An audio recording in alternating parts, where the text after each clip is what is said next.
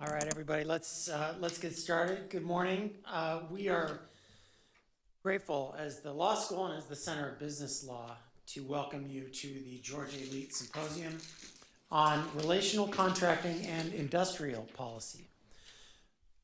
Just to start out, I am grateful for the hard work of Professor Kostritsky and her co-director, Professor Chafee, in putting this together. They do a fantastic job.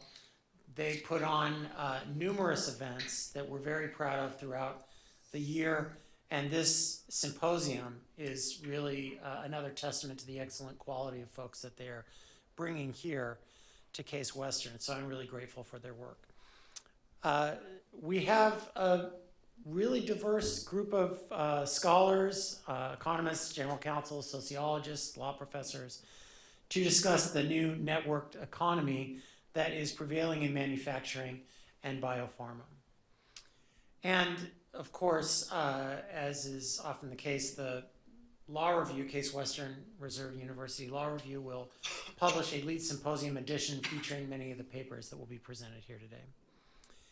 Our keynote speaker to get us started off is Professor Matthew Jennejohn. He is currently serving in the newly established Office of Strategic Capital at the United States Department of Defense through an appointment at Johns Hopkins University's Applied Physics Lab. He's on leave from his position as the Rulon and Marion Earl Professor of Law at Brigham Young University School of Law. His research analyzes the relationship between legal institutions and equitable economic growth, with a particular focus on mergers and acquisitions, technology alliances, contract theory, and corporate governance. And those that are in those spaces know that Professor Jennejohn has rapidly emerged as one of the leading scholars in the country on those issues, is producing really cutting-edge scholarship that is helping to define those areas of study. His work has been presented in leading venues such as the American Law and Economics Association annual meeting. He's had numerous top journal placements: Stanford Law Review, Northwestern Law Review, Journal of Corporation Law, Georgetown Law Journal, among many others. He organizes, among other things, when he's at BYU, the Winter Deals Conference, which is one of the leading gatherings of corporate law scholars and practitioners, where they share cutting-edge research on issues central to the operation of modern markets. He also, of course, teaches classes on M&A, business organizations, contracts, and a seminar on new market infrastructure. Just by way of background, he has also served as a visiting professor at Columbia. He practiced in the New York office of Shearman Sterling and was a law clerk to what I think should be considered the leading corporate law jurist of recent times, Leo Strine of the Delaware Court of Chancery. He's a graduate of Columbia Law School, the London School of Economics, and my undergraduate alma mater, Brigham Young University. His keynote is going to be on relational contracting and industrial policy. He explores the origins of relational contracting, in which repeated deals and trading between parties introduces the conditions that make informal or extra legal enforcement of those contracts possible. He will highlight the increased role of state intervention in the economy and address what role relational contracting might play in this new economy, including helping state actors fine-tune their market interventions. He will highlight flexibility in contractual relationships as an overlooked element that may improve the role that macroeconomic policymakers play in the economy. So he will do a much better job of explaining all this than I have, but please join me in welcoming Professor Jennejohn.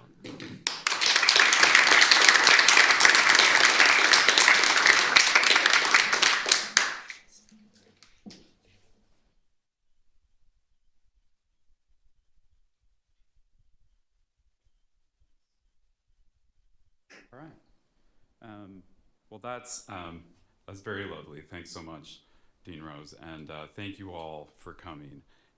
I grew up not too far away from here in Wisconsin, a rural part of Wisconsin.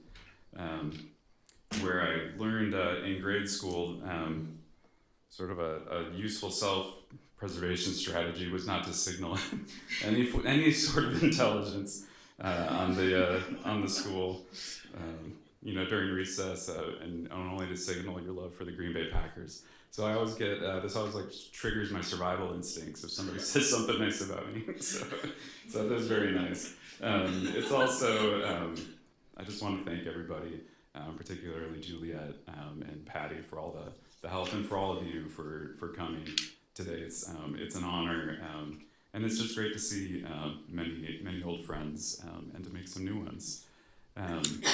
Lastly, I will, because I am from the Midwest, as I was coming in from the airport yesterday, I was just reflecting on how nice it's to be back. About a month ago, I was doing some interviews with a couple of co-authors. We were asking some questions of some lawyers about liability management in distressed debt situations, and without kind of taking you through the research, there was a moment in the market where what was perfectly legal to do under your contracts, but nobody did it, switched to suddenly everybody in the market said, oh, well, we'll take advantage of those contractual provisions. And the questions we were asking were, well, like, what caused that shift? Like, why did everybody suddenly on day one they wouldn't do this thing, and on day two they decided to do it? Were there reputational constraints? So it's kind of a relational contracting concept. And we were talking through that, and we were sort of pushing the interviewee over and over, like, really, was anybody worried about it? And the answer was no, really. Private equity just wants to make money. And then there was a long pause, and they said, I suppose if it was a Midwest deal, there would have been some thinking hard about this. And I was so validated in that moment. It's like, yes, the Midwest. So apparently the last place where morals matter in the market. So I'll jump into this. We've got some slides up here.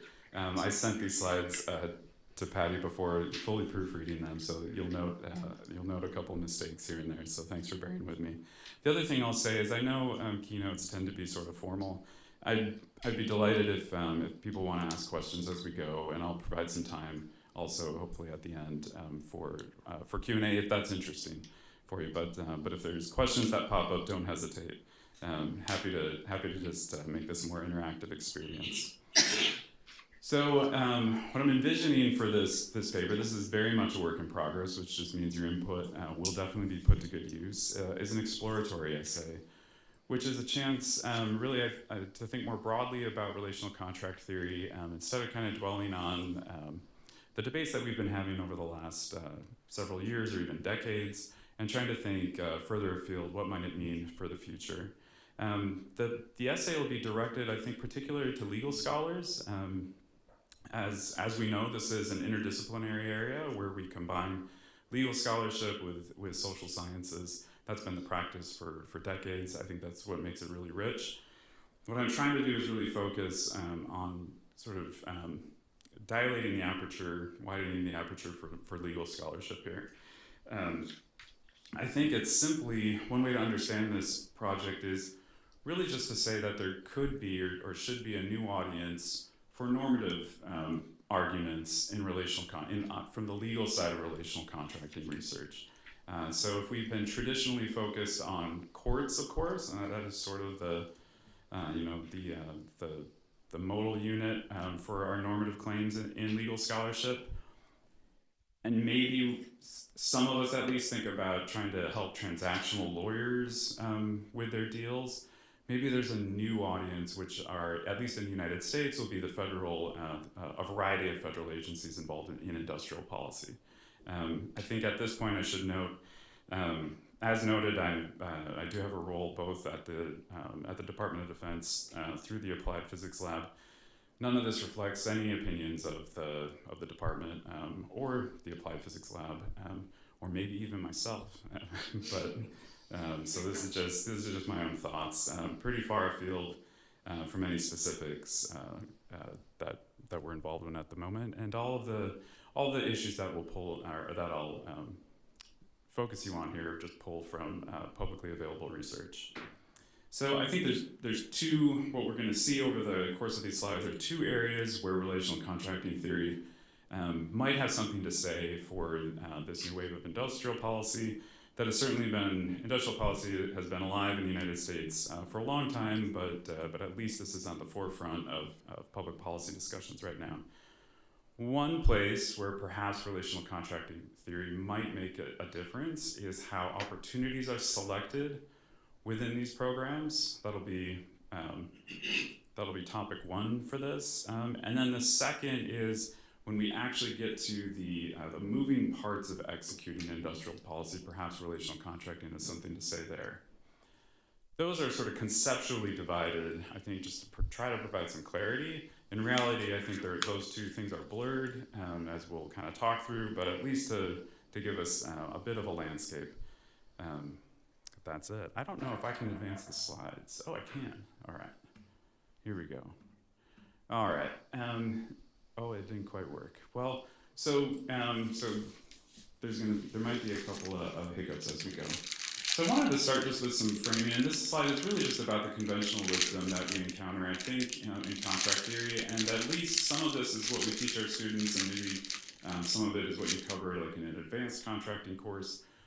But we'll start, at least I start my first year contracts class in the first week asking, like, what is contract theory good for? And one way I teach out of Bob Scott and Jody Cross's book, one of the things we talk through is what we're trying to explain in contract theory is this puzzle of why some promises are enforced and some aren't. And that's the focus. Not every promise is enforced through the course of power of the state. Donative promises or gift promises aren't.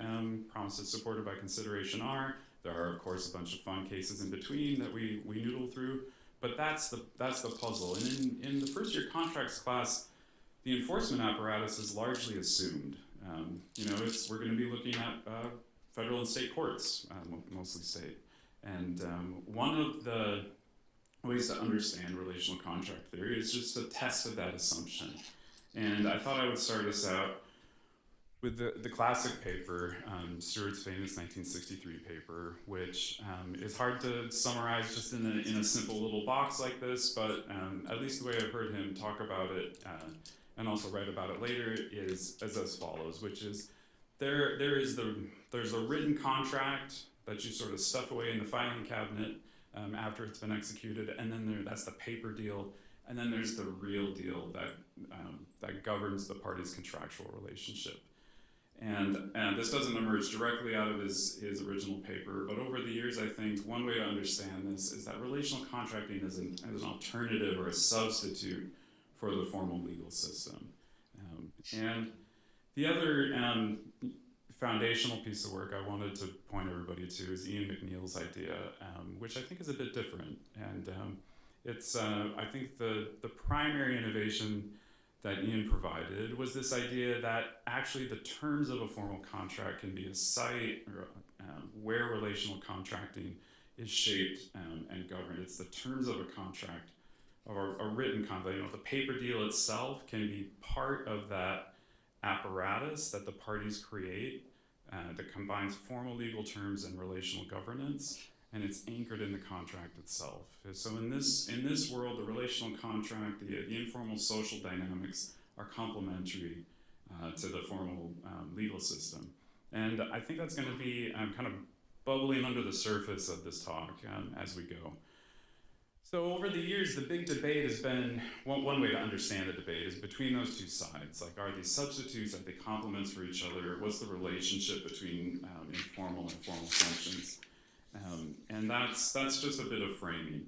The next slide, I think, is quite a bit different. And I think this might be one place where I just think, I'm sorry, I guess some of the formatting didn't work on these slides that well. This is just an area where I think perhaps my views differ a bit, maybe from the conventional wisdom in the literature. And the idea here is just that some of those social dynamics that provide sources of informal sanctions in the market, so the spread of reputational information within a market, we also see similar dynamics when it comes to the design of contracts. So this line of research, there's different starting points. Actually, the earliest work in this area is actually in corporate finance. But Mike Klausner's piece, 1995 piece, I think is a useful place to start. Looking at first at the design of Delaware corporate law and specifically corporate charters, the dynamic that Mike identified is that we have path dependency within the design of contracts.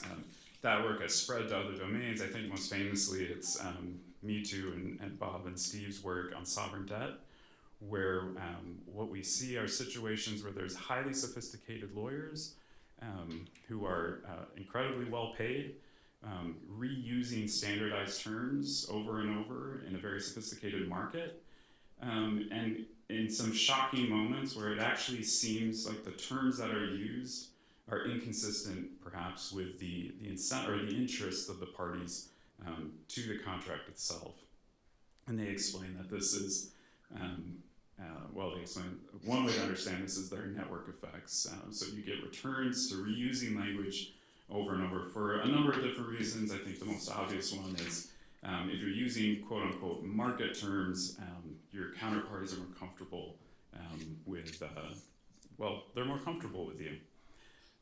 Just to highlight, I think what the social dynamics might do in these situations. I just got a brief summary on the right-hand panel here of some work that I've been doing with a couple of co-authors, Christina Bishop and Creed Jones, and what we're highlighting here is just how sometimes these social dynamics don't just lead to stasis. It's not just, we're trapped in a standardized term that's really difficult to change.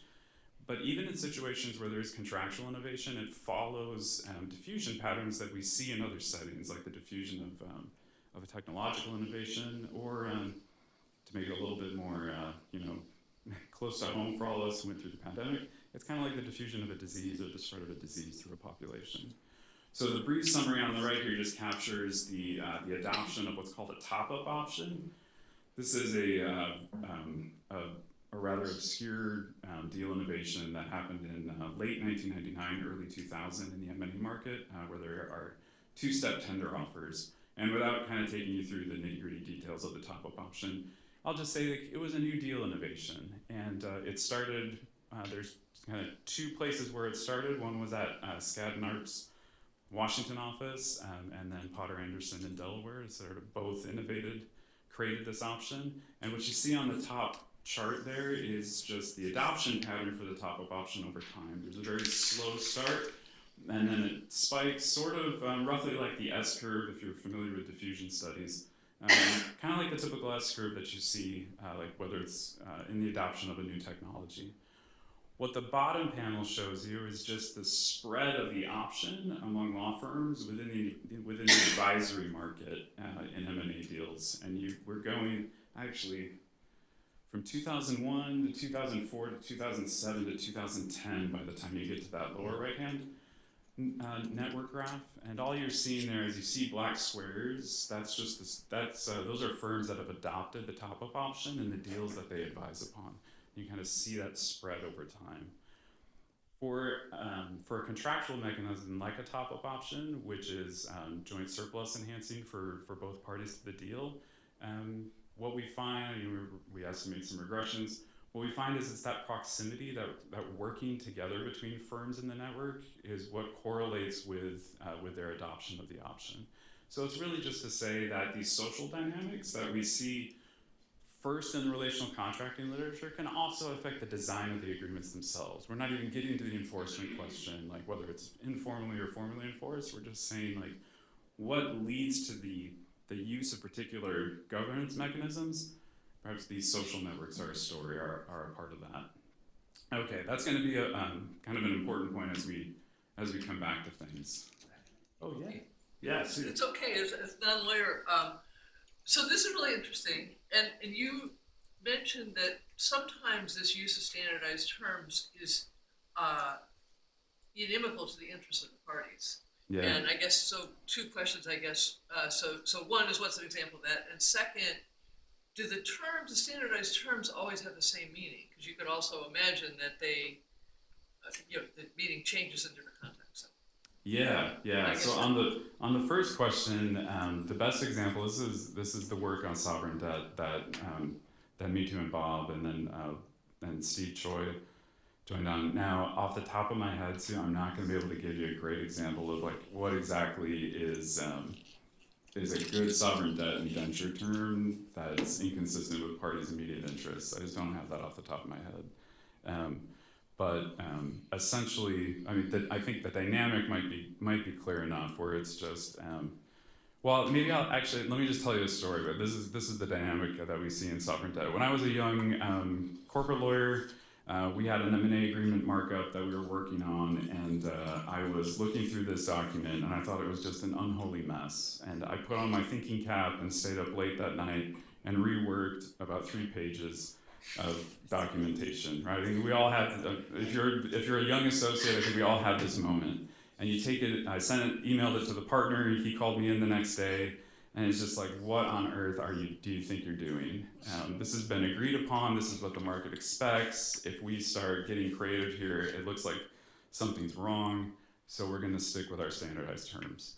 And I knew, I still know, that actually it was a surplus enhancing set of changes that I introduced, and it would have been better for our client, would have been better for the other side also, but we just weren't going to do it because it might be read as a signal. So that was an antitrust risk shifting provision in an M&A contract. You remind me, what was your second question? Just whether those standardized terms would have different meanings in different contexts. Oh, the thing I wanted to, so yes, there's some of Bob and me too and Steve's work talks about what they call the encrustation of terms over time and how the meaning gets lost to memory. So they talk about in their book, The 3.5 Minute Transaction, which is a wonderful book. There's a moment in the sovereign debt market where they've been reusing terms for so many decades that none of these high-priced lawyers actually remember what exactly this term is supposed to mean. And there's a debate, and they did interviews and they asked, what does this term mean? And they'll get answer A out of one fancy lawyer, and then they go to the next fancy lawyer, and they give them interpretation B, and on it goes. And eventually this gets sorted out in litigation, but that's just an example. I think the answer is clearly yes, the interpretation can be different, but in fact, the very people that design these contracts can't agree on what this term actually means. 3.5 Minute Transaction. It's a short little book. It's really nice. Really great piece. Yeah. Other questions just on this one? Sorry, I've learned from teaching that I like the right-hand side of the room here, so you guys can shout at me. Yeah. Okay. Well, we'll come back to some of these dynamics as we go. So this is just the possibility that there might be some new questions to ask. So I think we're in a moment right now. I actually don't. I don't want to take a position as to whether the durability of this moment is a question. It's really hard to say. But at the very least, there's a lot of activity in a variety of jurisdictions, but especially in Washington around industrial policy. You've got some examples on the right-hand side of this slide of current initiatives. A tremendous amount of money is being spent to incentivize investment in a variety of industries. The graph on the left is just an example of geographic investment in various technology hubs around the country. Most of it's from the CHIPS Act in this particular Brookings slide, but there are other programs. And whether this is, I think it's oversimplifying to say, we're shifting from this neoliberal moment, this equilibrium, to a new equilibrium. Usually change is a lot noisier than that. And I don't, it's kind of outside the scope of this talk to try to make a claim as to what the emergent new consensus is. But at the very least, there is an attempt for change, and what we used to leave to private investment is now either complemented or substituted with public investment. And so that makes, I think, things exciting. There are also a lot of new questions. And really here, all all I want to ask is like, is there a role for relational contract theory within this within this brave new world? One possibility is the answer is no. Like, this is all state driven, and the idea of private ordering and that's all just kind of old news, and really we just need to ask a new set of questions with a new set of tools. And I'd like to push back on that assumption and just raise the possibility that actually some of what you might think of now as like the old learning might inform some of the things we're doing in this new policy landscape. I think also one of the assumptions behind like what I just described is that relational contract theory is actually of a piece with that sort of neoliberal moment of the late 20th century, which certainly isn't where it started. If we go back to the Macaulay and the McNeill era, this really arises out of legal realism, which is, and then there was, without taking you through all the intellectual history of this, there was this pivot within law and economics that took some of these ideas and I think reshaped them in ways that were consistent with that more neoliberal picture of the economic order. So that's all to say that there are a lot of assumptions baked into this slide, but at the very least, in this sort of broad brush way, I think we might be at a pivot moment where there are some questions about what was relational contract theory, at least in recent decades. What might that mean now as we're in this new era? So the two possibilities that I want to raise is one, kind of like, I already gave this to you, but just to remind everybody, one is like, well, perhaps relational contract theory might help us with the selection of opportunities when any decision maker, any state decision maker is deciding where to focus their particular industrial policy. That might be one thing that relational contract theory informs. The second thing is just actually when the state then moves to execute, perhaps relational contract theory has something to say in that point. And of course, again, these are just kind of conceptually separated. In reality, I think those are both interwoven. Oh yeah, we got two different versions of PowerPoint, I guess.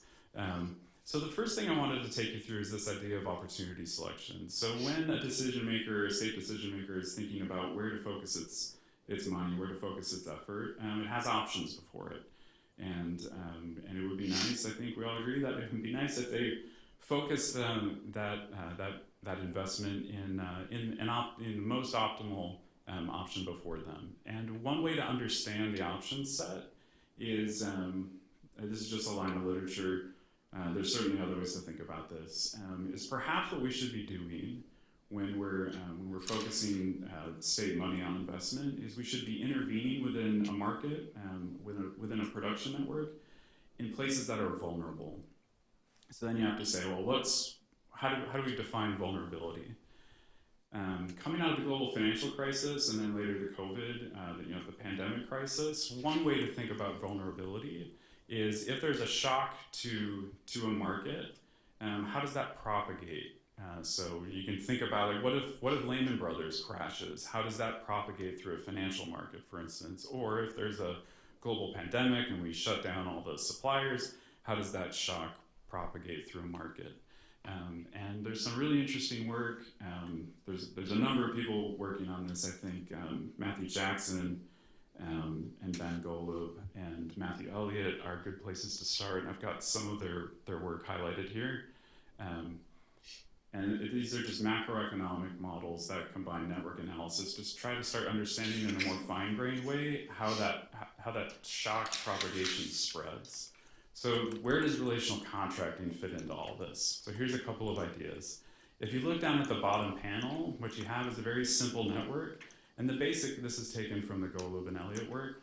The basic idea here is that as you introduce additional sources of supply, you should get more resilience within the network. So if you look at panel A, imagine you have a customer, that's the yellow node at the bottom, who's single sourcing its supply from one tier up to the next. Everybody's just getting a single source of supply for whatever the input is coming down to the yellow node, whatever they're buying. And that leads to a certain level of reliability. If you look at the graph on the upper right-hand panel, you'll see that the lowest curve, the blue curve, you get sort of a modest level of reliability within the network. In other words, if you have a bunch of single supplied nodes in the network and one of its suppliers fails, then the reliability of the network is fairly low. If you look at panel B on the bottom, this is a situation where the customer is sourcing from two suppliers. And it's sort of intuitive, right? So if one of the suppliers fails, I can always turn to the second one, and I have a more resilient supply base in that situation. Panel C just introduces the insight that actually network structure matters, that if you dual source, but it turns out that both of your suppliers are sourcing from the second tier, same suppliers, then you actually might not be that resilient at all if the failure happens within that second tier. It's all just to say, like, perhaps network structure matters. And I suppose relational contract theory might have something to say about how those links between nodes actually are chosen.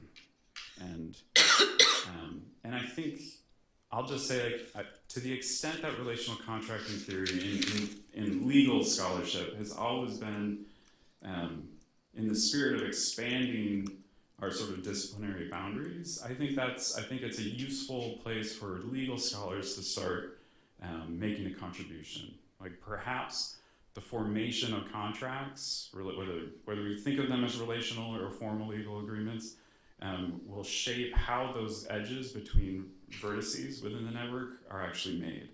I think that's probably one of the, I think there are other things we can do also.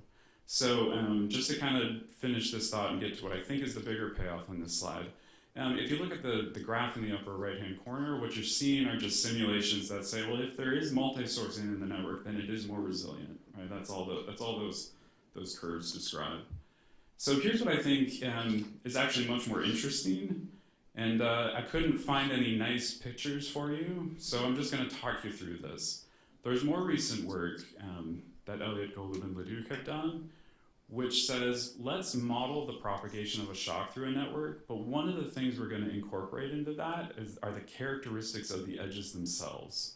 So if you look at that bottom pattern, or that bottom set of graphs, we just have nodes and we got some arrows, and the arrows would represent the contractual relationship.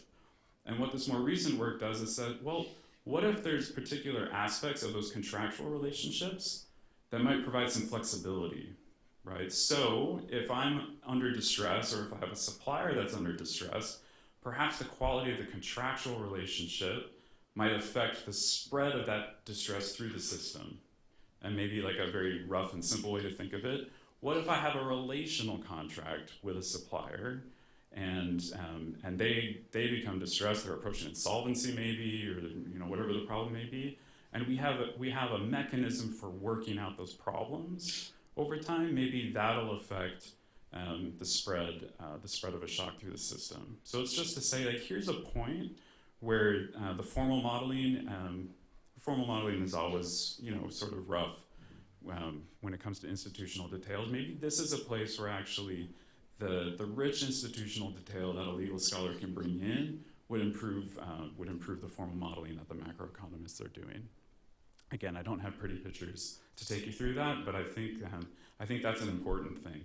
The implication is, if we can improve the modeling around this and better understand vulnerabilities within a market like this, that's where we can then more finely direct state intervention to, for instance, improve resilience across the market. That's one possible idea. Okay, I'm sorry, you got a lot to click through here. Yeah, the second thing is this, I think, this more geopolitical turn that's happened in markets recently. And I thought I would just kind of give you, sort of preface this discussion with just how I personally discovered the importance of intellectual property rights in these types, in what we call relational contracts. Excuse me. So I started thinking about these contractual relationships when I was in law school. I dug through the available economic literature in this space, and all of it focused on really the two forms of economic organization. One is the firm or the company, a corporation, and then there are the contracts that they might use. And the question that Coase originally raised, and a number of people got Nobel Prizes for, in addition to codes, is this question of when do you choose a governance mechanism that's contractual, or when do you govern economic activity within the boundaries of a firm? And those are the two options. And I went into practice. I was doing M&A work in addition to some antitrust work. And in all that spare time I had, I would occasionally set up a conversation with an M&A partner to talk about, the way I framed it was strategic alliances. That seemed to be like a phrase that they would grab onto. And when I went to the first few M&A partners, we'd sit down and I'd ask them about the alliance contracts that they had negotiated and their familiarity with these ideas. And what I heard were stories about airline alliances or credit card alliances, and nothing about the technological collaboration that I thought would be natural for them. And after a while, finally one of the partners said, well, who you need to talk to is our intellectual property transactions group. And I thought, well, what on earth is that? Right? I didn't even know that existed. So I went down and started talking to those attorneys, and it was exactly, they dealt with exactly the problems that, at least from the literature, I was familiar with.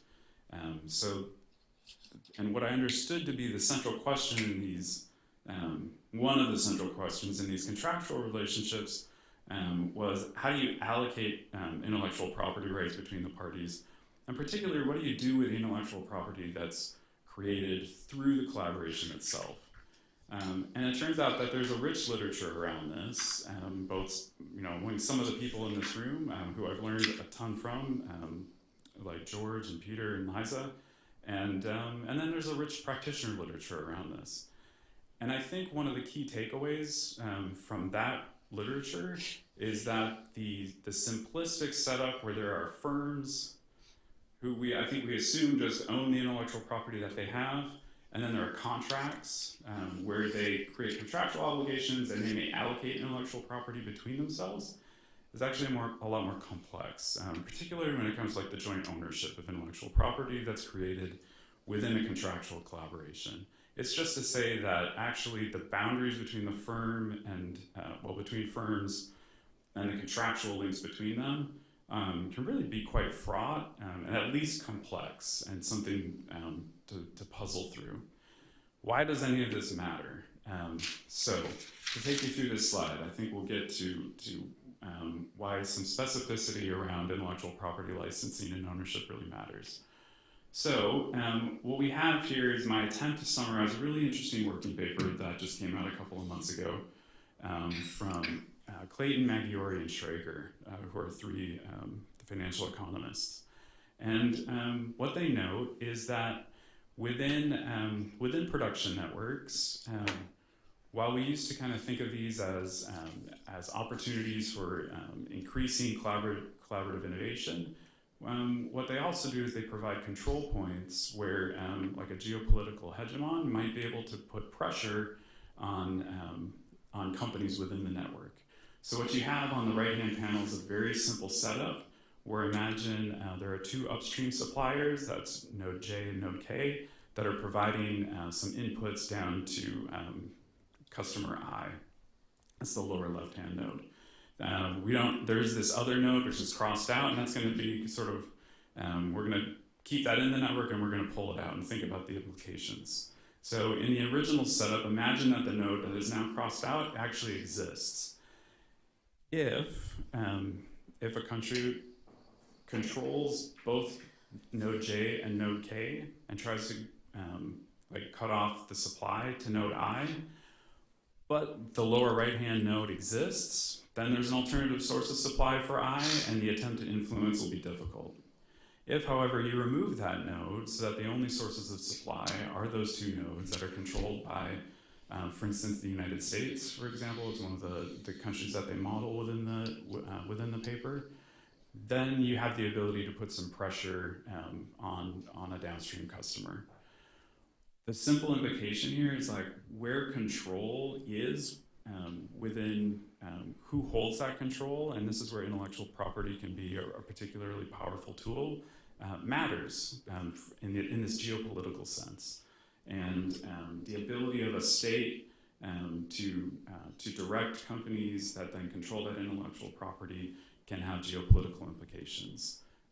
And this simply in the sense that if relational contract theory can illuminate these control points, understand how they're both defined within a production network and then transferred and created over time, then we might be able to more finely tune our understanding of how these geopolitical dynamics operate within these markets.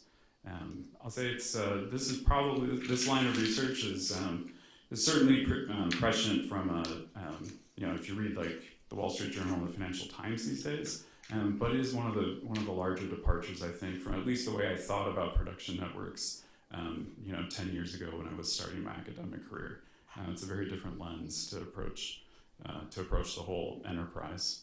Okay, that's going to be it for opportunity selection. So just to summarize, maybe what we have is a way to think about vulnerabilities. Maybe relational contracting can help us think about that, whether it's vulnerabilities within a disruption within a production network, or maybe it's vulnerabilities to geopolitical influence and manipulation. Here are those two ways that relational contract theory can make a difference. Okay, then the next thing, and this is where I just wanted to highlight, like, really these aren't conceptually distinct for the reasons I kind of highlight on the left. If you're a state actor trying to decide where your opportunities lie and how to choose between them, I think it's safe to say, at least right now, that this is a high uncertainty environment. It isn't fully clear exactly, the choice set isn't fully clear itself, and then the trade-offs in between choices within the set I don't think are obvious in many cases either. So it's a discovery process. You're trying to, it's a process of collective learning, within the state actor, but also to the extent that they're collaborating with private parties, then there's collective learning within that also. We've developed, within relational contracting research, we've developed a way to talk about this in that private sector context. I think Gilson, Sable, and Scott's characterization of this as contracting for innovation is a useful way to think about it. And the idea is simply that when it is quite common for commercial parties to say to themselves, we would like to develop, say, some new technology, the characteristics of which aren't particularly clear right now. And it's difficult to create clear enforceable contractual obligations that explain exactly how we're going to create that new technology. So it's a highly incomplete contract that would have to be designed. And they identify certain characteristics of the agreements that parties use to govern those collaborations when they can't clearly pin down performance obligations. Some of the hallmarks of these things are the use of governance committees, where there's consensus decision making, the inclusion of milestone progress, and then payment schedules attached to that, particular types of termination provisions. One of the basic ideas here is that perhaps the concepts we've developed to understand private sector collaboration can be adopted in the public sector context. And so here, just for inspiration or as a foundation, I think the recent work by Mazzucato and Roderick, focusing on how industrial policy is typically accomplished through deals, is a useful way to think about this. It's certainly a lot of industrial policy is just like a simple grant, for instance, or a loan, which contractually is not, may not be particularly complicated. But there are other moments where the contractual engineering is really quite complex. And that's where perhaps I think there's an intersection between relational contract theory on one side and state action on the other. So on the upper right-hand corner of this slide, all you have here is the idea, this is Mazzucato's and Roderick's idea, that what we're trying to create is an entrepreneurial or developmental state that has that ability to innovate with the private sector. And in the lower right-hand corner, all you're seeing is the description of one possibility of how, at least in the United States, this is accomplished, and that's this idea of other transaction authority.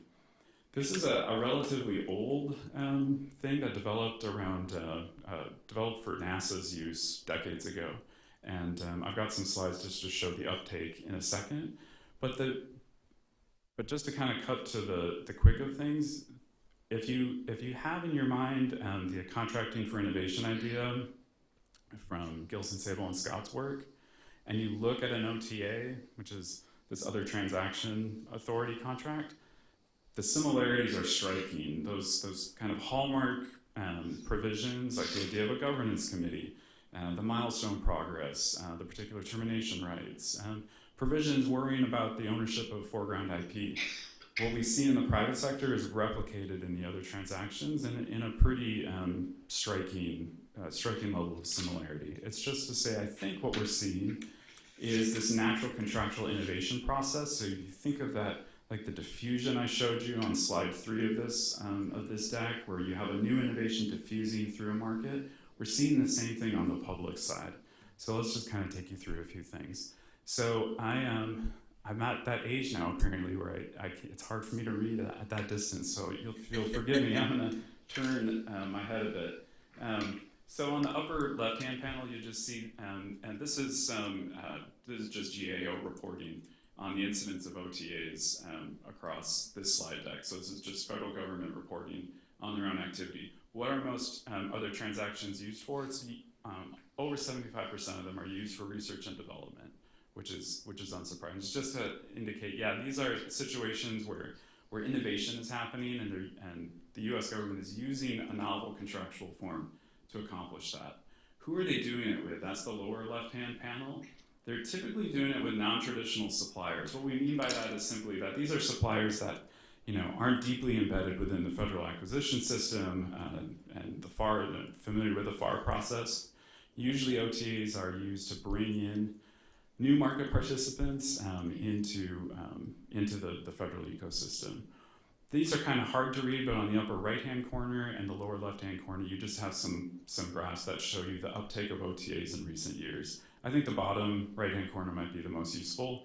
What you see in the orange part of the bars is just the uptake of OTAs outside of the COVID pandemic response, and then the blue bars are OTAs used to respond to COVID. So excuse me. So I think what we're seeing is that spread of other transactions throughout the federal government. These are being used often, and interestingly, these were turned to during the pandemic as a quick way to spur innovation. And I think what all I mean to suggest with all this is that perhaps taking the understandings from the private sector relational contracting literature, moving it into industrial policy might be a fruitful place for future research. The last thing I'll say about this is it's also possible, I think, for relational contracting to make a difference when it comes to understanding the combination of private and public sector parties in the collaboration, when they collaborate around a new innovative project. So again, this might be kind of hard to see, but if you look at that black, I wish I just used rectangles because I don't know how to describe those shapes. But if you look at the black shape, that's the role that the other transaction authority plays as a foundation for a research consortium, this structure is used with some frequency in the federal government currently.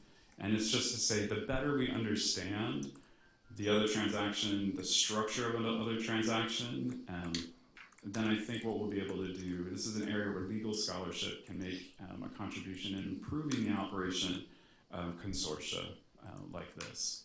So in the hope that perhaps there's some questions or thoughts people want to share, I thought I would just sum up with this. So if our original question is, what is contract theory good for?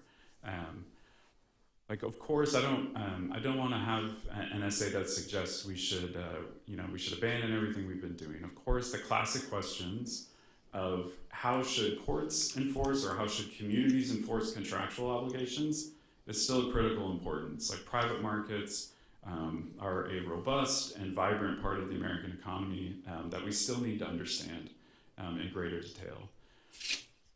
The question here is more if we're in a moment of dislocation in American capitalism where the state can play a more forceful or more present role, then perhaps we should start thinking about what relational contract theory can mean for that problem set. And here I think the takeaway is actually understanding the role of relational contracting in the design of contractual relationships. So it's really to emphasize the design aspect. That's where there can be some contributions to these broader industrial policy issues. And that's it, my friends. That's what I've got. So you can start peppering me with questions if you have any.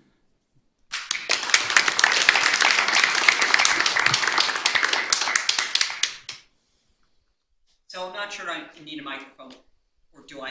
But Yes. Here's my question. We need the microphone. Oh, because of that. So here's my question, Matt.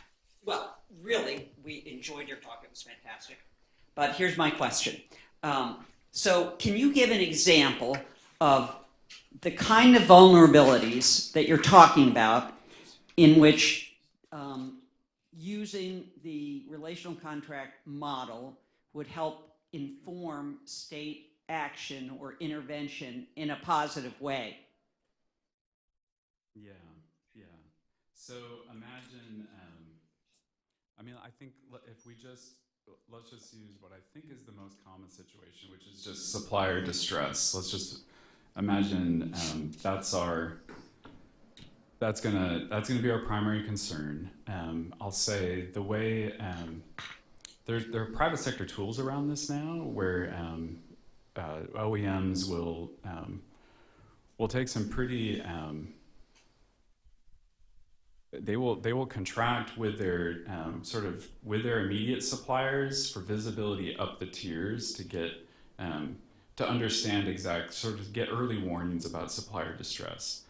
But let's say that's not like a full that's not a fully it's not a full solution to the problem, and we might say maybe there's a role for the state in situations to intervene in a market when distress emerges and we don't want it to spread. In financial markets, this is absolutely what we worry about.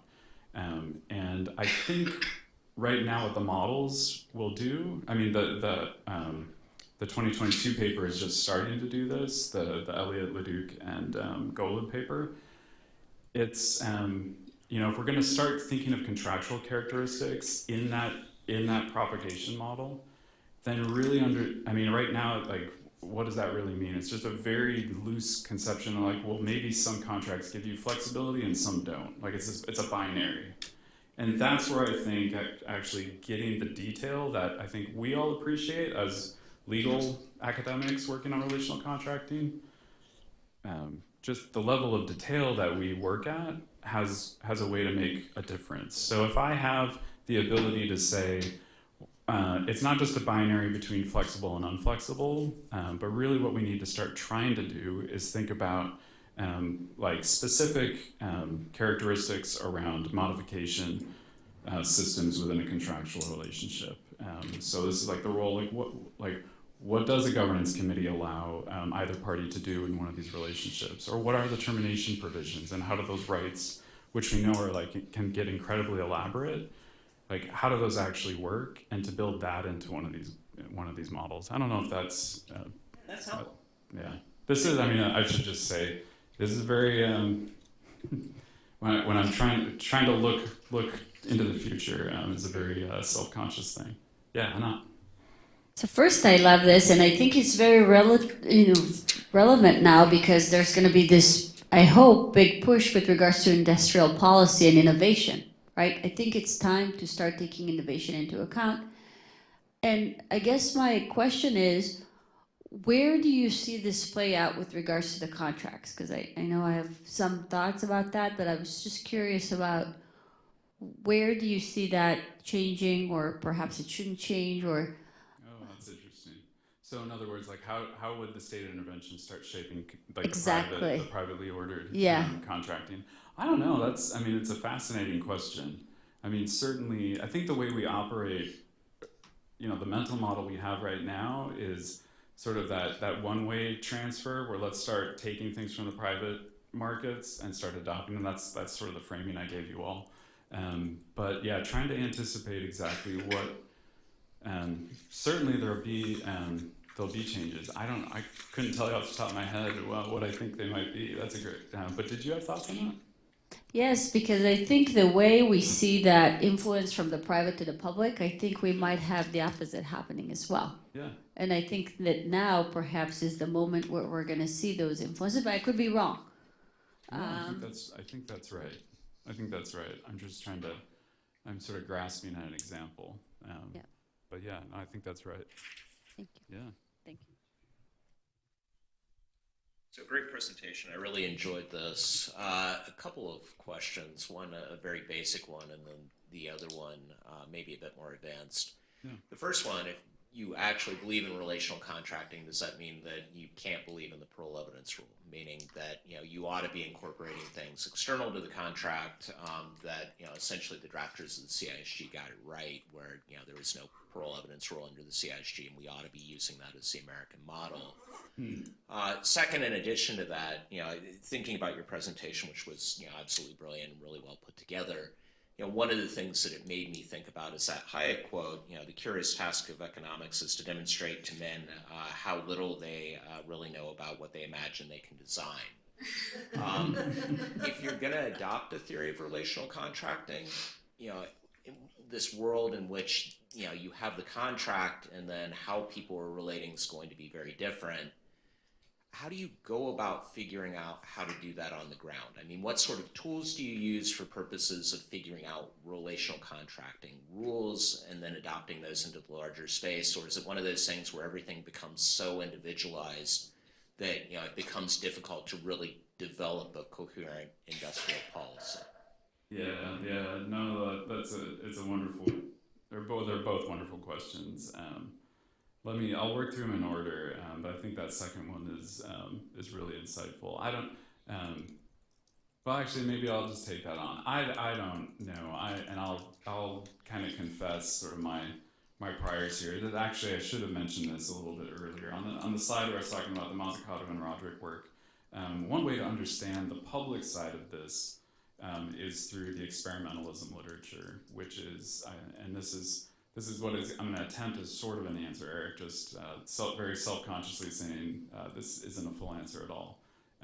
But one way I think to tackle some of that ambiguity and the complexity in engineering a new system like this, is to sort of self-consciously say we're going to take a provisional incremental approach to this design process, and experimentalism I think is one way to understand just how that can unfold in the public sector. So, actually, I can just highlight Josh. Josh has some wonderful work. Josh, I don't remember the title of your paper about sort of the tenuous connection between ends and means. Pragmatism, it's a horrible title. No. It's about pragmatist theories of action. Pragmatism, the untenable dualism of means and ends. Yeah. Why rational action theory does not deserve paradigmatic privilege. You can come up with a consistent theory of the rational actor. You can model a consistent theory of the rational actor without reverting to rational action theory. If you think about the idea that if you change the ends that you're pursuing, of course you change the means. You change the tools you use. That seems straightforward. But as new means become available, you're actually able to envision different possibilities. So the idea that we have preferences over things we've never thought about, you actually don't have to assume that. Why would you assume that? And you could actually come up with a consistent sort of theory of the rational actor. It comes out of, I'm riffing on John Dewey with that one, so, Yeah, and it's, so I don't, maybe Eric is just to say, like, that at least gives us a way to think about navigating that design space, and that's probably what I've got for the moment. On the first question, this is a huge, fun debate, and I'll just say, what's the scope of the parole evidence rule? I'll just highlight two thinkers here. One is, I believe it was the 78 paper that Ian McNeill wrote. If you kind of get to the back of it, there's a moment where he invokes the idea of polycentric approaches to litigation. And I don't think anybody talks about this anymore, but it's fascinating. And it's this robust, like, I'm going to wrap my arms around this whole problem. A court adjudicating an interpretive dispute is going to wrap its arms around the whole relational aspect of this contractual of this agreement, and I think that's that expansive role. it's a little bit, if anybody teaches Roger Trainer's case, the PG&E case, it's a little bit like that. And I think that's, I think it's a fascinating perspective. I think the other side of this, different people, I think, can be attributed with this idea, but it's Bob Scott's idea that actually really what you should be using in these interpretive disputes is a formalistic approach to interpretation, because what that does is it prevents the state from basically botching the read of the relational contract. So if McNeil is saying the court should put on its thinking cap and really try to understand the depth of this contractual relationship and it's all of its social detail, I think Bob's argument, again, others say this, but is actually, there's no way a court's gonna be able to pull that off. And really what you should do is if there's, before you take that step, you should enforce the plain meaning of the agreement and let the social sanctions work on the relational aspect. So that's how you would get complementarity. The thing I'll say about that, just a couple of things that I think are really interesting. There's a wonderful paper, I think this is one of the most interesting papers written on contract theory in recent years, and there hasn't been a ton of engagement around it, it's Gilson, Sable, and Scott's paper from 2012, and I want to say, oh gosh, I'm forgetting the title of it. But what they do is they tie the characteristics of a market. So they connect contract design to the particular interpretive scheme. So for some markets, you should have this formalistic approach that I just described, kind of what I think of as sort of Bob's classic argument. But in other markets, you should do that contextual read. So it's really contingent on market characteristics, which is fascinating, because really what we're talking then in the United States is you have market-specific interpretive regimes. So it's a heterogeneous institutional design, which is really interesting to think about. Does that exist? That's a big empirical question. I think maybe they point to this is a little bit far afield, but they point to the Delaware Court of Chancery, which uses equitable.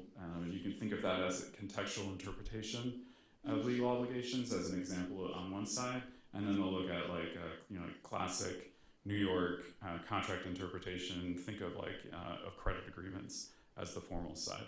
So that's just it's not a perfect.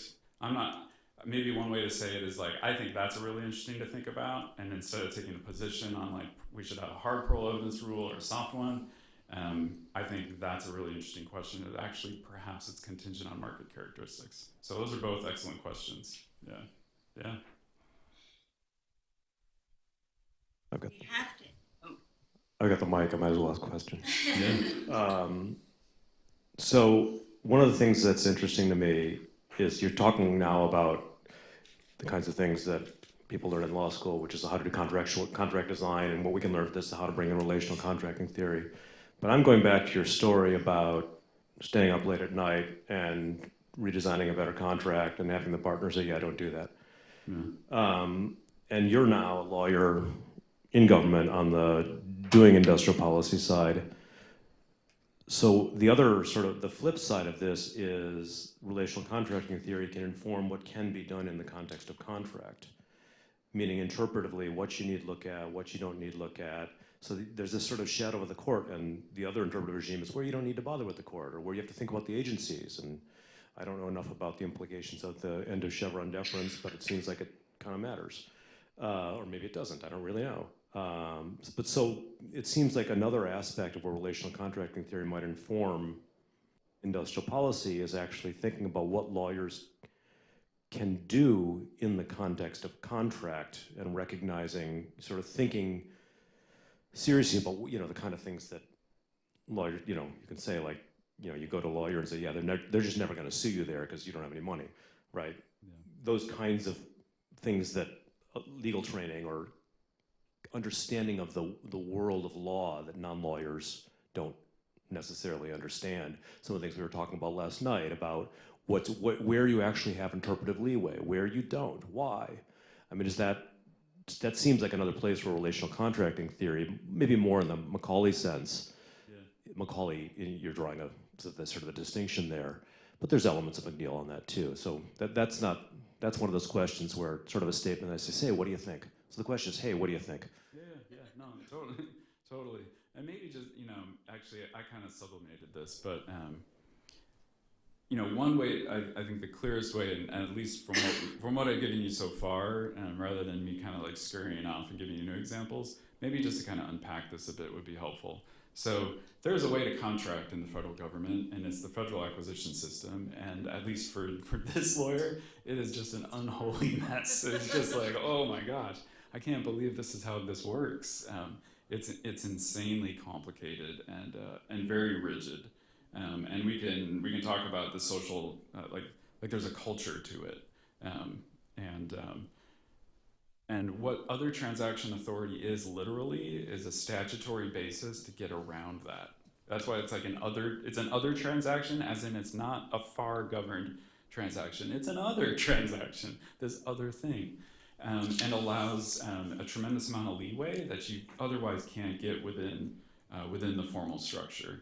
And as we saw, like this is incredibly popular now because it's a way to kind of get around those. Yeah, like the cultural and the rigid legal aspects of it. So that's it's a great question. It is a place where I think a lot of you're right. Like a lot of these dynamics can actually inform that side of it. George or Peter or. So I really enjoyed your talk. And as the state becomes more aggressive in industrial policy, how do you think about tensions over managing knowledge spillover? So you've written about this in other work. Companies obviously don't want to disclose their information, but there is some public policy interest in widely sharing information. I'm thinking in particular about the government's contracts with Moderna. Obviously, we got a great payoff. We got a COVID-19 vaccine. Moderna got a pretty sweet deal as well, a lot of money, and they can retain all of their tacit knowledge, their vaccine recipes. And so how do you manage these tensions around knowledge spillovers? Yeah, no, I think it's a huge issue, and I'll just say I think that, and this is just very obvious from all the public reporting. So the spillover aspect, which we used to think of simply, I mean, this is sort of a crude rendition of it, is okay. If I'm a private sector actor, I want to restrict spillovers and I want to internalize those, right? I want to exploit my unique capabilities, intellectual property, whatever. And if I'm a state actor, I'd like to increase spillovers, right? I'd like to let this spread, and this we talk about the NDA debate, things like that. I think what's really tricky now is just to say, in the current geopolitical reality, now the state wants to restrict spillovers also in ways that cross-cut the private sector interest in restricting spillovers. And I think, maybe at this point, I'll just say, it's really complicated. Just trying to think through that problem, because some private actors would like certain types of spillovers to go a certain way, while state actors would like them to go a different way. And it's just, it's new territory. That's a great point, Peter. Yeah, George?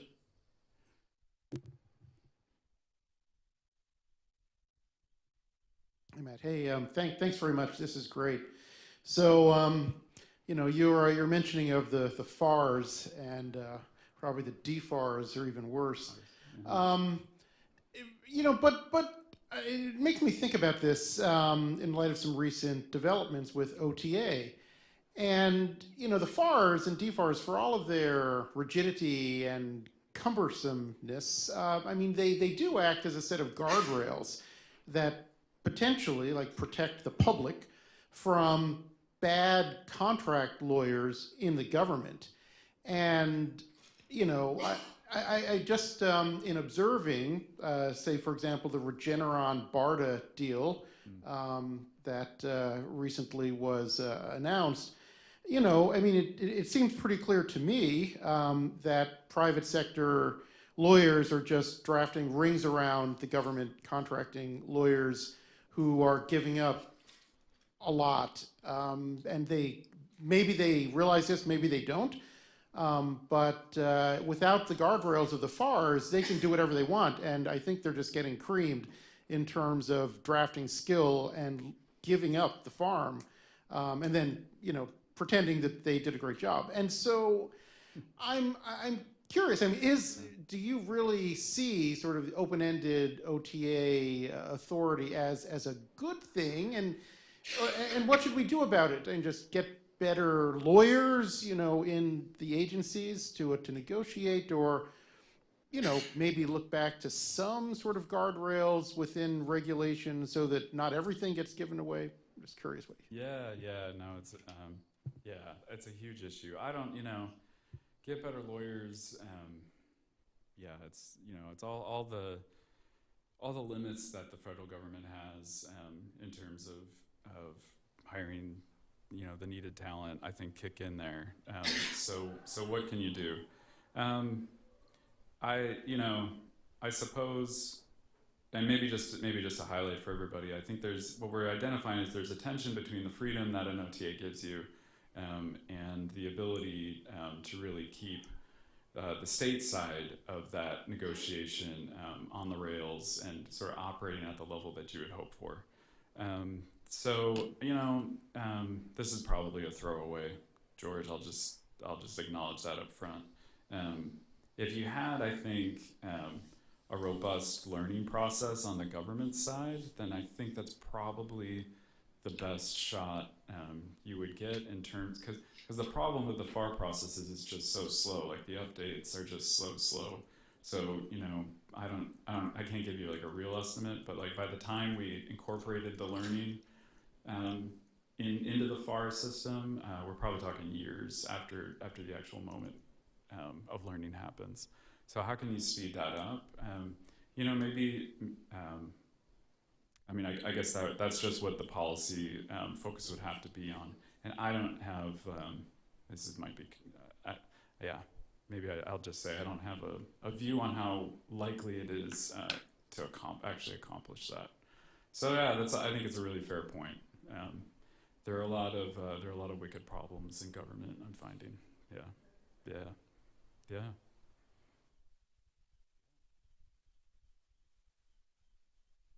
Thanks everyone. It seems like this might be the appropriate moment to end so people can caucus for coffee and chat about the ideas that Matt raised.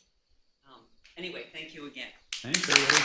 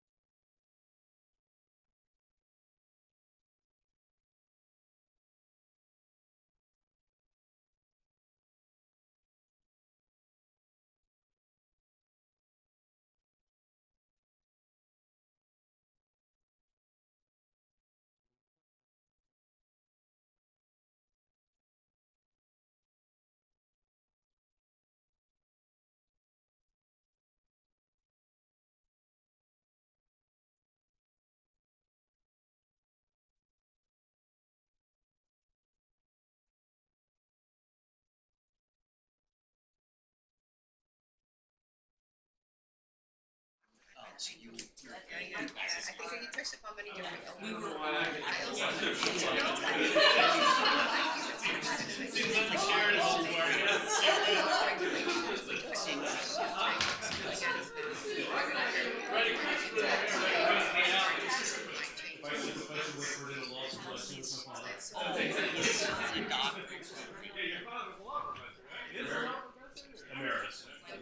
I don't think it's ever going to be, you know. So we just have to go there.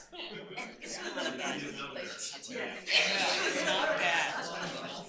We kind of like it. But I think you know, like if and when I retire, obviously, we'll be able to hit the, the arrow, spin. but If not, And then we'll see the flags there. we should be able to see them on the monitors and behind us. you know, Marseille is very soft. We'll see. We'll find out if that's actually working. Marseille is it's really beautiful. I think because it's on the coast. Juliet, just let me know when you want to start. Well, I think we should start now. Okay, let's start now. All right, is this thing on? All right, let's get started. I'm Charles Korsmo. I'm a professor at the law school here. I teach primarily corporate law stuff, corporate law, M&A, corporate finance, and I will be moderating this panel. Although I subscribe to the notion that moderator moderates best, that moderates least. So I'm not going to be trying to step on the toes of the panelists, other than to introduce them. We have three terrific panelists with us.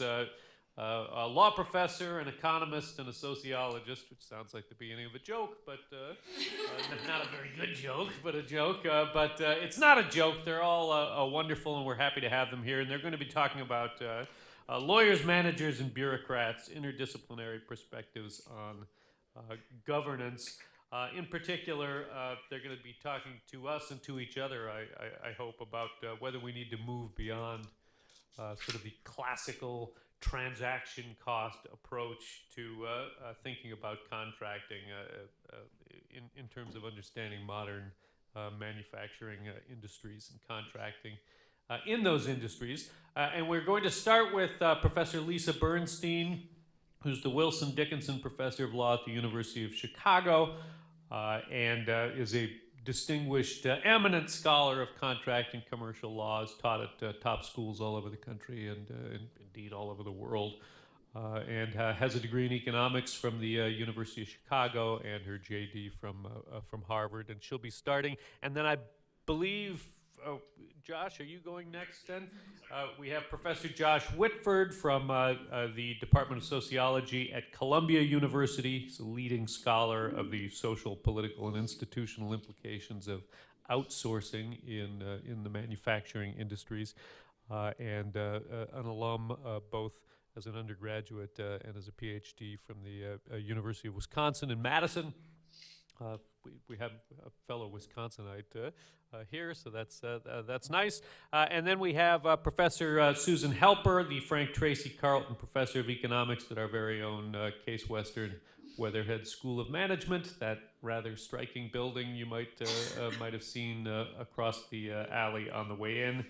And Professor Helper was formerly chief economist at the Department of Commerce and also served in the White House, and is an influential scholar of global supply chains, an Oberlin undergrad, and a PhD in economics from Harvard. So I will turn it over first to Professor Bernstein. I hope you can hear us there. Okay, thank you. I want to begin just by welcoming you to this panel, one that I hope will lead to a really interesting discussion both among the panelists and between the panelists and the audience. I should say it's a special pleasure to be on panel with Sue and Josh, two people who I consider my teachers and in many respects my muses. So as Charlie alluded to, during the course of this panel and our sort of remarks to you, each of us is going to present a perspective that squarely puts on the table something that's really been implicit in a lot of writing on contract. And that is that while transactions cost economics, TCE, has yielded tremendous insight and is really likely to continue to yield insight, we really do need other perspectives brought to the table. If we want to understand the governance choices that face contracting parties, especially in the types of transactions that we've gathered to study here today. Now, none of us are young, and so we're not standing here and we're not going to say, we're going to show you that transactions cost economics is wrong.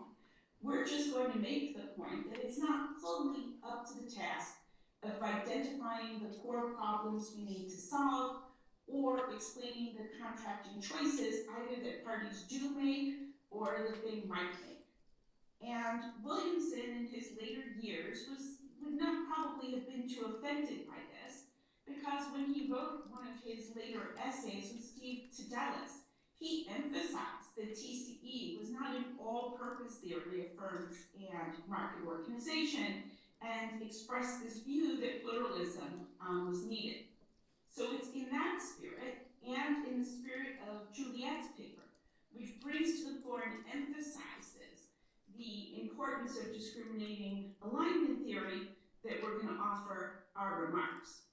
And taken together, I think it's fair to say they can be seen as a call to move beyond seeing the transaction as the only relevant unit for analysis, and a call to sort of push the notion of discriminating alignment even further and to new ends. I think that speaking from each of our individual perspectives, each of us will also suggest additional aspects of the transactional setting that can be usefully taken into account to improve contract governance, whether it's through better drafting, which might in fact be the least important, better partner choice, or better contract management. So now on sort of to my contribution, to the extent it can be labeled as such. Now, as is obvious from Charlie's introduction and the title of this panel, I was invited here in my capacity as a lawyer. Yet, I'm going to defect. And what I'm going to suggest to you is that improvements in manufacturing contracts and biopharma alliances, what we're here today to focus on, I don't think the improvements are very likely to come from law. I think law's kind of dead when it comes to these improvements.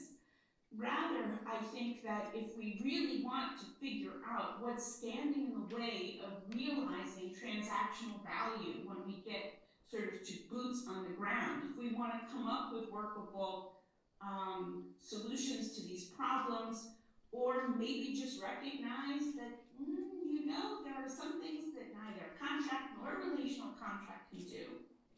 And in those areas, if those things are important to a transaction, it might just be that we have to match with a partner who already has the desired characteristic, because bringing it sort of to be by contract it is a fool's errand. It can never work. So to me, I think if we're going to make progress, we have to go into the domains of Josh and Sue, management and economic sociology. But before lawyers can even open their minds to what these disciplines have to offer, and I really do think that they should, lawyers are going to have to make a very fundamental change in the way that they view transactions. They're going to have to move from seeing contracting parties as unitary entities, an it commanded by some entrepreneur with ultimate powers of fiat.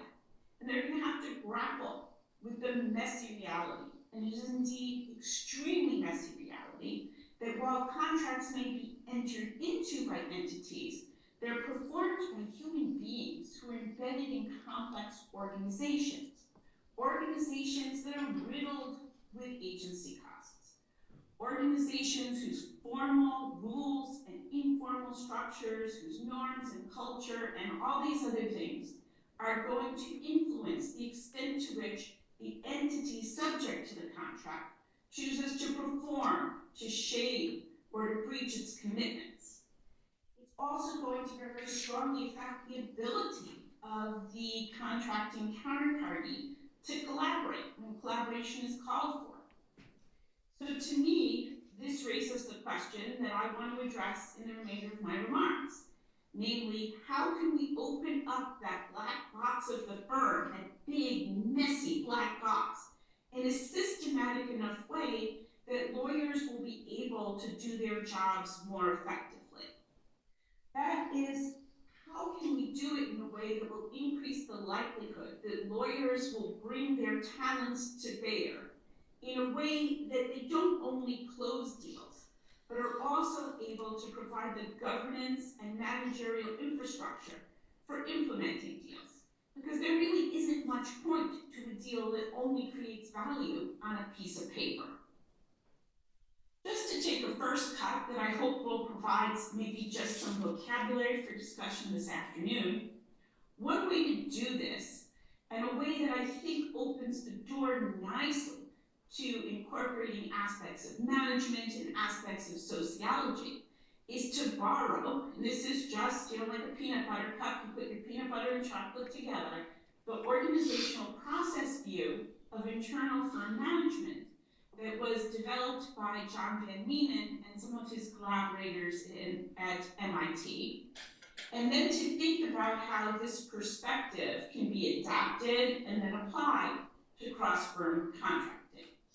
Adapted in a way that will, to begin with, help firms really get a feel for whether they are ready to enter into particular types of deals. Of course, firms spend hundreds of thousands of dollars evaluating their potential supply partners, but they don't really spend an equivalent amount of time evaluating themselves, and I think they should. And of course, this framework can also be used to evaluate the other guy, which is probably where it will first be implemented. So the goal again is to think about how to draft contracts that can actually be implemented. And the organizational process view gives us three different pairs of glasses, three different lenses, okay, for thinking about the issues within a firm that might affect contracting across firms. Now, I will describe them in a distinct way, but just to be clear, there are not bright line demarcations between them. So the three lenses are first the strategic design lens, second the political lens, and the third is the cultural lens. So I think it's useful to just take a quick look at each of them. So the strategic design lens is the lens that will probably feel most intuitive to the lawyers in the room. It focuses on aspects of the firm's formal design, things that are done deliberately. It sees organizations as sort of complex systems that some rational mind designs with a strategic goal in mind. It focuses on incentives, on policies, on information systems, role definition, and on the allocation of resources to ensure that whoever is tasked with doing something has the means of doing it. So that's the strategic design lens. The second lens is the political lens. A little bit seeing, loosely speaking, seeing a firm like Congress. It's an arena for competition. There are groups that want this and groups that want that. There are all sorts of different interests running around. The political lens emphasizes that these sort of social networks within the firm can tell you a lot about where power is located. If you're going to do a deal, who has to be on board if that deal is going to have the most remote chance of actually working? Conversely, who, for whatever reason that might be in their own mind, can stop that deal if that's what they want to do. And it emphasizes the importance of taking this into account and realizing, in a way, that agency costs really matter, and the interests of different groups may be very different from the interest of the organization as a sort of unitary entity. And the third lens is maybe the most intuitive, but also the most impossible to define. It's the cultural lens. As I work through what this means, I don't come up with a definition of culture that everyone will accept. That's a fool's errand. Rather, I try to think about how particular elements of a firm's culture and its relational contracts might influence how it behaves, both internally and to its contractual counterparts.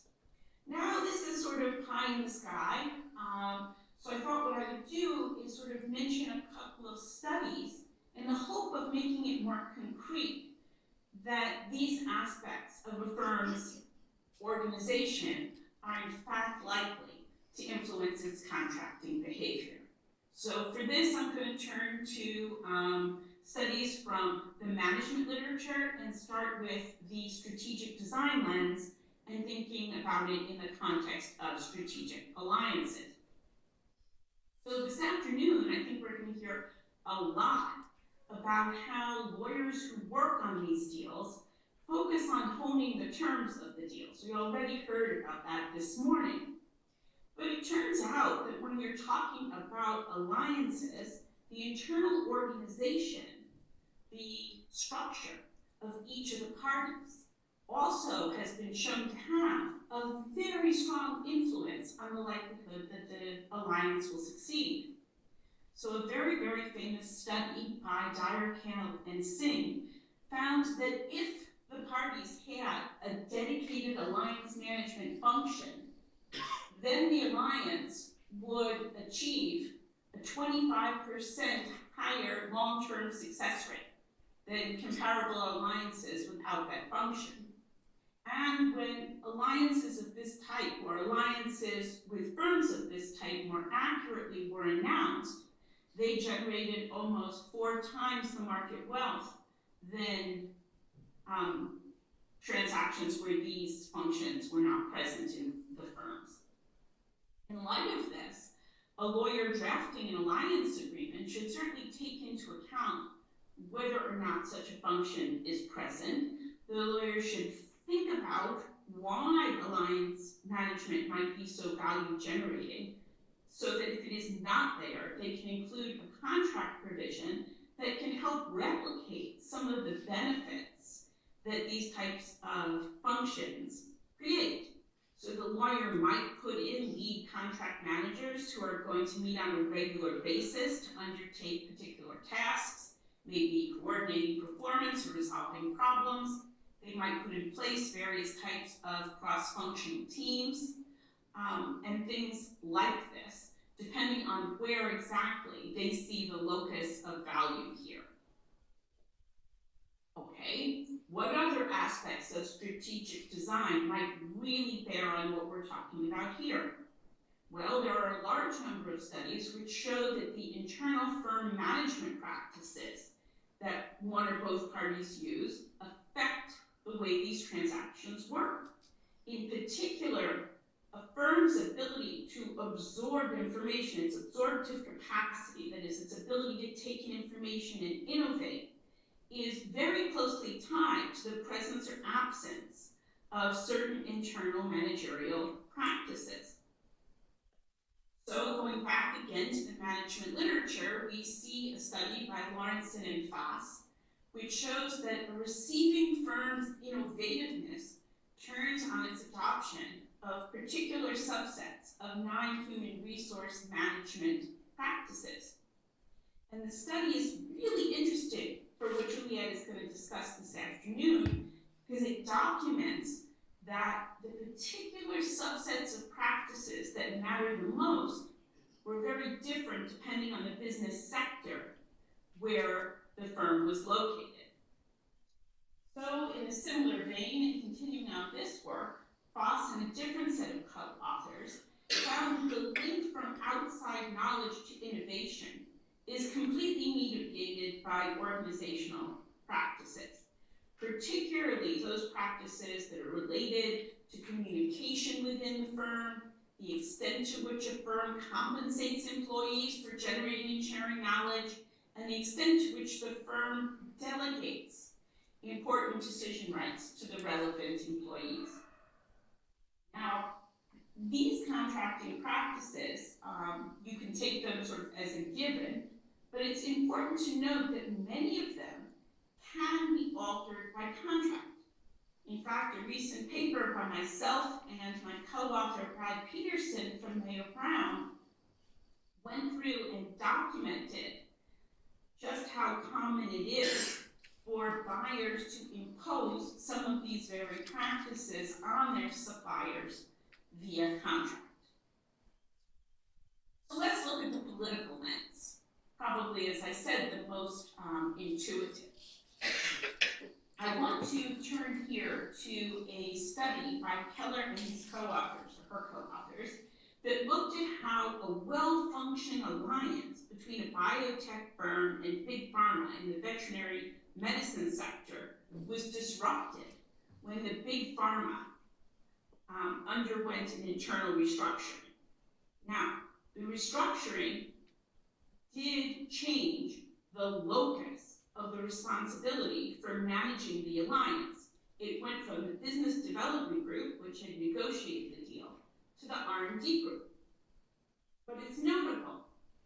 This change left the written terms of the alliance agreement untouched, and there wasn't any argument that its terms had been breached.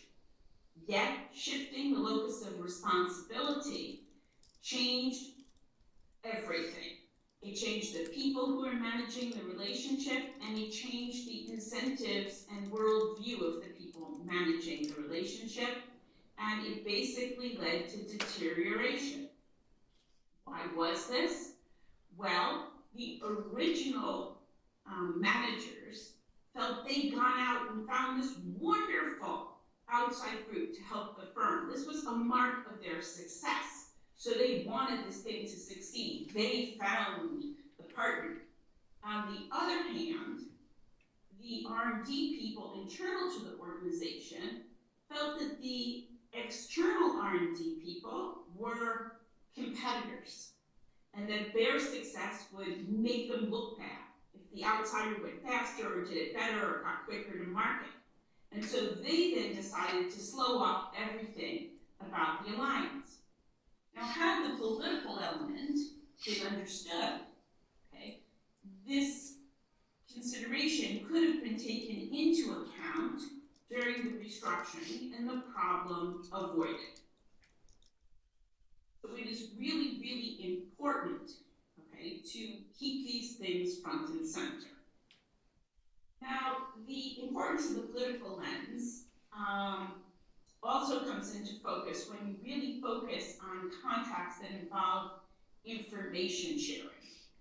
Whether it's information sharing that's going to lead to innovation or information sharing that's going to lead to cost savings. Why?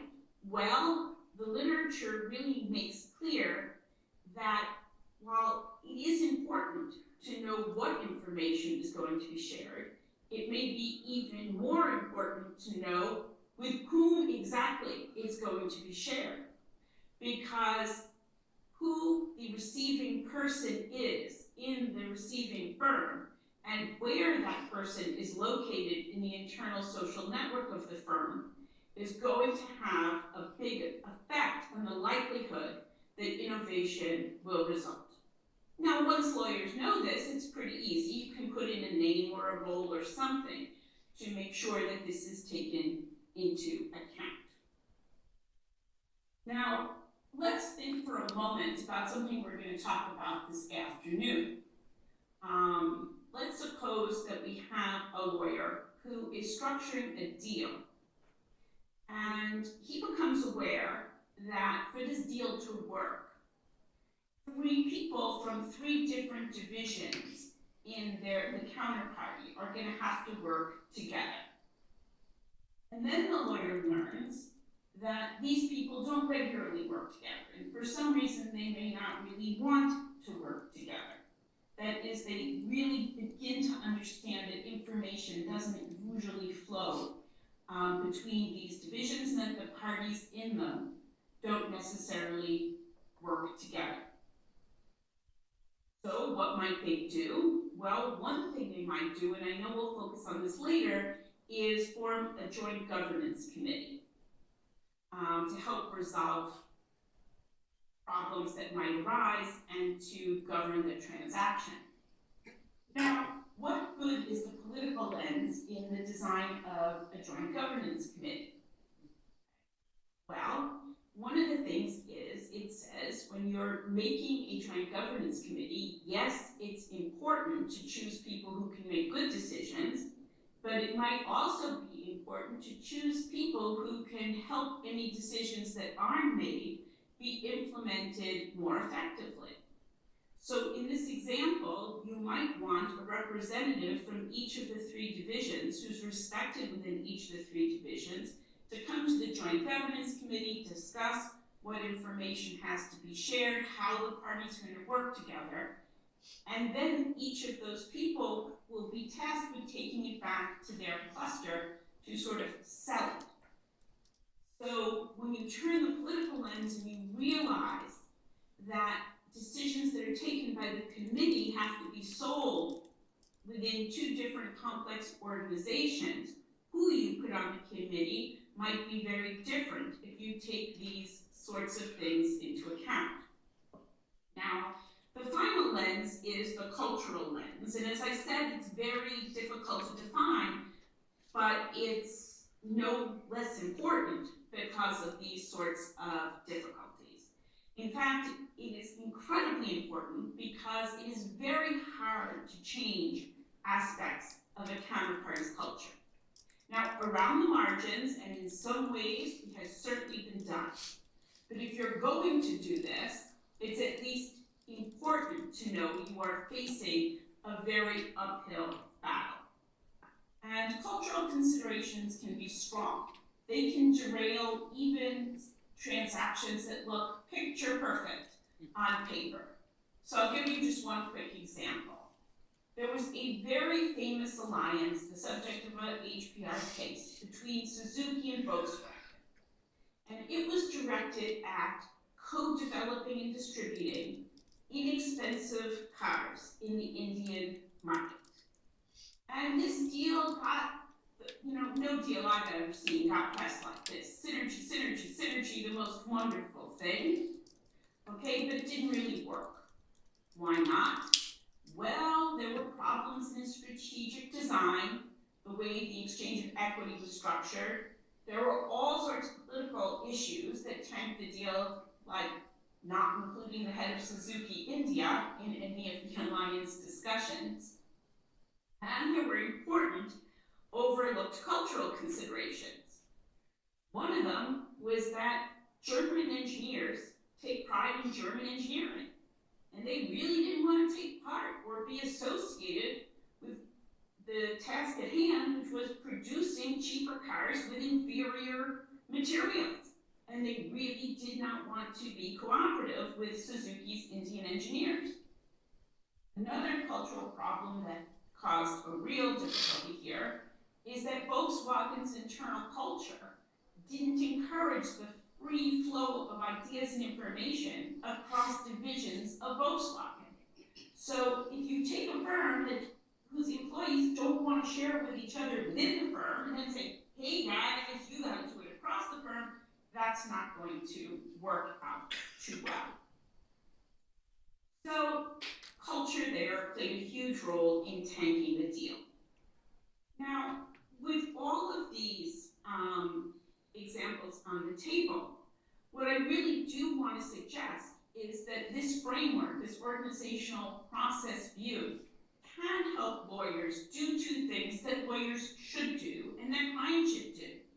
The first is to do a contractual pre-mortem, which is where you sit and you say to yourself, okay, if we're sitting here a year from now and this deal is tanked, why do we think this would be? It's a way of focusing on what might go wrong, but not by looking at the ends, but by looking at the causes. And it can also be used to engage in transactional autopsies that can help lawyers learn about what did and didn't work. So while I think this is powerful, I have to end, though, with a real note of caution. And that is, it is important to take these things into account. And we might easily, or with relative ease, develop contract provisions that on their face can appear to do so. But the managerial literature shows that it isn't all that easy to change an organization. Okay? There's a lot of resistance to change. along numerous dimensions, okay, within complex organizations. So there's promise, but there's also a need to be very cautious.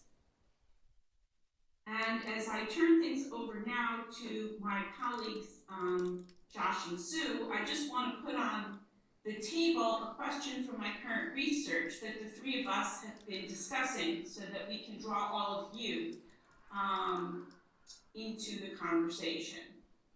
And the idea is that maybe, I hate to use words like this, but the nature of contract and what it's supposed to do and how we think about it might really have changed, at least with respect to important sets of contractual provisions. And the idea is that in these manufacturing contracts that have joint innovation in alliance agreements, a large part of what is or should be in a contract is really more akin to a project management plan than it is to the sorts of things I was taught about in law school, where Mr. A promises to deliver widgets to Mr. B of a particular type and description, and the widgets are received, and they're either accepted or rejected, and so on and so forth, all the things that we study. And the difference really matters because in project plans, the ability to manage change is a critical feature, where in a contract, it's kind of a bug. Like contract lawyers want to get the thing their client is contracting for.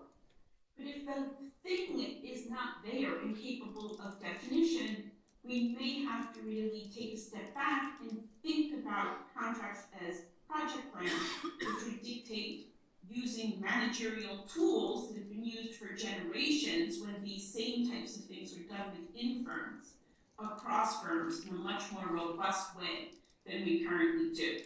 So with that, I want to turn it over to Sue and Josh, representing the disciplines that I think hold the key to the magic kingdom of contract.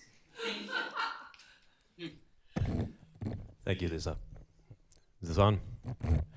Okay, I believe, yes, my slides are going up, and I hopefully have some means of changing them.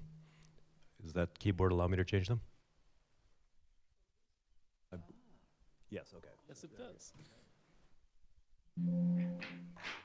Okay, it's great to be here. As has been said multiple times, I'm not a lawyer. I'm a sociologist, but also I should say something about the people in the room in this panel. So the last time I was at Case Western, I was in graduate school doing the project that became the dissertation that became that book, The New Old Economy. And I was interested in industrial policy and realized that, or was convinced that if you want to do industrial policy, you actually have to understand the organizations because you're trying to influence what organizations do. And I ended up doing this work on sort of the implications of outsourcing, stuff that used to be made across by large firms, made across lots and lots of small firms, made and designed across them, across many roofs. In the context of that, my advisors got involved in a project with Sue, funded by the Sloan administration, looking at component manufacturing, what Sue's later come to call the industrial commons, the sort of firms that serve as suppliers to OEMs. So that was when I first met Sue. I've also, I'm confident that I've known Stuart Macaulay longer than everybody in the room, including Juliet. Juliet's known his work longer, but I knew him as a guy at the dinner table, so I could say, I'd rather go play. So you recognize my last name. I'm a University of Wisconsin faculty brat. And so I should have known about relational contracting when I was doing the dissertation, but I didn't think much about it. But I was looking at these transactions across firms, and I wrote this book, and Matt actually read it when he was in law school, and we talked some about it, and lawyers started to read it. Juliet read it, but one of the people who read it was Lisa Bernstein, and she reached out to me and said, "Oh, there's a bunch of stuff in there that I'd really like to talk about," because I had lines in there like this. Have you ever, this is talking to a supplier up in the West, have you ever read their contracts? They're pretty ugly. Well, essentially they're one-sided. He described sending one to our attorney and he said, you know, all these things are wrong, but shit, if you want to make the parts for them, you got to agree to it.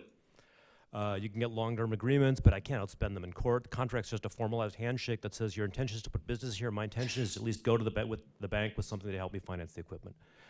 Now, one of the things that interested me, which I'll come back to a little bit, which is behind my question to Matt, is, and also is related to what Lisa said and where she ended, which comes a bit out of our conversation, a long conversation she and I had the other day, is you can think about the role of law and you can think about the role of the lawyer. As the lawyer as the sort of deal maker with technical knowledge. So who is this attorney in this contract? He's somebody who's representing that supplier and has technical knowledge and is kind of telling him what you got to do. That's you know, like so there's both technical knowledge of the law, what can happen, but there's also the deal making, and that's one of the things that's going on. In any case, out of this conversation with Lisa, she said, she wanted to talk to me, and we formed a relational contract about relational contracting, which is I just gave her, I brought her into the research team so that I could just share all of my notes with her, like all my interview transcripts. I couldn't possibly redact them, so I needed to sort of bring her into the deal that I had with them, and I just gave her everything. And because I was like, if you want to read thousands of pages of interview transcripts, go ahead. Feel free. And that sort of started this, you know, it's like, and you can see footnote 5 in this paper she wrote about master agreements that govern, that are sort of staple to contract, but they're not enforceable, which is one of the things I know Matt is also interested in, is like, and what she's talking about, like, what's the role of the contract in making the deal happen? What's the real deal in Macaulay terms? And so she just reused the data for another purpose, and it was really useful for me. I mean, I learned a lot about it. I say it's a relational contract because I basically just trust her not to screw me on the basis of the fact that there were reputational things, we were tied by enough people, and like, you know, what's she gonna do? It'll be fine, which it was. So one of the things, like I said, I'm interested in industrial policy and the question Matt raised, which is, and I framed, I think, well for the purposes of this panel, which is, what's the place of relational contracting theory in thinking about industrial policy in this sort of place where the state is a very big actor in the economy in all sorts of sectors? And you were referencing like Bob Scott and the sort of idea of the state interest. Well, the court, no, the state is like the government and a huge spender and is making deals itself and is structuring deals and makes the market. So you have all these organizations around. Well, and another thing on Lisa, so in relational contracting theory, one of the other things I draw on, is I'm gonna also preface this by saying one of the hardest things, one of the things I say to students, one of the hardest things in teaching is to know what you know, meaning I know things, you know things. Interdisciplinary, that's also the case, like what is the shared knowledge here? So I'm gonna bring in a little bit of sociology here, but this is still contract. So you have Macaulay, the real deal, and McNeil, Many Futures of Contract, Matt referenced it. And the distinction, like what exactly is the interplay of the transaction, the relation, particularly when you're talking about B2B, like business to business, these kinds of deals. And one of the lines in the Many Futures of Contract around this is like, as more real persons are involved in the transaction, it becomes more likely that some of the relational characteristics will begin to creep in, even though in theory, all those persons are part of a single monolithic center of power. And Lisa gave examples of this kind of thing when you're making a deal. These are multi-party deals with multi-parties.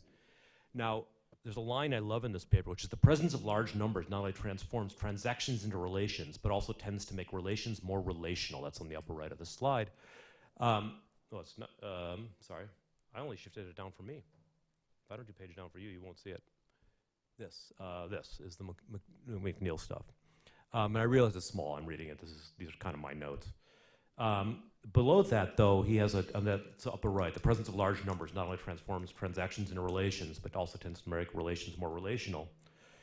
There's a footnote, this long footnote, which says, well, not long for legal scholarship, short for legal scholarship, but relations become more complex, they tend to become more bureaucratized, and so there's bureaucratization. So you make these deals between large firms, you actually try and create them as single entities. But he writes, 74, the consideration of the reintroduction of transactional characteristics modified or others into bureaucratic contractual relations is beyond the scope of this article. Well, part of the argument that Lisa's talking about is that in a world of a particular sort of complex transactions, the actual multi-party to multi-party thing matters, meaning the boundary of the firm is not really very clear. As a legal matter, it is, but as an actual deal matter, not so much. Okay. And this is a big thing in sociology. Sort of core work, central to my own work, we talked about sort of against Williams, against transactional cost economics, is the idea of what we refer to as the always embedded economy, and the interplay of markets, hierarchies, and networks in a organizational distribution. It's not as an empirical matter, thick in the tails. Williamson famously wrote, well, there's markets where things operate, where price is what governs transactions. There's hierarchies where it's fiat. And there are these hybrids, but the distribution is thick in the tails. Hybrids or networks are not the modal case. As an empirical matter, sociologists starting around late 80s, early 90s started saying, yeah, not so much. The big site here is Woody Powell. Certain forms of exchange are more dependent on relationships, mutual interest, and reputation, as well as less guided by a normal structure of authority. My aim is to identify a coherent set of factors that make it meaningful to talk about networks as a distinctive set of coordinating economic activity. So the idea is that you have relationships that run across legal, formal organizational boundaries that actually shape the nature of the transaction, the kind of things that Lisa is talking about in needing to know who gets along, who needs to be at the table, things like that. You actually need to understand your transacting partners. I'll get to the industrial policy stuff. Another core thing in transactions cost economics, as sociologists interact with it, so we're mostly fighting with economic sociology is basically founded on fighting with economists. That's what we do. They're the big gorilla, they're the big player in the room. But the theory of discriminating alignment, which I know Juliet's going to be talking about in her paper, but for Williamson, it's the discriminating alignment hypothesis is what makes transactions cost economics predictive, which is to say that different sorts of transactions will, in competitive markets, et cetera, tend to sort into some sort of optimal governance structure. That's what makes it predictive. But if you're actually making the deals, it's normative. You're trying to actually align governance structure with transactions into the best governance structure, which is the kind of thing that you would an actual lawyer or government case, a street level bureaucrat, Matt is now both, is the question of how you want to govern deals, transactions in the economy. And for Williamson, it's the thing that's adjudicating the market is efficiency. But if you're looking at industrial policy, you actually have to think about what are the interests you're trying to serve and for what purposes, right? You're actually trying to shape the economy. That's the point of industrial policy. For Williamson, the obvious place, he says, you start with a simple market exchange, sociological question is, why market exchange? Why not cooperation? Another key concept in Williamson is the notion of the market failure. Why do you have vertical integration? Well, because the market fails. Market fails in particular circumstances. Oh yeah, should probably do that. Thank you. I can read it. Why can't you?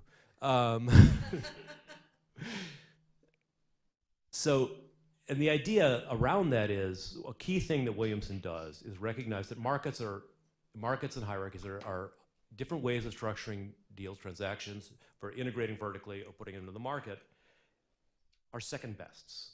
They're failing all the time. So failure is relative, better or worse. Well, one of the points that a colleague of mine, Andrew Schrank, have tried to develop is the concept of the network failure. A lot of the literature on networks is triumphalist. It talks about how great networks are and cooperation is always better, et cetera, et cetera. And in fact, a lot of collaborations suck. There are a lot of dysfunctional networks out there. You can have high trust. Well, I'll talk a little bit more about that in a sec. So one of the things we do is talk about, so you want to think about forms of dysfunctional transactions. If you want to think of discriminating exchange as being normative, like what should it be? Well, we went back to sort of a classic definition of market failure, which is by a guy named Bator in '59. So what do we mean by market failure? In allocation theory, we mean the failure of a more or less idealized set of price market institutions to sustain desirable activities or to stop. I love the fact that he used stop. That's not a typo. Stop undesirable activities. What's the market for? Yeah, and it's basically coming around to Well, are we getting what we want? You have to think about who the we are in this kind of question, right? Well, the network failure, as we define, is by analogy the failure of a more or less idealized set of relational network institutions. Well, that's a typo. To sustain desirable activities or to impede undesirable activities. So so the reason I put that up is to get to, I'm going to do this a little out of order.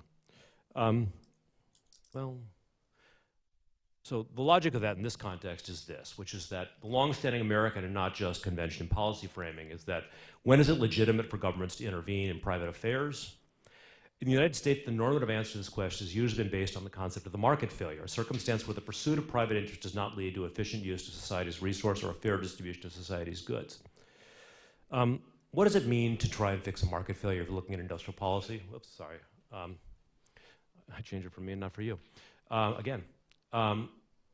Typically what you're trying to do is get the prices right. You're adjusting prices through taxes, other forms of subsidy. Hierarchy government failures, you're trying to get the rules and roles right by hard law eligibility rules. And then these network failures. Okay, now I'm going to go back up to what I mean by network failures. So I'm not going to talk long about this. We have a paper on it, which you're welcome to. But what makes for an efficient network? And these are sort of, you can think about what makes for good transacting. When is a network a functional governance form? When we start talking about the kinds of strategic alliances that Lisa was talking about, what went wrong between Volkswagen and Suzuki? So we have it's sort of opposite here. When there's opportunism in the network, meaning there is low opportunism, you have institutions sustain trust. You also have, but people know what they're doing. Networks fail, in fact, when people screw each other or when they screw up, right? And those are actually both reasons that collaboration fails. So one of the things you need to think about in your counterpart is, do they know what they're doing? When Matt was talking about the question that was raised about FAR rules versus other international authority. One of the things that FAR rules do is they bound in and create a sort of a trusted set of suppliers who have actually overcome a series of transactions costs. And within that, there's bidding, which what you've done is cut a bunch of people out. Now the problem is in this sort of thing where you have ignorance or competency shortfalls among players are high, you end up with involution, which is that the government realizes that the players they can contract with don't actually know what they need to know.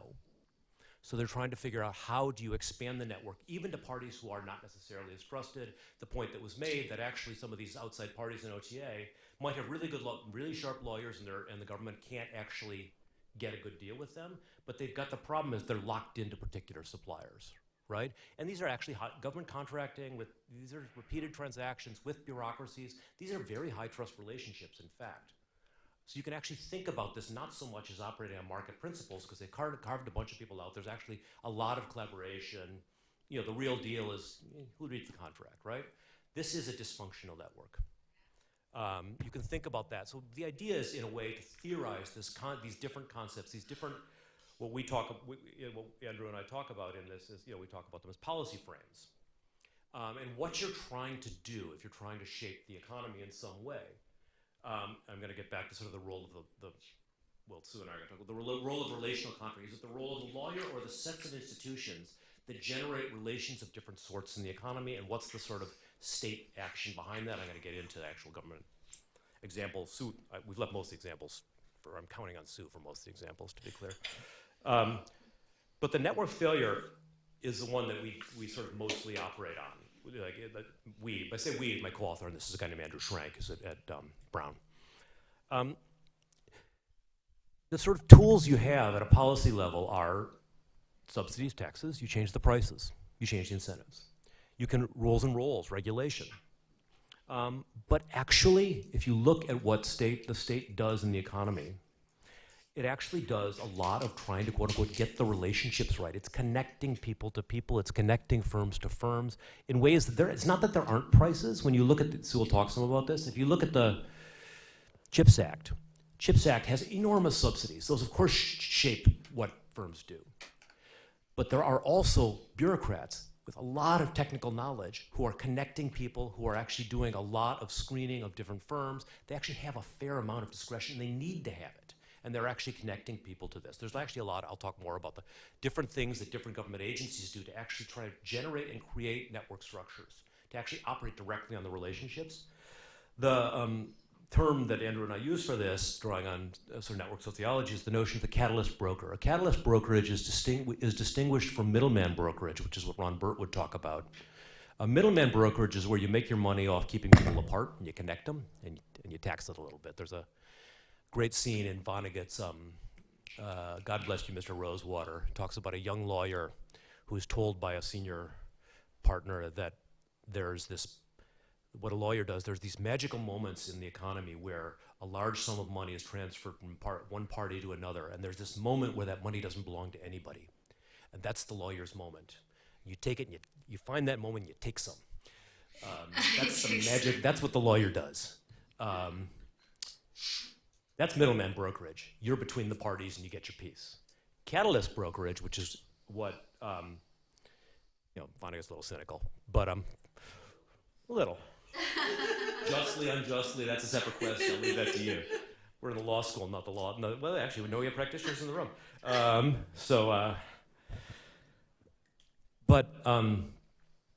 Catalyst brokerage is where you're bringing previously connected parties in direct contract with each other for their mutual benefit. While their stock and trade is the introduction, they depend upon well-connected in their respective communities. They don't leave the scene once the introduction is made. They continue to work with people. This is what a lot of real corporate law is about, in fact. They're structuring deals, and there's actually general counsels who are actually working with continuously and are assessing risk and things like that, are talking about the kinds of things that Lisa is talking about. We're actually knowing the counterparty is kind of useful. It's not that you don't have the technical knowledge to structure the deal, to think about discriminating alignment, to discriminatorily align in the interest of your client. But there are moments where, you get the idea. You're actually working in a long-term sense. Okay. Now I'm going to shift to directly to industrial policy. Let's see, it's this one, right? Yeah, okay. I'm not going to talk much about this, but or just going to sort of flag this is also going on. There's a recent paper coming out, it's forthcoming in Harvard Law and Policy Review, currently available at SRN, by Amy Kopczynski and Joel Michaels, called Administering a Democratic Industrial Policy. We just had a big conference on industrial policy at Columbia, run by, I'm affiliated with a Center of Political Economy there, and run something called the Firm's Industrial Policy Lab. Ran the conference with a guy named Joe Stiglitz, who you might have heard of. He was really a lovely man. But we also had Joel Michaels there. He works at the Treasury. He's a street-level bureaucrat. He was talking in his own capacity, not representing Treasury. Matt's here in his own capacity, not representing DOD. But one of the things that they talk about is, so we're talking about, Lisa says contract law is dead. They go after administrative law. And they say that administrative law scholarship has ignored the distinctive tools of industrial policies, such as grant-making, lending, government contracts, and ownership stakes. These tools require flexibility and discretion, and often cannot be and are not constrained by conventional administrative law tools like notice and comment rulemaking, judicial review. Literature on industrial policy argues bureaucratic autonomy and flexibility, but also has little account of how this power can be accountable in a democracy. One of the things that, the argument that, you ask Joel off behind the scenes, what they're doing is they actually, we have a lot of discretion. We're telling people what programs are available. We're actually trying to make deals happen.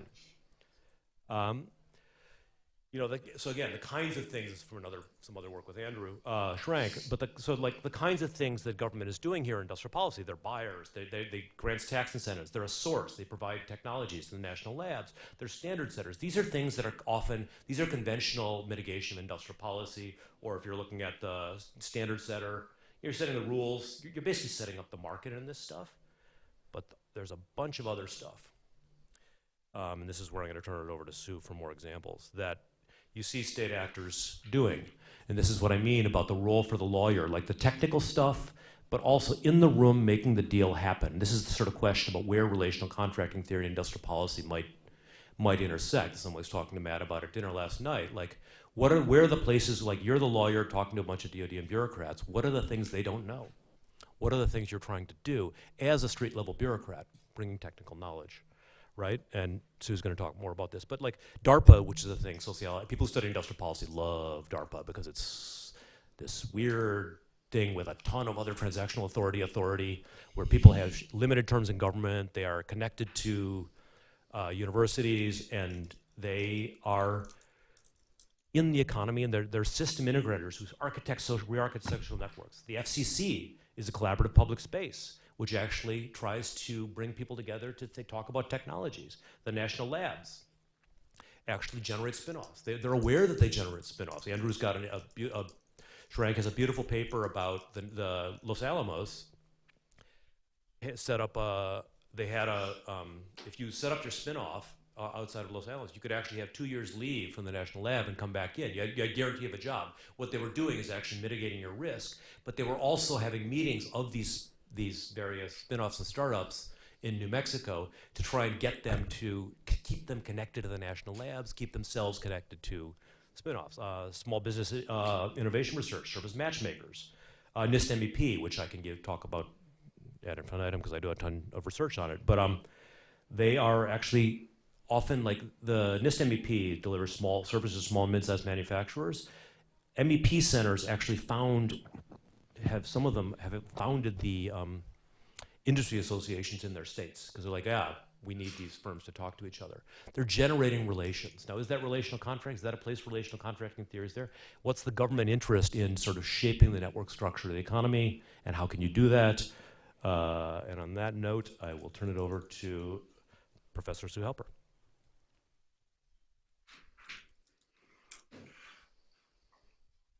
Great. I can give you your slides. Yes. Great. Thank you. Your slides.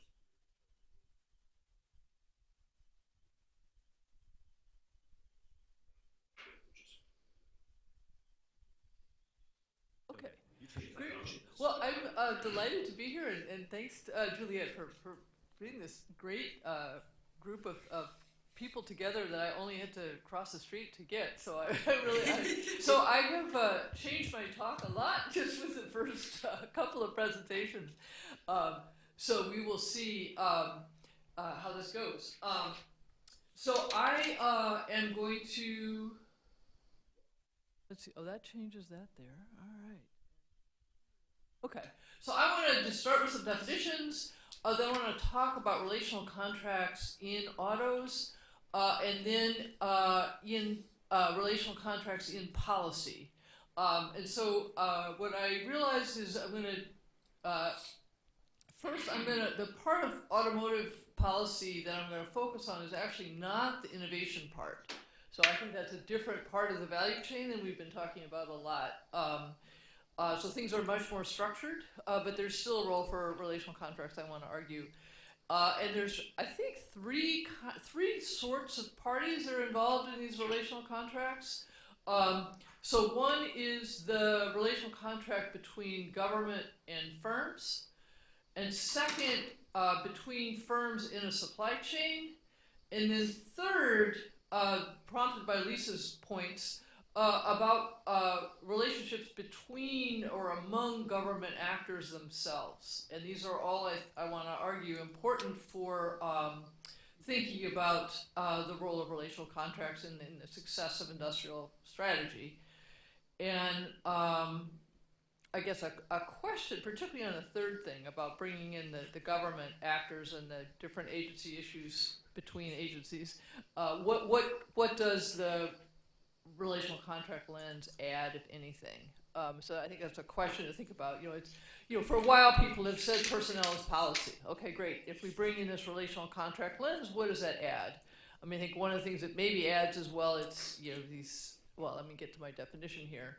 So if we think of a relational contract as agreements based on subjective measures of performance that could neither be fully specified beforehand nor verified after the fact, and then the key point, thus enforced by the shadow of the future. So this, it's not enforced by a court; it's enforced by the future desire to do future business together.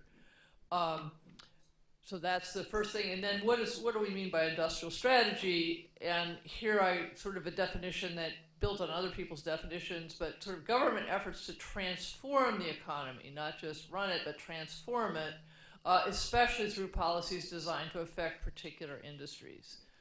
So we can discuss that. So I want to first start with talking about relational contracts between firms, and talk about why that matters for the outcomes of industrial strategy.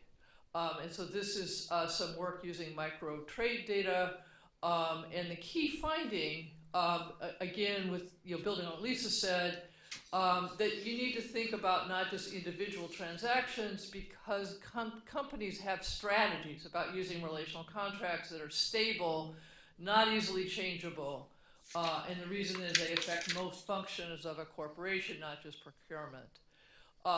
And so just an example here is if we look at the subset of parts that are R&D intense. So if you think about theory of discriminating alignment, if we looked at this transaction by transaction, we'd want to, for the low R&D parts, those are commodities, we want to have zillions of suppliers so that we can pick and choose and they're bargaining against themselves really toughly, right? If it's an R&D, high R&D thing, we might want to think about very few numbers of suppliers so that we can collaborate with them. And so we're able to look at this with this trade data. We can actually see every part that's imported by every automaker acting in the US. So an example of an observation, I have to be very careful here because the fact of filing this is, but it's, an example would be a company like General Motors importing, say, a steering wheel from Canada into the US for use in an assembly plant in Detroit. Or similarly, Toyota importing a steering wheel from Mexico for their plant in Kentucky. And so then what we see is two things from that graph. One is that it appears that the American automakers have in fact read Williamson. As the R&D intensity of the part goes up, the number of suppliers goes down. So that's very consistent. On the other hand, if you look at the red line, this is the Japanese suppliers, Japanese automakers. It varies a tiny bit, but in general, it doesn't matter what the nature of the commodity is that they're buying. They tend to have relatively few suppliers per part. And it's interesting that even at the most, even the most R&D intensive part bought by an American automaker, they have more suppliers per part than the Japanese do on their most commoditized part. So so the point is here that there are these strategies. And so then why do they specialize? Why is this hard to change? And so we go think about Gibbons and Henderson, that relational contracts build credibility.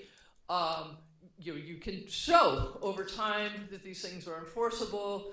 It's complicated to see for an outside supplier that, oh yeah, they left that supplier, but that was a commodity. I'm making R&D. That's not so easy to tell.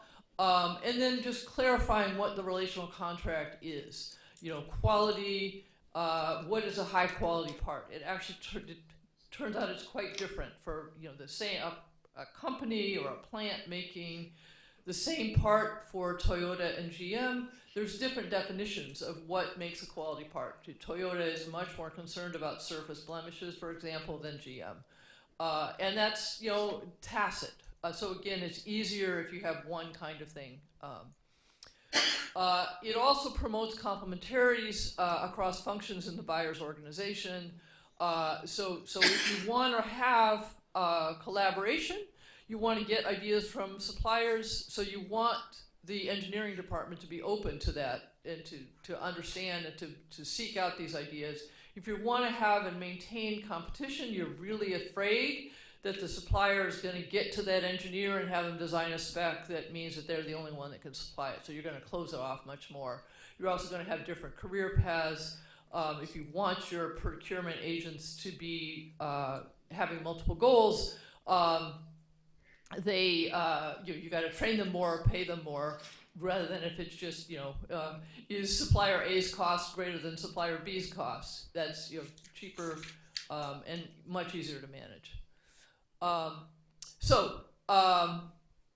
That's the kind of first part. And I guess one thing I wanted to say, actually, that Matt brought up, resilience, that I think there's another way that the nature of these relationships affects resilience. Not just in the contracts, but if you have a relational contract, you can promote resilience in a couple different ways. One is you have an incentive and you have the information mechanisms to realize there's a problem early. If it's competitive, you really don't want your customer to know that there's a problem at all, ever. If it's collaborative, you know you're going to have to deal with this problem later, there's an incentive to bring it up early. Second, there's a reason to, or an ability to become, quote, more agile. And so this is, I think, a very different way to deal with resilience. The way that the papers you're talking about deal with resilience or create resilience is through redundancy. You have many parts, many suppliers. Another way is agility, where you have just a few suppliers, but they react quickly. And so relational contracts gives you the ability to think about and build capability, organizational slack, that people can be creative, think about ways to solve problems. So I think those are, the relational contracts and resilience are actually quite related, I think. And happy to talk more about some work I'm doing on that. Let's see, now I'm going backwards. Okay, so then what are some issues in the relational contracts in the EV transition? So one is just the timing of the transition. So you have to have multiple tiers of suppliers making investments.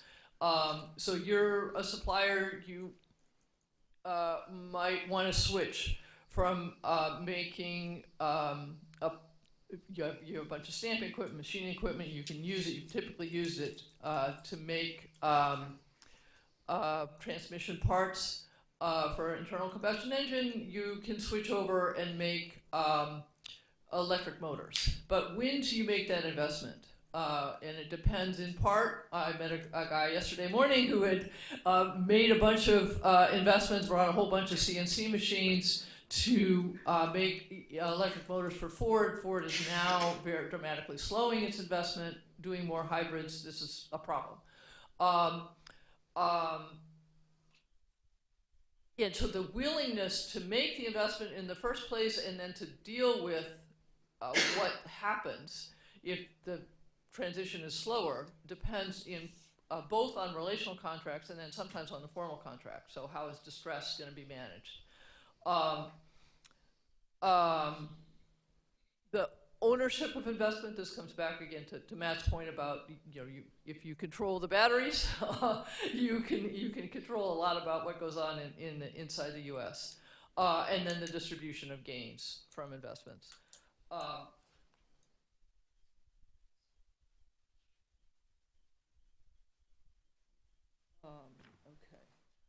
And so then so talking about these, yeah, thank you. The policies. So these are kind of the key policies here, and I want to talk through a little bit about relational contracts and how they're involved in these policies. First thing is setting goals. So there was a lot of effort that went into this, and I just thought, this is dumb, this is not enforceable, this is, this is 2030. So the goal was that 50% of US vehicle sales would be electric vehicles by 2030. So this is, beyond even a hypothetical second term. What difference does it make? Well, it turns out it was actually key because a lot of information was gained in setting this goal. You want to set a reasonable goal. One that pushes people but is not impossible. And so there's a lot of discussion that went around to it. And then it's a coordination mechanism to make sure that everybody's advancing more or less at the same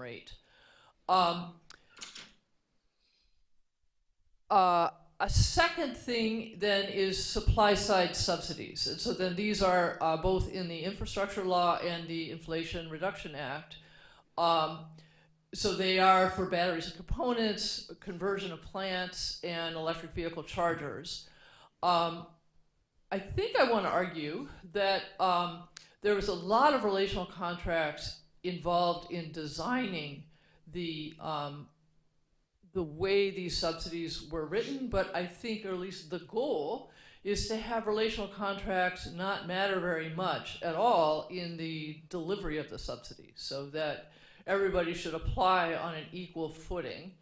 And these are smaller grants. I mean, I think in the CHIPS Act, where there's really 3 companies that could get those giant subsidies to build a fab, this is at least potentially more companies. And there's a desire not to have discretion among government bureaucrats. So I think that's something we need to kind of think about and understand. So just some examples of the design side. I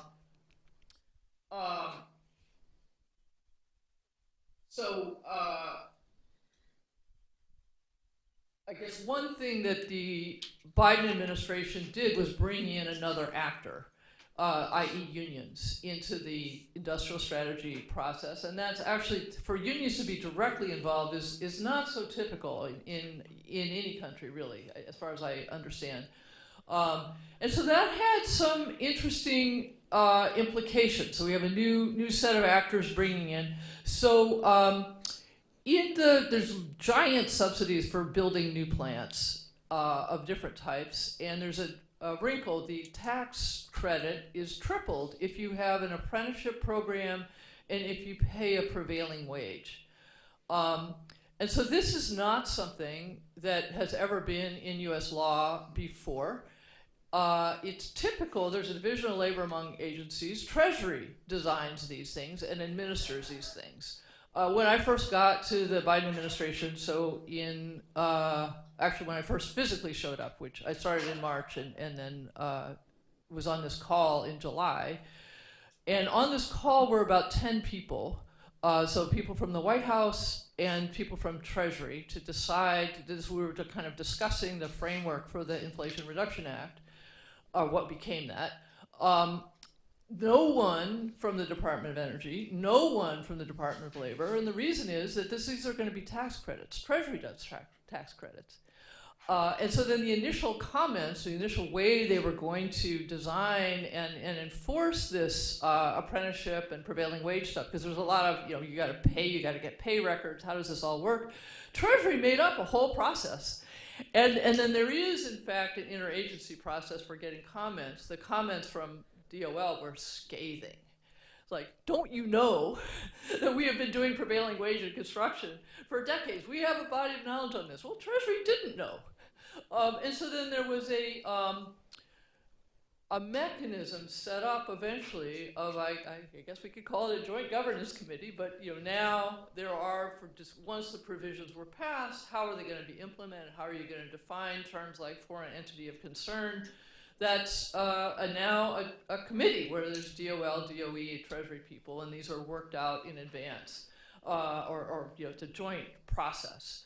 I guess a question, I think, is, okay, we knew that personnel is policy, and it mattered that we had these labor people, and it mattered, whatever, but do we get anything? And I guess so one thing would be that part of what goes into this is sort of thinking about what are the relationships with these people going to be after they leave government or something, which I think also matters. Let's see, what else do I want to say about these?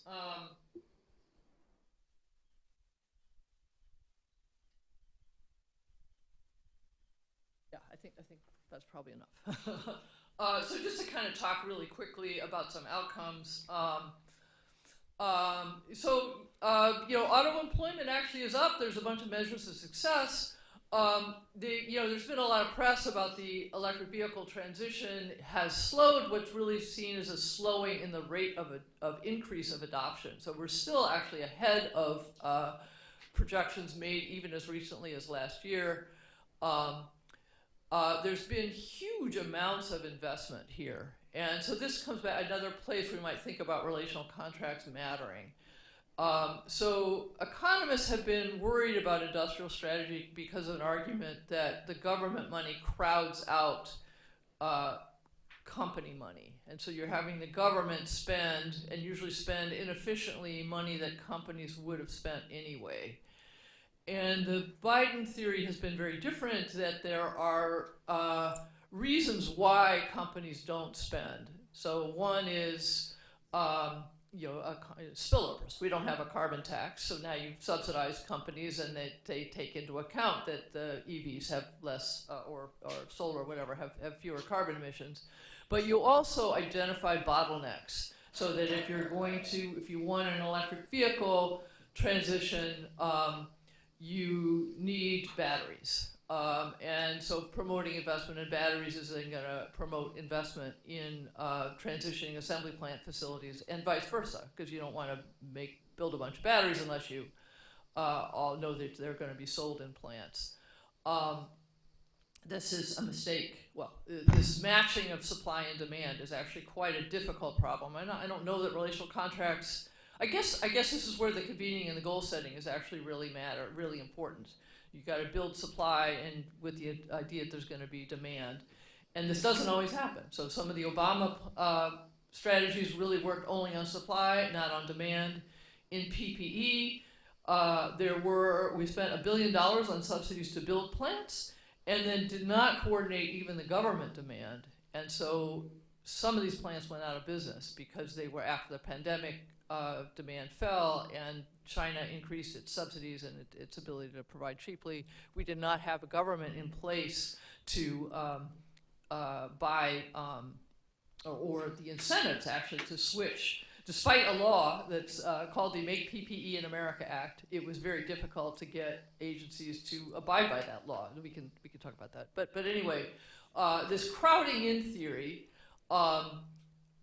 drove a lot of this, and I think there's evidence that it actually works. That we've had billions of dollars of investment, and this is, you can see the timing, that this looks like it was really spurred a lot by these policies.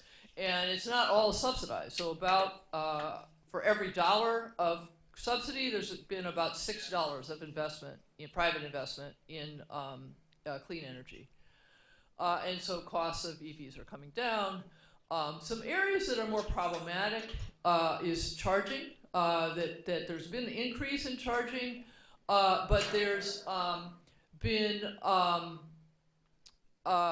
it's not as much as we need, and this is a reason why things are slowing.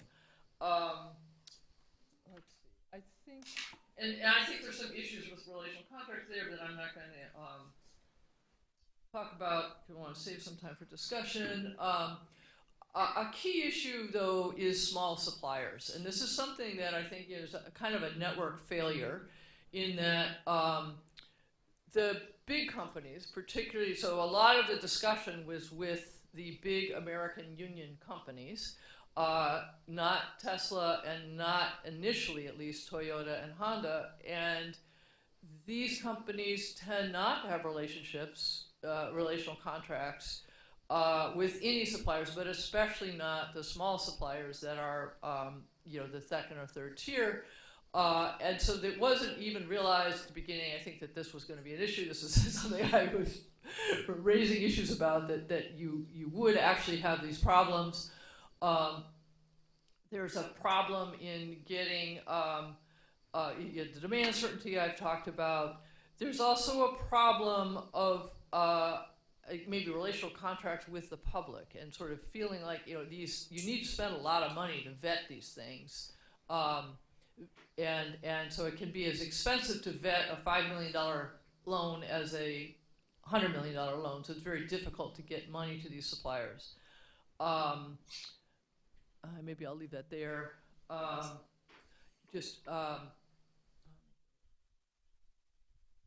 So what are some lessons? I think I've said most of these things. Then to move to kind of relational contracts, I think we should think about this a lot as a coordination game, and I think this fits with Lisa's project management point. If you're managing a project, you tend to be not concerned, you're not all that concerned about opportunism. You're on the same team. Here, but coordination is really hard and really, so opportunism is maybe takes a back seat to bounded rationality in Williamsonian terms, and so these coordination mechanisms are really important. Subsidies alone are not sufficient. To build the necessary RCs, there's often a lack of information. One of the things we try to do is, in fact, and there's manufacturing conversion grants, but basically incentivize companies to set up relational contracts with their own workers. So project labor agreements, setting up, we gave extra points on some of these grants if they had problem-solving committees with their workers, that kind of stuff.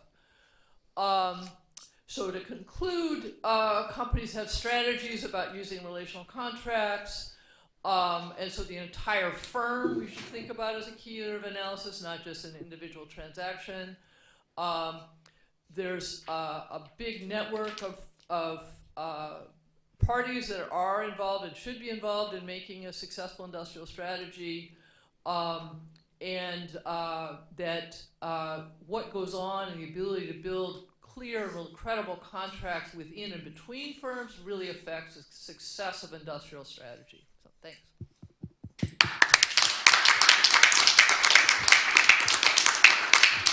All right, we don't have a tremendous amount of time before lunch, but I'd love to hear either any discussion among the panelists or if there are questions from the audience.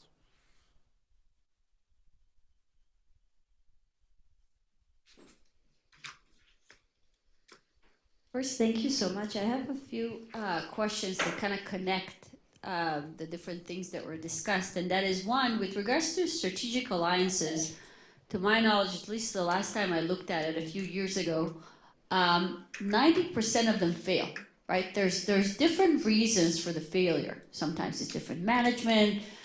We've also, in the government context, as you mentioned, the issue of high barriers to entry of smaller players. I guess what are some of the things that you think, I know we already have those innovations, right? Some innovations that are put in place, like this alternative contracting mechanism, but it still is not fixing some of these issues. Do you think there's a different type of design that can help, or we just have to accept the fact that we're going to have this market failure no matter what we do?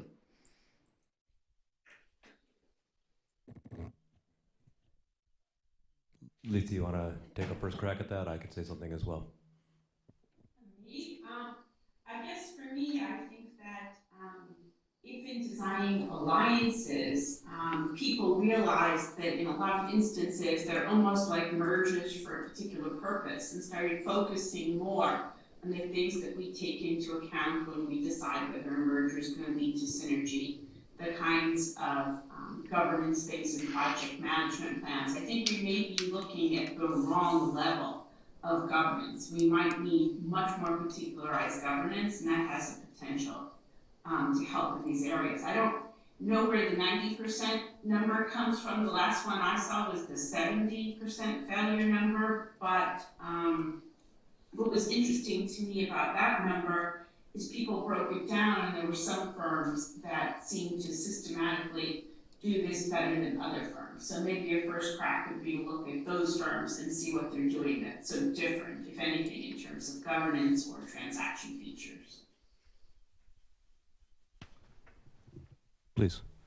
Josh, did you No, want no, to no. step Go in? ahead and get another question on, and then. Oh, well, I had another question, and that was, I was fascinated by Lisa's introduction, and I wondered if there would be a way to talk to firms about these insights so that you could get their reaction to these points, and then that could sort of inform how firms might, act in the future using these insights. I mean, that would be so fascinating.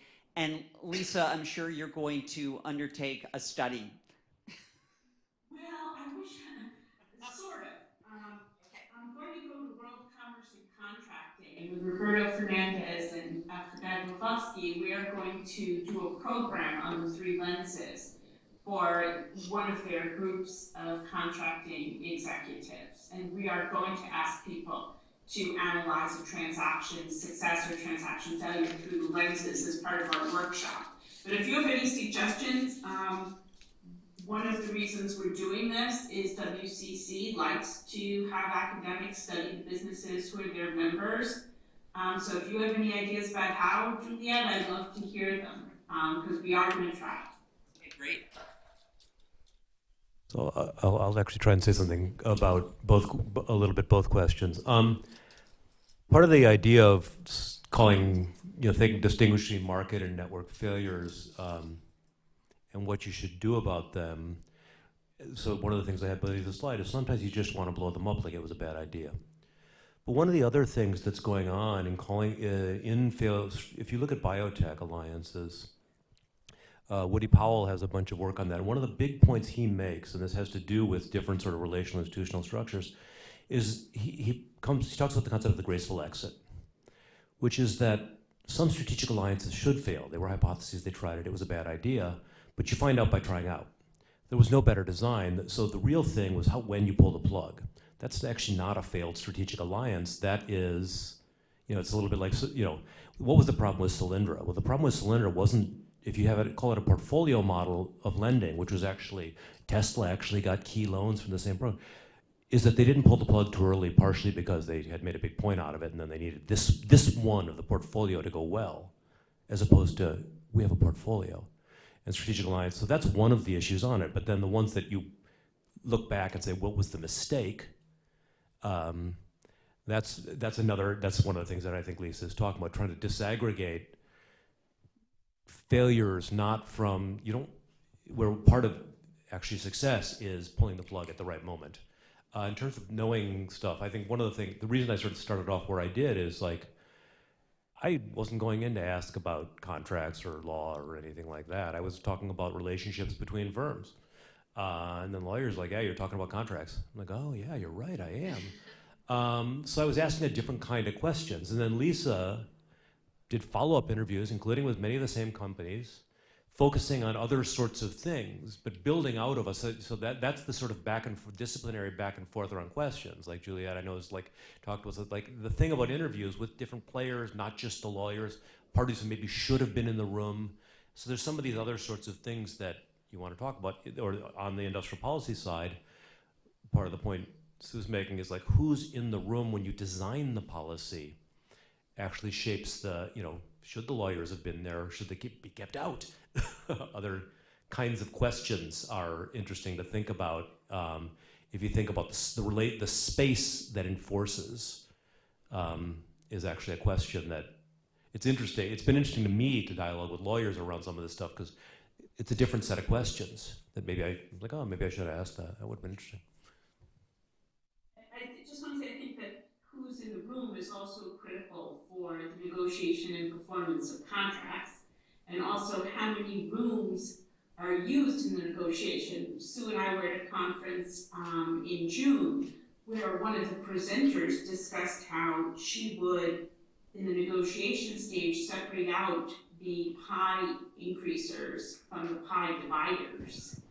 And so, in a way, one of the things we have to start thinking about is, my talk focused on sort of the deal and forward, but we also have to go backward because a lot of what happens between the parties before anything called the deal or the contract can be very outcome determinative when you go to take the contract or the alliance into the field. How good is the matching process? Because as you said, some alliances really should fail. But the better we can get the match on the front end, the less failure we should have on the back end. And I think there's been insufficient attention to where match is critical. Where sort of match versus contract is a trade-off that's important as make or buy.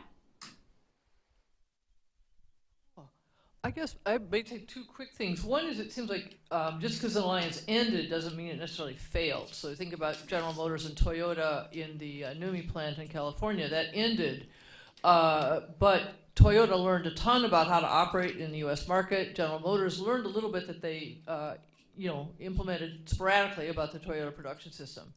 The second thing, I think, on the the insights, and one of the things, so government procurement agents actually have a lot more discretion than they use.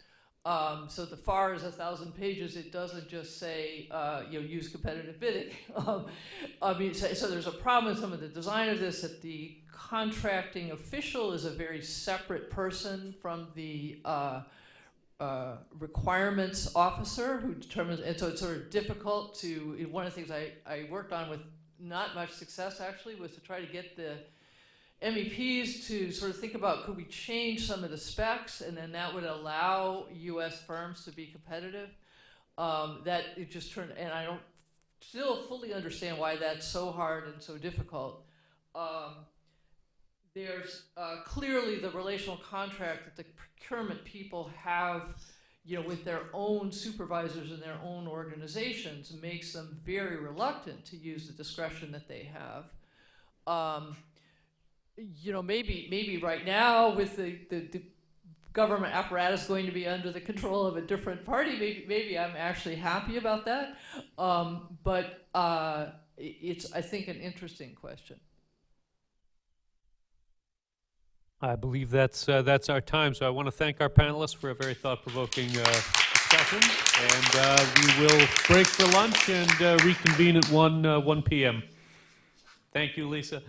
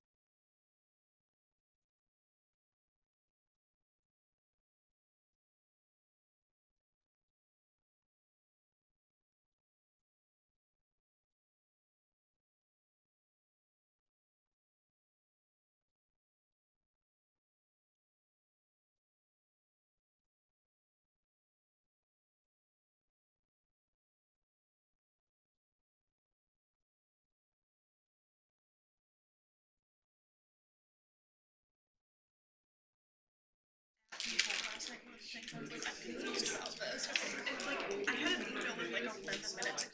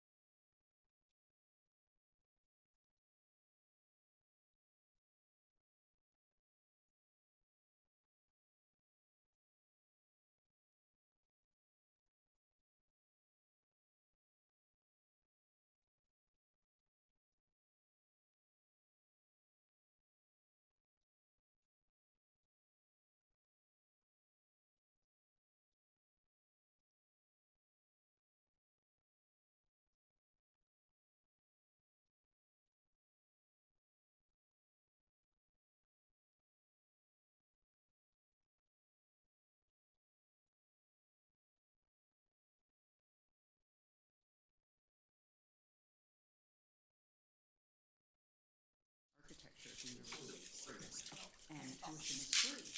And she didn't have any children, and she wanted to do something interesting.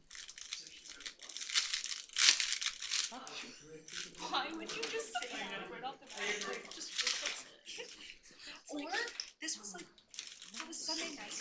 Text me about the week that you're having fun. She's stuck in the Don't tell me, hi, I finished it. It's terrible.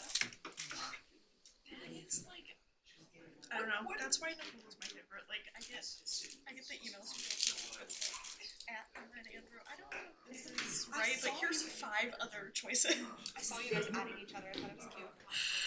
I don't even remember. I was like, oh my gosh, I was a fan. Like assertion. Every single time it was different. It was never correct.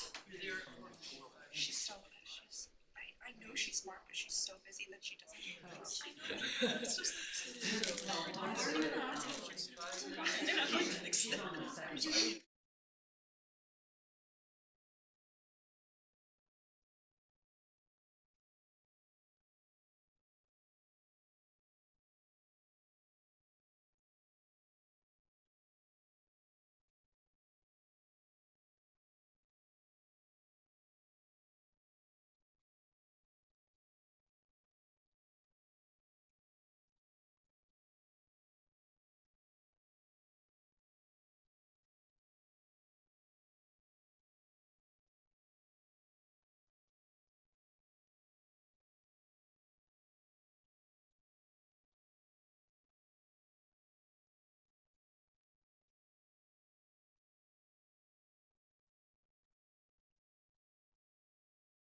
I'm Professor Eric Chafee. I'm the co-director of the Center for Business Law and a professor here at the law school, along with Juliet Kostrycki. We're very happy that all of you are here. It's been a wonderful conference so far, and despite the lousy moderator of this one, I'm sure that this panel will be no exception. So this panel is consensus templates, interviews from biopharma and relational and contextual aspects of collaborations. Similar to Professor Korsmo, and I'll state it even more briefly, my view on moderating is moderation, meaning that I'll just simply introduce the speakers, although I would recommend taking a look at their bios, learn more about them. They definitely are the right people to have in the room, so to speak. But today we're going to hear from George Contreras, the James T. Jensen Endowed Professor for Transactional Law and Director of the Program on Intellectual Property and Technology Law from the University of Utah School of Law. We're going to hear from Juliet Kostrycki, the Everett D. and Eugenia S. McCurdy Professor of Contract Law and Director of the Center for Business Law at Case Western Reserve University School of Law. and Goethe Hessen, General Counsel and Secretary of the Board of Directors from Farah Bial during today's panel. And with that, I'm going to let George take it away. Great. Well, thanks very much. And thanks very much, and thanks for inviting me to participate in this distinguished symposium. I really appreciate it. So, in addition to this, I guess a few things you should know about me, especially given the conversations that we've had this morning. So I was a transactional lawyer for 17 years before becoming an academic. I practiced. I was that intellectual property transactions guy sitting in the corner that Matt Jennejohn ultimately found through the dusty corridors of his law firm. And enjoyed that practice and enjoyed it so much that I wrote a case book about this topic and continued to teach it, and I've remained interested in it throughout the years that I've been an academic. This particular project that I'll talk about today is co-authored with Leanne Hancock, who's a professor of architecture, and you'll understand why this is. Our collaboration goes back many, many years to when we were both at Washington University in St. Louis. But with that, let me just get started, and explain to you what this project is about. Contractual templates are well-known creatures in the world of contract. They are standardized sets of contractual terms, I say cookie-cutter terms. What we are focusing on is not the business-to-consumer boilerplate, the kind of agreements that you agree with when you get a new cell phone contract or an online service. These are the business-to-business documents that form the starting point, sometimes for quite significant transactions. They outline parties' responsibilities, risks, liabilities, and are often heavily negotiated once they begin negotiation from a common template. They are directed to specific recurring types of transactions, usually in a particular market segment. We've heard about some of these today. Supply chain, automotive is especially fond of these types of templates, commodities, M&A, maybe investment, and so forth. There are many advantages of these. They're well understood by market participants, meaning legal counsel, also advisors, financial advisors, bankers, accountants, and often the principals who are engaged in these deals.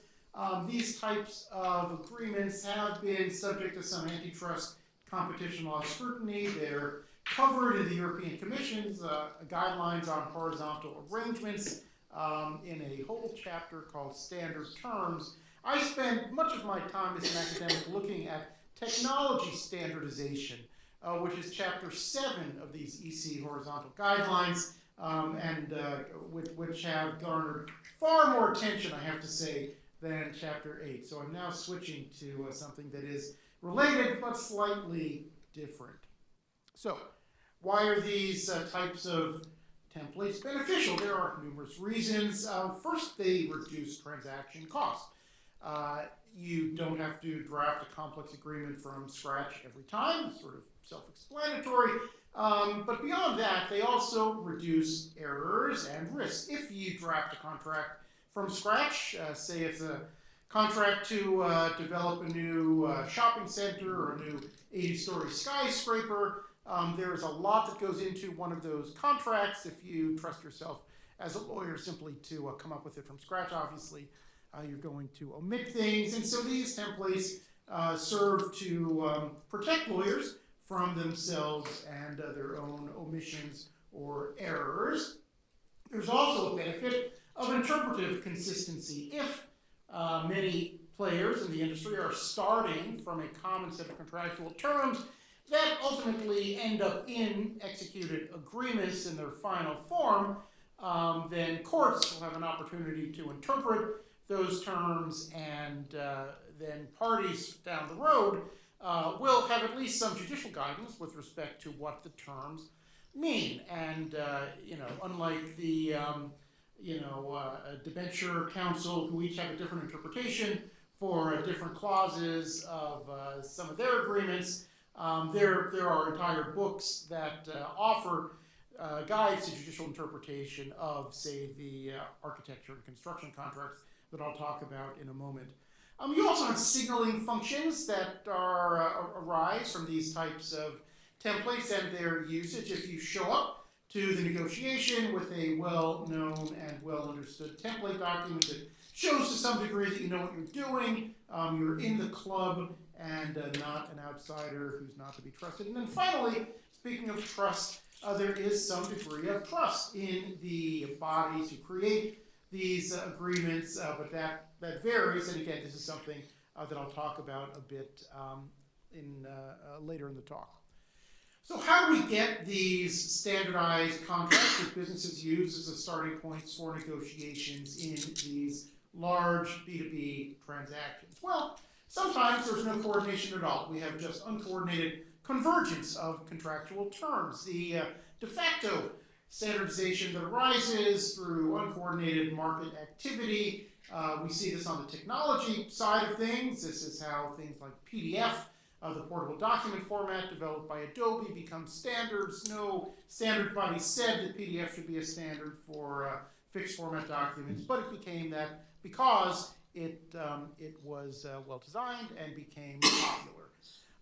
We also have a large amount of literature, some of which has been referenced already, on the sort of de facto standardization of agreement forms. There may be a particular company or law firm whose agreement is so good and so concise and fair that others begin to use it, and it becomes an industry template without any kind of deliberative action toward that goal. You can also have unilateral standardization, right? Entities, particularly large suppliers or purchasers, automotive firms are a good example, who dictate to their supply chains, okay, everybody who wants to supply to General Motors is going to use this particular supply contract, and most of their suppliers, if they do want to do the business, agree to that. And then, at least for that supply chain, which is often hundreds of different entities, there is some standardization. Government, of course, mandates its own forms in its procurement function, its contracting function, and Matt earlier talked about the FARs and so forth, which are the epitome of government-mandated forms. You can also have intermediaries who create templates for the industry. We can think about these as law firms, particularly in the mergers and acquisition space. Every big Wall Street firm has its own set of forms, particularly an M&A form, and uses that form in all of its deals when it is the entity that gets to hold the pen and draft the first set of agreements. Much older than this are the old form books produced by learned authors, professors, and practitioners with experience in the field. But I'm not going to talk about any of those modes of standardization. What I am most interested in this project are consensus templates. Template documents that are developed through a deliberative, intentional, consensus-based process that is led by the industry. These documents are adopted on a voluntary basis, but still can become pervasive. So this weird little diagram just shows what we perceive to be efficiency benefits from having these sorts of standardized consensus templates that are adopted industry-wide, as opposed to, in the upper left, you see the 16 contracts required, right, when you have bilateral contracting among 4 different parties.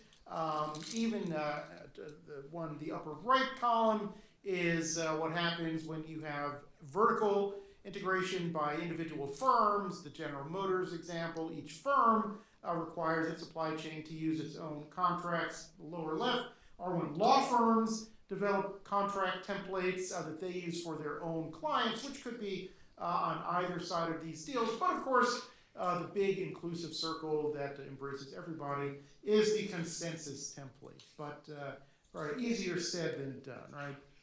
So there has been a bit of literature, not a huge amount, but some literature around this mode of consensus template contract generation.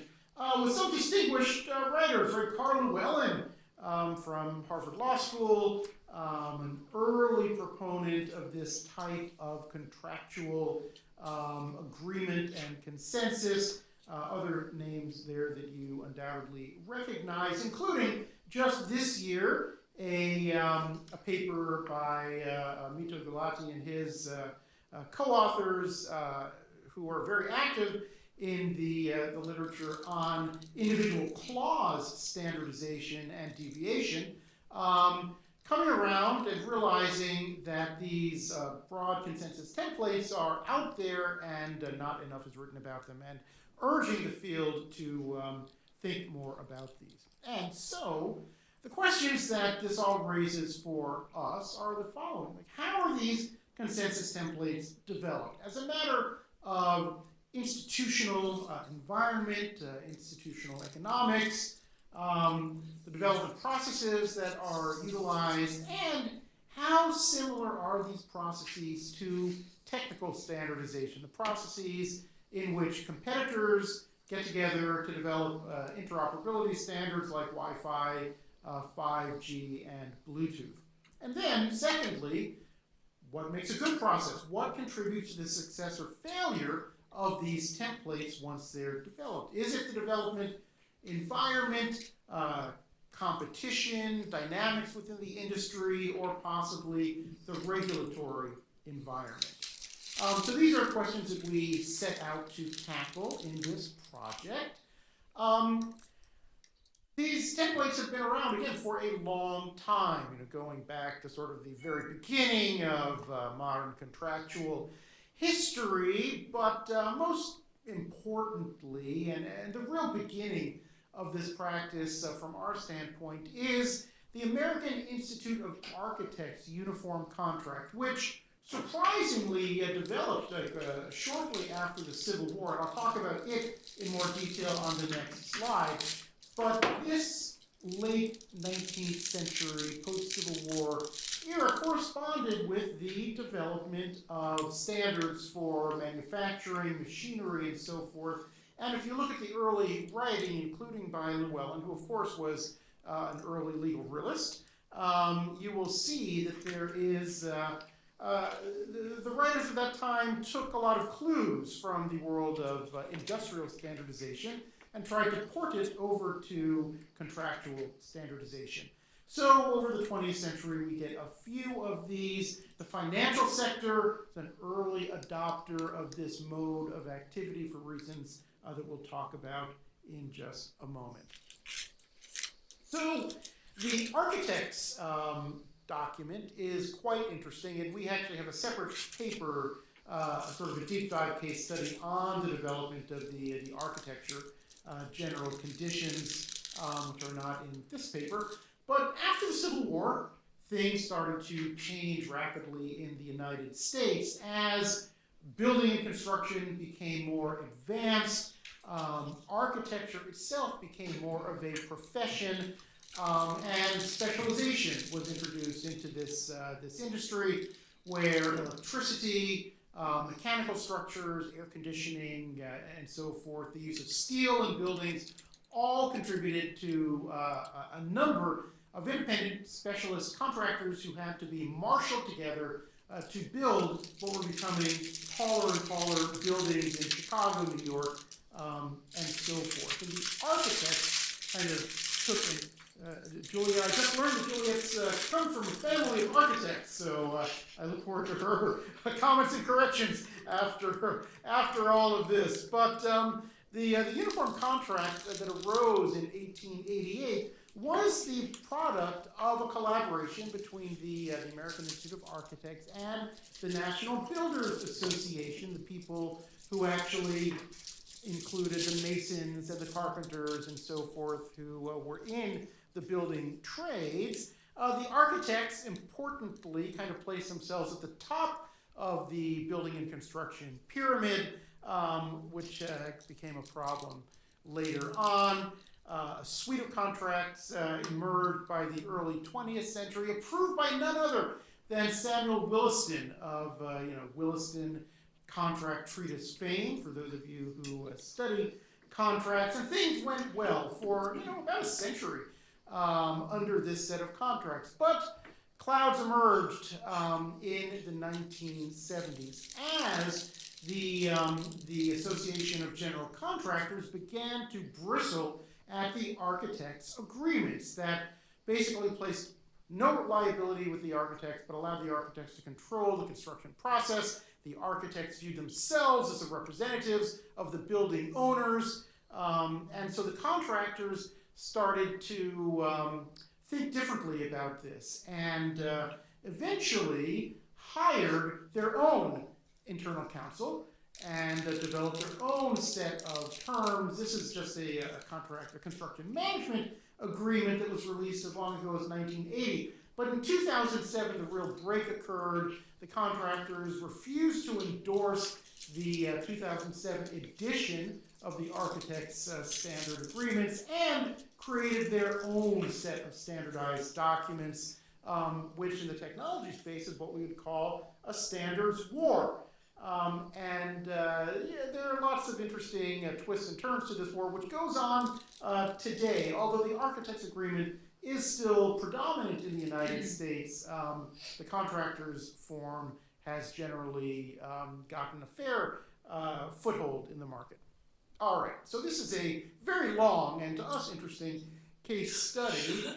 We decided to look at a number of instances in which consensus templates were developed in addition to the architects, all of which are well known and, most importantly for us, have a secondary literature that has developed around them. The ISDA, swaps and derivatives, People's Master Agreement, the EDI agreement developed by the American Bar Association, the venture capital set of legal and investment documents, and the biotech material transfer agreement that the National Institutes of Health spearheaded the development of. So across different industries and different modes of development and institutional organization. And again, to make a very long story a little bit shorter, we compared the development processes for these 5 sets of consensus templates, looked at the development environment in which they arose, whether it was an industry group, as you had with ISDA. All of the swaps and derivatives dealers got together, or at least their in-house counsel got together with their outside counsel to develop these forms. And as a result, adoption is quite high, and there really isn't a competitor. If you're doing business in this admittedly rarefied space, you are probably using one of the master agreements that the ISDA came up with, which differs from the situation with the architects. One of the difficulties that the architects found was that they were viewed as a single dominant stakeholder who came up with the template agreement. Other stakeholders, the contractors, but also building engineers who have their own set of template documents, bristled at this and eventually defected.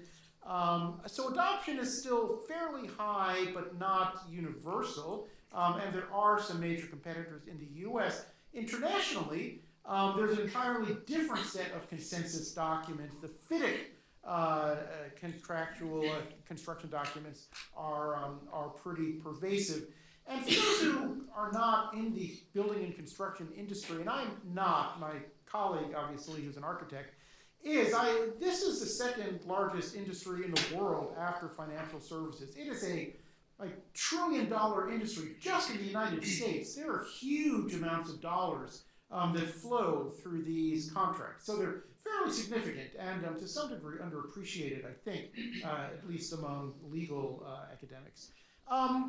The American Bar Association, which all of us in the room probably are familiar with, led a standardization project around electronic data interchange, supply chain agreements, which was not taken up very much despite a lengthy multi-year process that seemed to involve a lot of consensus, at least amongst lawyers, on its drafting committee.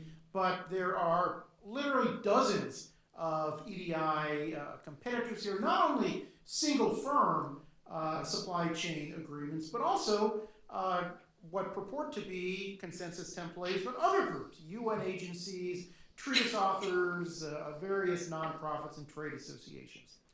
The venture capital group, which created a set of legal documents, came from an industry group also marshaled by one person, the general counsel of a Boston venture capital firm, who got a dozen people together and said, it's ridiculous that we're using different agreements for the identical transactions. Let's come up with a single set of forms, and was fairly successful, although individual law firms do still use their own forms occasionally.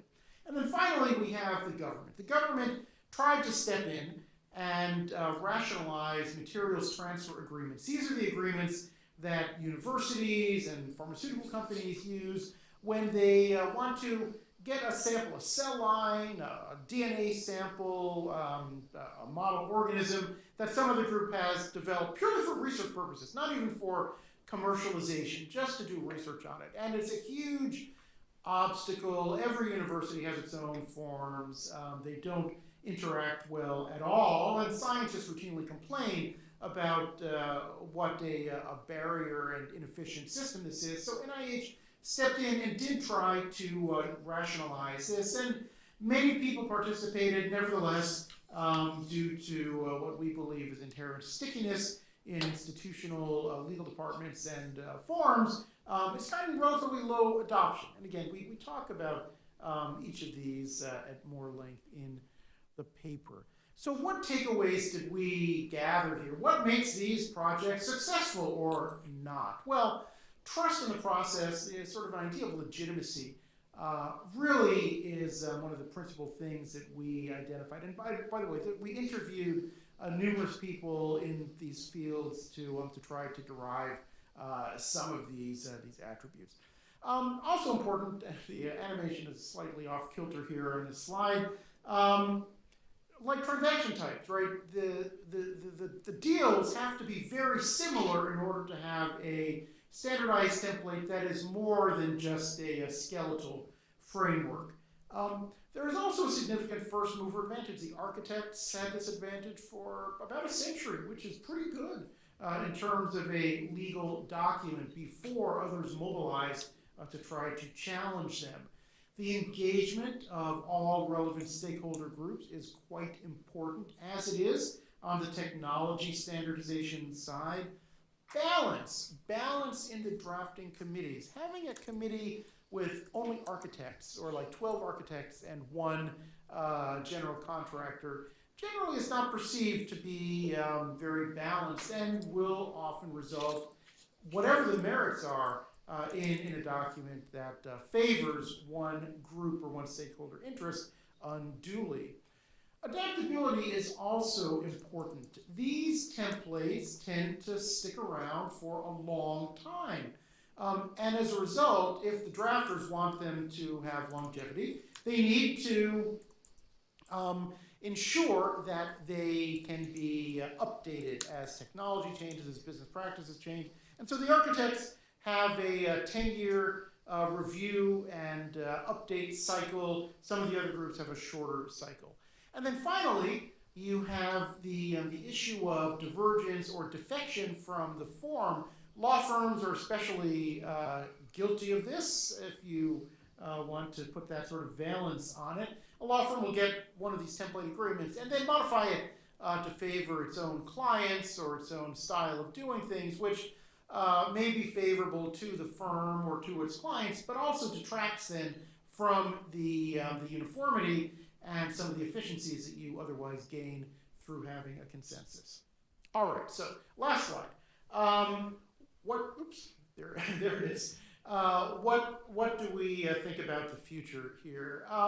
There's been a lot of talk about AI. In a separate project, I and a collaborator are investigating how AI tools are being used in contractual generation, review, and management. Some of those areas have been around for decades. Some are quite new. And one of the issues with all AI-generated output is that what comes out of the AI is coming out of a black box. We don't understand completely what is happening inside of the mechanism. And so our question, our hypothesis is, well, what if AIs who are generating, say, M&A agreements for law firms all began with a well-known and identified consensus template that could then be customized based on individual client positions and preferences, but in which those changes were redlined, were identified, so that at least there is a baseline that, in theory, the lawyers who are negotiating this deal all understand. That's a big assumption, I guess, in many cases. But let's assume that at least at each law firm or in each deal team, there's one lawyer who at least understands the content of the agreements that they're producing for their clients. Would this restore trust and transparency in the system and still retain some of the efficiency benefits that we've gotten from both AI generation and also consensus templates? So that is what I have to say. Oops. Thank you very much.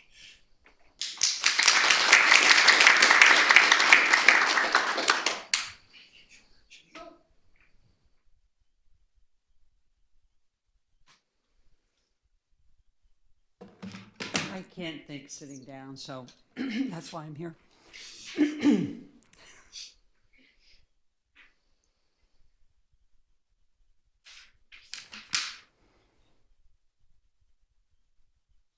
So here we are. I'm Juliet Kostritsky, obviously, and the title of my talk is Discriminating Alignment in the Innovation Sphere. The first thing I want to do is to thank some people who made the symposium possible, and they include my colleague Eric Chafee, Patty Harbold, Rob Coombs, who's sitting in the back, and Martin Raska, and they all are incredibly important. The other people that I'd like to thank start with three professors at the University of Wisconsin, where I went to law school.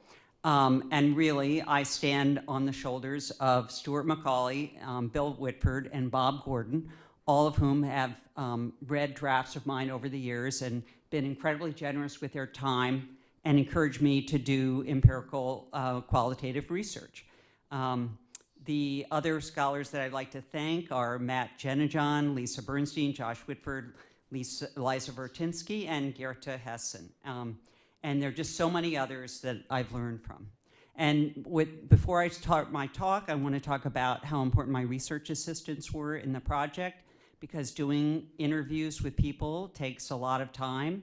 So I want to thank Alex Baru, Kate McClure, Virginia Lefevre, Sherry Javinis, Ben Crawford, Corey Wetzel, Anna Glabas, Lauren Malabar, and Ryan Mentor. And they've all been incredible. And then, because I interviewed people in the biopharma and innovation sphere, I want to thank the people who granted interviews with me, who really made this research possible. I guaranteed anonymity, but I was still amazed at the willingness of people to talk to me and share their insights. Most interviewees in the project were connected to someone I knew who referred me to someone else, and so forth. And through 40 years of teaching law, I've gotten to know a lot of lawyers in the transactional field and a lot of general counsels, and they really helped me out. Okay, so I should be advancing the slides, which I haven't been doing.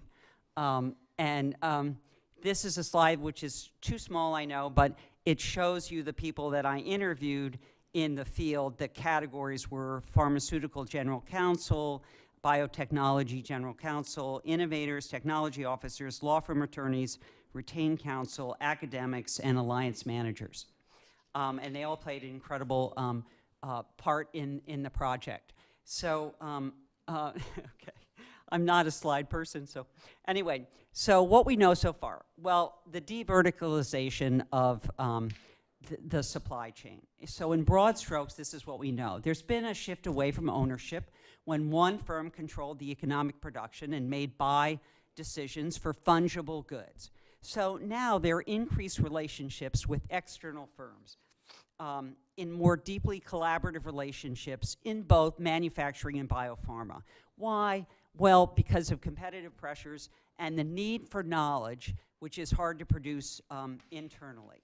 So there are lots of terms that are used to describe these relationships with external firms. Matt Jennejohn uses the term creative ordering. Hagedorn and Hessen use the term framework of governance.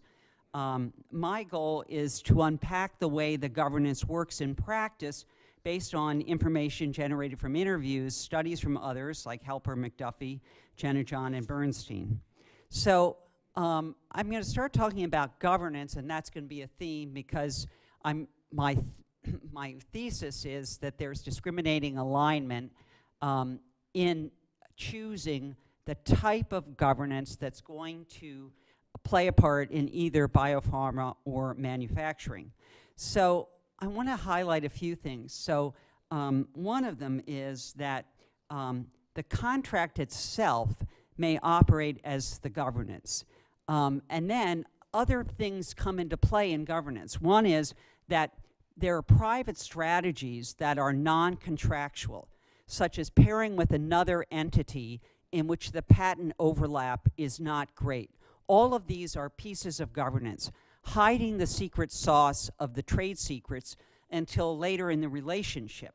And then formal and informal enforcement strategies. They're all part of this larger governance structure.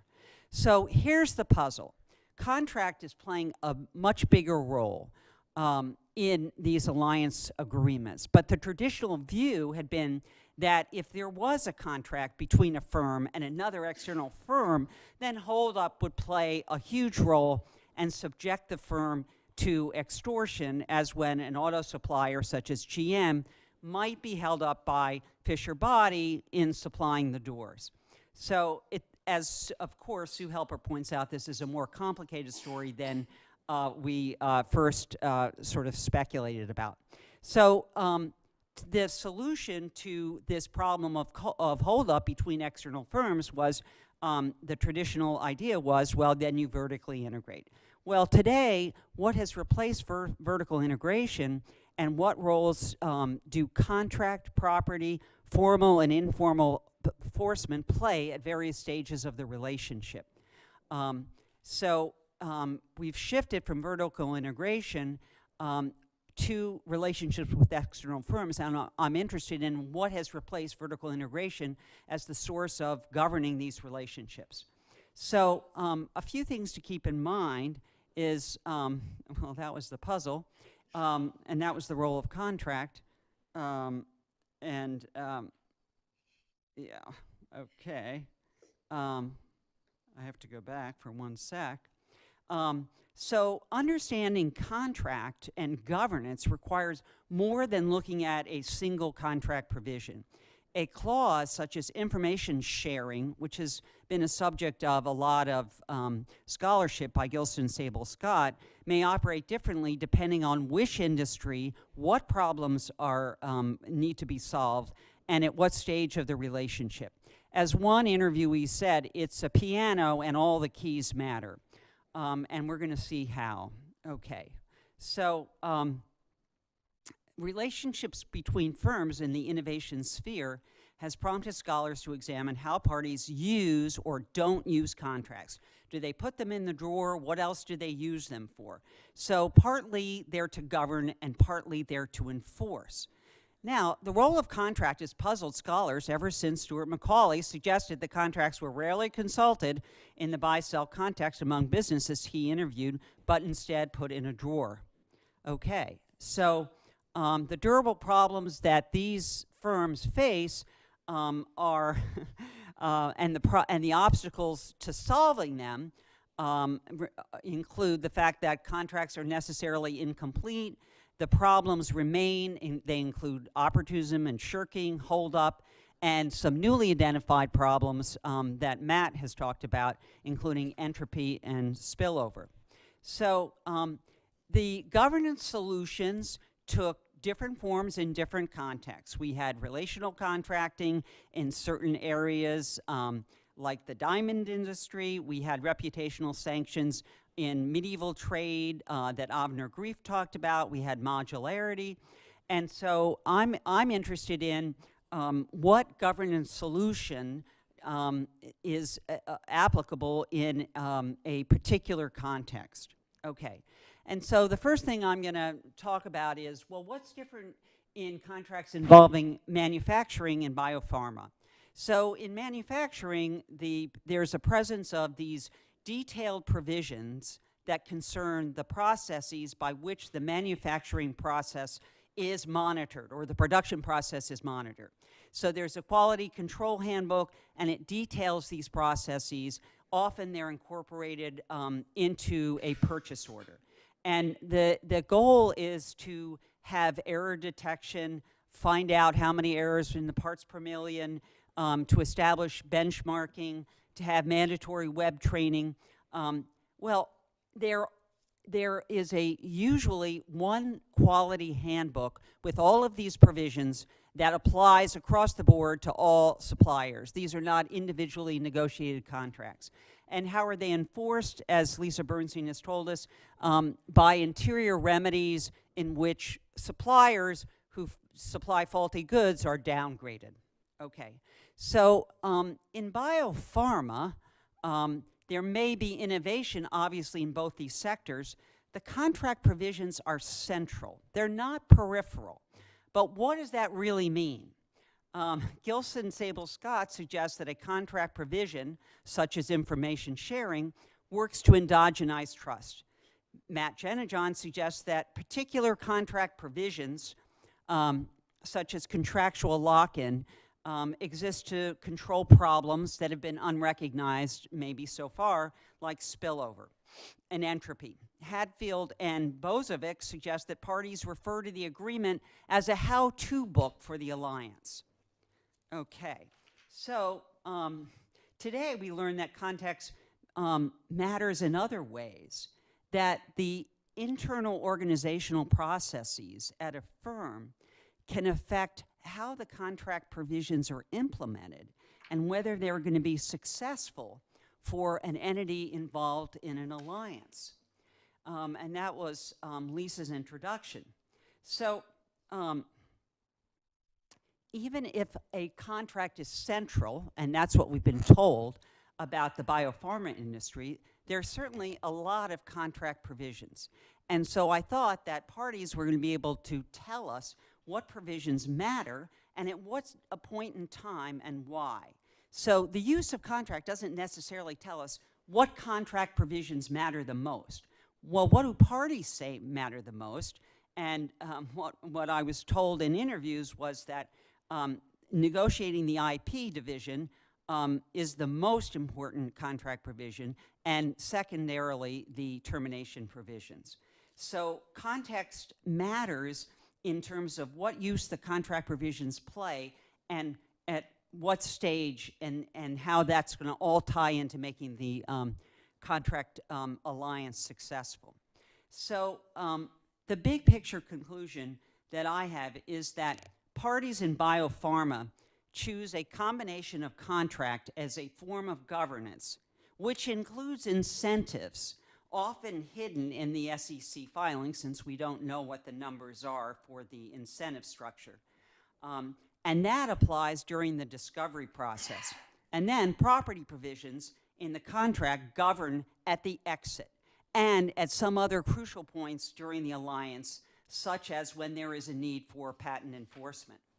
So what this all tells me is that there are deliberate choices being made by the parties, and they reflect discriminating alignment in the governance.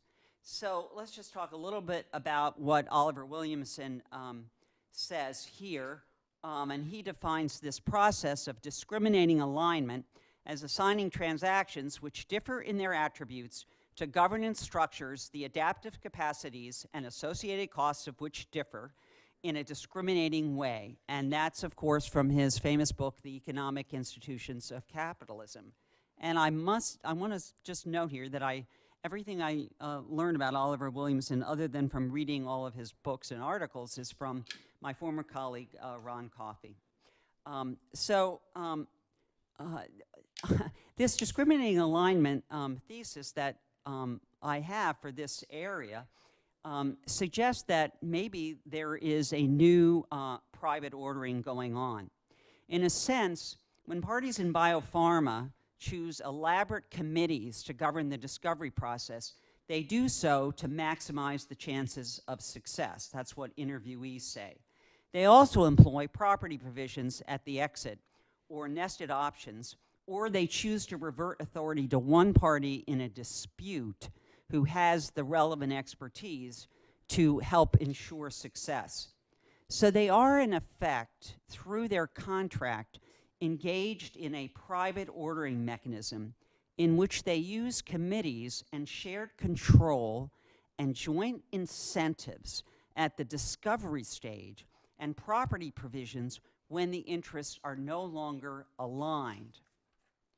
Okay, so well, what is this relationship of discriminating alignment, or the thesis here, to other scholars working today? Bernstein raises the importance of informal internal organization and its effect on the alliance success, and the importance of interior remedies. Jennejohn emphasizes the importance of state intervention through industrial policy. And I'm emphasizing today that the parties themselves are structuring deals calling for state intervention at exit when property provisions come into play and informal enforcement is no longer a workable strategy. So I want to talk a little bit about informal sanctions and informal enforcement. First, just sort of background about what that means, and then switch to looking at it in the context of biopharma. So when do informal sanctions work, or what have people told us who've written about this told us? So there are certain preconditions for informal enforcement working, one of which is repeat play and the ability to threaten a counterparty with reputational sanctions. Repeat play may not actually occur in biopharma. There may be a long-term relationship, but it's not a repeating relationship. Okay, so informal enforcement in manufacturing is well documented by Bernstein and Peterson in their recent article. The defaults of the parties in that sector prompt interior remedies exercised by those parties. Now, informal enforcement plays a much smaller role in biopharma, though that itself is a complicated story that I really began to learn about once I started interviewing people in that sector. So essentially, the contract provisions in manufacturing and R&D are doing different work in different sectors. So, all right, so we know in some communities informal sanctions work, the diamond bourse, or medieval trading communities where bilateral sanctions against traders who defaulted were extremely effective. So why is informal enforcement different in biopharma, or what I learned from these interviews? One of the things that I learned is that there are constraints on using informal enforcement to informally sanction innovators. So why would that be? Well, the responses were that such sanctions might interfere with the innovation process. Another interviewee suggested that informally sanctioning an innovator could signal a problem with the project. And biopharma does not want information of a hiccup in the innovation process to surface, as that would negatively affect their reputation and the ability of people to say, oh, this is a successful discovery, this is a great new drug. Also, interviewees suggested that they didn't want to sanction innovators because of the need to attract innovators in the future. They need to keep the pipeline of ideas coming. So, in fact, one interviewee expressed absolute shock when I suggested the idea of informal sanctions against innovators. Okay, so that was a wake-up call for me. So why else might informal enforcement be problematic? And this topic started me thinking. And it turns out that many provisions in an alliance agreement are really not susceptible to informal enforcement. For example, if an innovator has missed meeting a clinical trial deadline, that might violate a performance covenant that's in the agreement to meet that deadline. But the response might well be not informal enforcement, but rather a move to ask for specific performance to get the clinical data so that the parties can then proceed with the help of the biopharma company for a successful drug discovery. Another example where informal enforcement wouldn't really work is in a Biogen agreement where there are exclusivity covenants for modality targets. And if a party doesn't use what's called commercially reasonable efforts, then the exclusive license will convert to a non-exclusive license. Well, informal enforcement doesn't help transfer or get what it has been an exclusive license into a non-exclusive license. That is something that is only really possible through a court enforcement process. So what are the limits on informal enforcement? Well, I've talked about some of them. Another thing that was suggested in interviews is that there wouldn't be any kind of sanction unless the innovator were purposefully not fulfilling their duties. Okay, so continuing on with this theme of the difficulty of informal enforcement in this context of biopharma, think about the fact that if the issue is the right to enforce patent rights, the failure to enforce patent rights might have dire consequences. So you cannot informally enforce when a party fails to defend a patent right. What you need instead is a transfer of the right so that at least one party can be defending the patent right. Okay, so discriminating alignment. Let's come back to that theme. So we've talked about the difficulties of informal enforcement in biopharma. Now I want to talk a little bit about discriminating alignment. Where do we see it? Okay, one of the places that we see discriminating alignment is in the selective use of committees with mutual consent requirements. So in the manufacturing setting, the use of committees with mutual consent requirements is pretty rare. Now, Lisa Bernstein indicates that the use of committees might be increasing, but so my evidence is that it's pretty rare. So, and so why might this be? Why might there be a selective use of committees? Well, when you think about it, if an original equipment manufacturer has alternative means, such as hierarchical control to achieve its goals, what are those goals? Error detection, quality control, and can dictate to the manufacturer buy fewer goods that don't meet the standard, or simply say there is no purchase obligation unless the goods live up to the standard, then there's really no need for the added cost of a committee with mutual consent requirements. Now, one thing I found interesting was that even in the innovation sphere, outside of biopharma, there is a selective use of committees. So I talked about no or rare use of committees with mutual consent requirements in manufacturing, a lot of use of committees in biopharma, but I interviewed a company that had a very innovative product, but they didn't use committees. And let me talk about what kind of company it was. Well, the company had a very innovative machine, and they were only working towards improving or tweaking the machine. They had a machine that would measure the interaction of cell technology for combating cancer cells. And basically, each party could benefit from the exchange without the need for any complex committee structure. So the manufacturer of the machine would lend it to the parties doing research on cancer cells, and they could then decide whether or not the strategy they had for combating cancer cells was effective or not using that machine. And then they would go back and say, oh, well, is this cell technology effective? How can we, improve it? And the manufacturer of the medical device machine would go back to its office and decide, is there anything we can do to improve the operation of this machine to help these companies? But they weren't really coordinating together. So you can see at all levels, in different contexts, parties are making use of the discriminating alignment to choose the most efficient situation for them.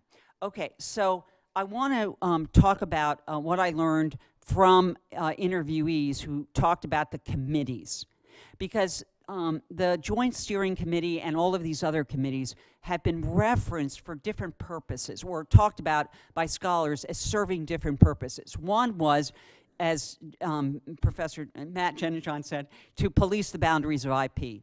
But there are other purposes of these joint committees, and I wanted to talk about what people told me. To move the project forward, to build knowledge, not trust, to crystallize methods for bringing forward problems, to allow for the exchange of outlooks before problems bubble up, to emphasize shared control, so that there is buy-in by both parties. They would agree to rules that they would jointly formulate. Okay, so what makes success possible in biopharma? So what came across over and over was the joint incentives to success and for both to profit. That lessens the need for informal enforcement during drug discovery. During the discovery process, both parties are aligned 150%. Quote, that's a quote. The trade-offs, another important thing for success was trade-offs that even things out between the parties. Thus, even if one party shoulders marketing expenses this year, next year that expense will fall to another party. It's part of the need for a collaborative culture. Another theme that came up was best practices involving people, and I think this relates to things that have been talked about earlier, who will execute the alliance into the drafting of the alliance agreement. Another theme was a balance of power so that, oops, my quote, neither party feels bulldozed. Okay, there it is, that's the quote. So that neither party feels bulldozed. Other factors, win-win mentality, and maybe another interviewee revealed that maybe the most important thing is an extensive development plan that runs hundreds of pages and is more important than the alliance agreement itself. So then I asked about what keeps parties from defecting. Because of course, one of our problems in any kind of relationship with an external firm is opportunism. And first of all, people told me that misappropriation of intellectual property was rare. And then there was this theme of, well, what keeps parties from defecting or engaging in bad behavior? The contract language on commercially reasonable efforts and incentive alignment. I think that's a theme of one of our next speakers. And the lock-in provisions that keep them from defecting while success is still possible. Okay, I'm coming to the end of my talk pretty soon. I wanted to talk about another theme though, and that is one of the things that really became apparent from looking at the provisions, talking to people, was the idea of the need to keep the parties on track. So that interviewees suggested that if an innovator was faltering, they would supply the expertise to get the project back on track. The most important thing is to have this project be successful. So how does that relate to contract provisions and other scholarship? So the mutual consent requirement has been conceptualized partly as a response to Matt's language, multivalent problems such as spillover. But it's also possible to reconceptualize the mutual consent requirement as one of keeping the parties on track by encouraging the parties to solve the problem before it escalates. Because the result of a lack of unanimity is escalation to CEOs. And the parties involved in an innovation project do not want to escalate to CEOs because the CEOs will be very angry that so much money has been invested in a project that now has a problem. And so what will they do? They will solve the problem. So the unanimity requirement in these alliance agreements, I began to see as sort of serving a different purpose. In addition to protecting IP boundaries, it keeps parties on track for success.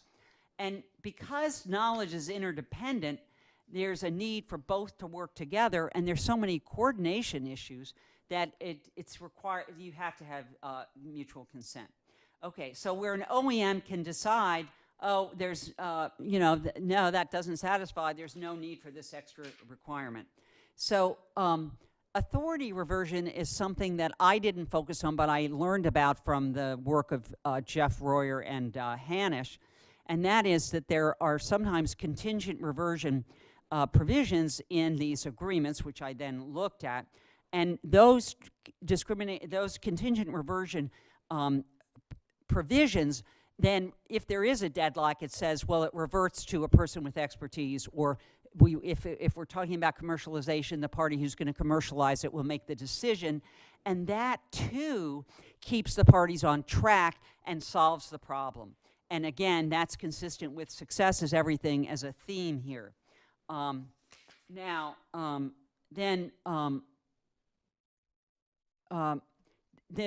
keeping parties on track could also is also reflected in some clauses that allow the biopharma company to have a modification in lieu of termination. So biopharma does not want to terminate the agreement, and that's consistent with this keeping parties on track. And so they have step-in rights that allow biopharma to take over the project if the innovator fails to meet a development milestone. Now, this is where it gets complicated because at the same time, you could say that this is consistent with keeping the parties on track and making the project successful. It could also be that they are empowered to reduce future royalties payable to the innovator if there is a failure, a material breach or a failure to use commercially reasonable efforts. And so that could be some indication of some kind of informal enforcement going on in the discovery process. So I would say it's a very complicated process. Okay, and then I'm going to end with these clauses which I'd be happy to share. The modification in lieu of termination and the step-in rights, which can occur not only when there's a failure to meet a clinical trial, but also a step-in right when one party fails to adequately defend the patent right. So again, we want to make sure that this project goes to success. And I just want to thank everybody for listening.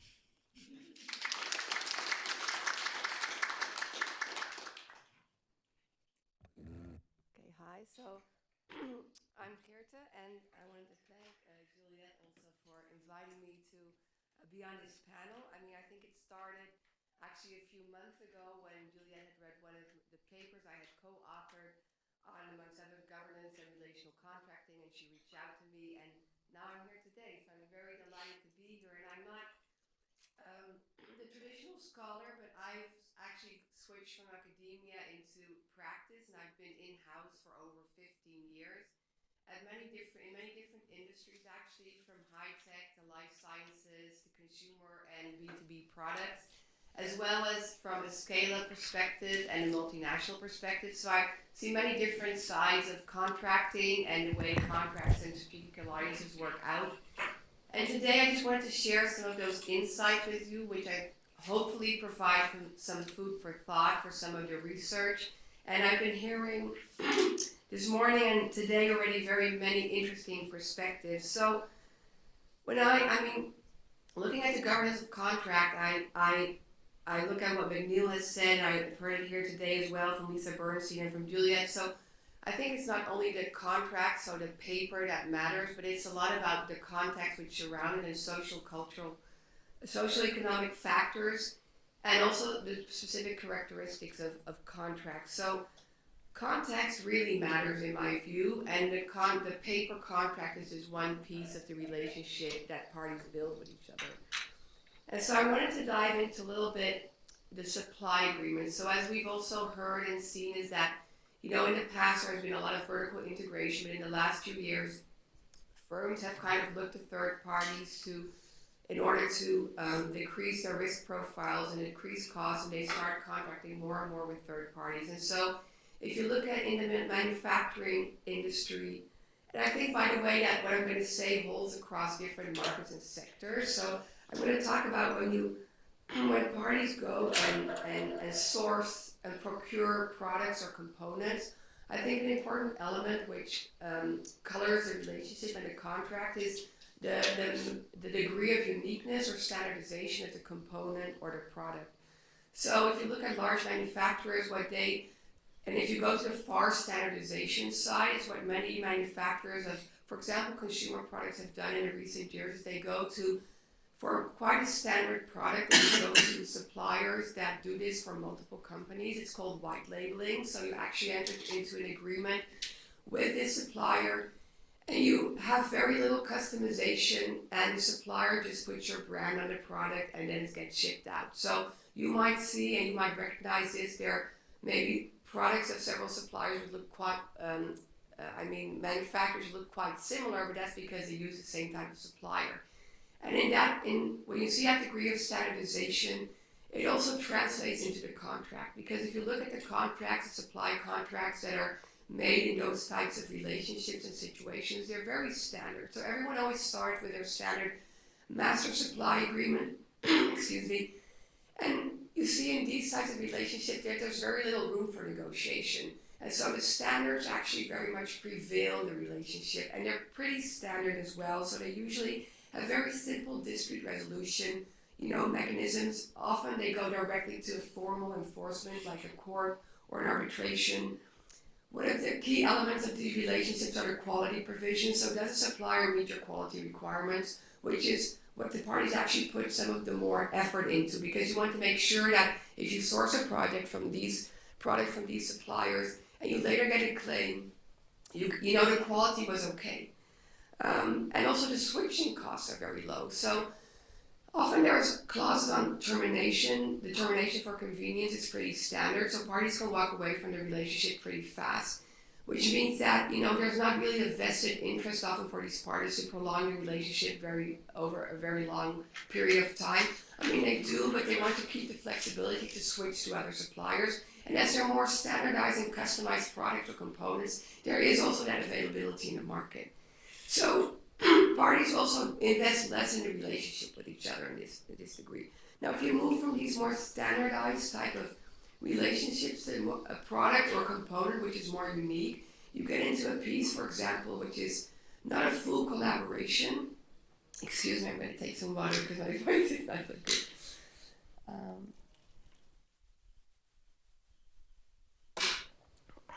So what you see before you get into a full-blown strategic or collaborative agreement where you talk about really unique concepts and products, what you see is, for example, supply relationships where the buyer has its own design. So they really want, they have a certain design for the project, and they're already looking at suppliers which are more sophisticated, and for which they enter into the agreement, and where you get into the next stage of the contract and what is important in the contract. Because what becomes important in the contract is who owns that design, and if anything goes wrong later on, who has a liability for the flaws in design, right? So here what you're often asking to do is you want to keep ownership of your design. So IP rights become much more important, and negotiation around those rights in your contract.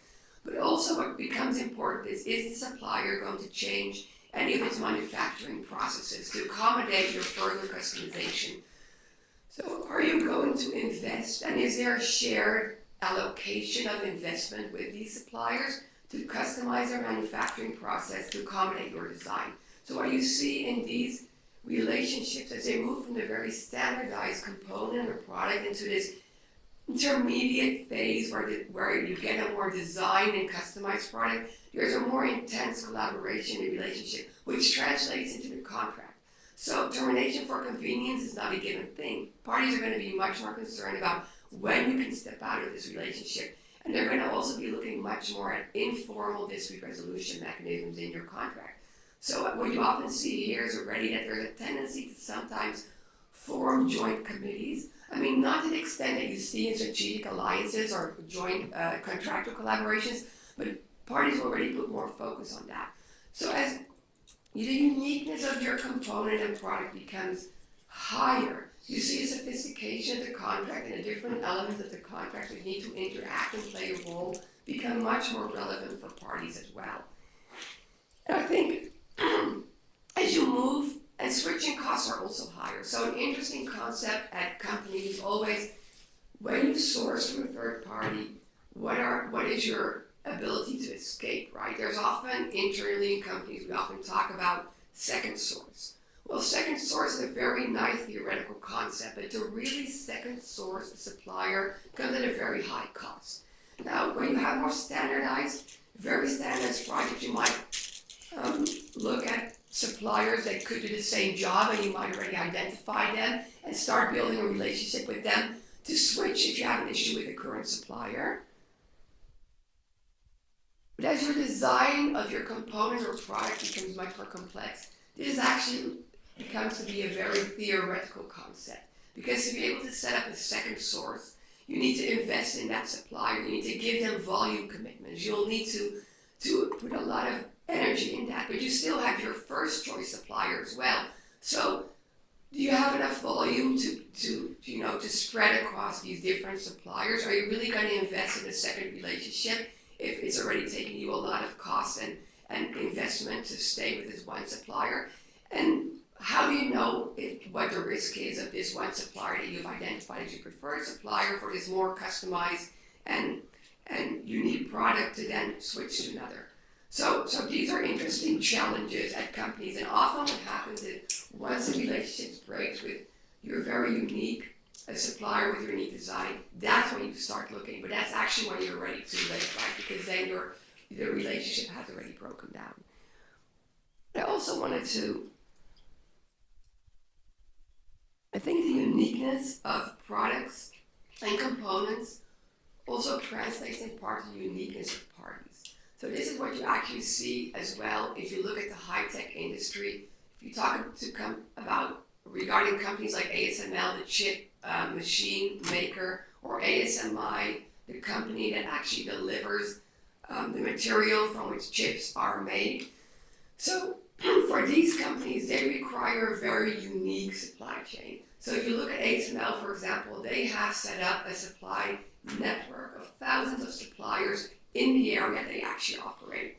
So this network effect also has an impact on the way you look at your contracts. It's not only the network effects, but I think what plays a role here is for ASML, every supplier is unique. Their machines are of such high-tech quality, and the elements in their machine are so precise and high-tech that they usually have very unique suppliers for every component. Now, that means also that the relationship they're looking for, so it's not only about the unique component or product, it's also about the uniqueness of the party.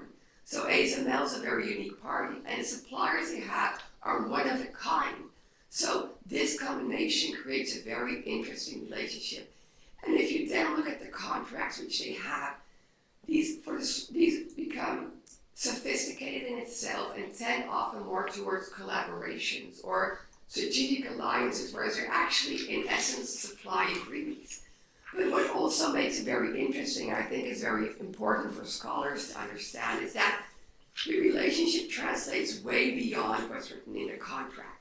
So if you look at some of the dynamics in the network of ASML, for example, you will see that they're so reliant on certain suppliers that if the relationship breaks down, if something in the contract breaks down or the supplier gets into financial distress, many mechanisms outside of the contractual realm will actually start working.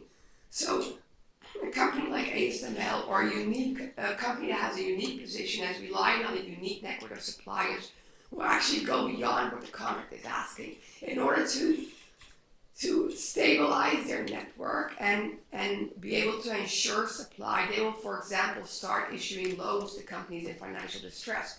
In these situations, they will actually break away potentially from, third-party supply. They will actually acquire some of these suppliers in order to safeguard, their supply chain, because losing one of the suppliers in this long chain of suppliers is very fragile. So if you lose out on a single component, you won't be able to manufacture your product.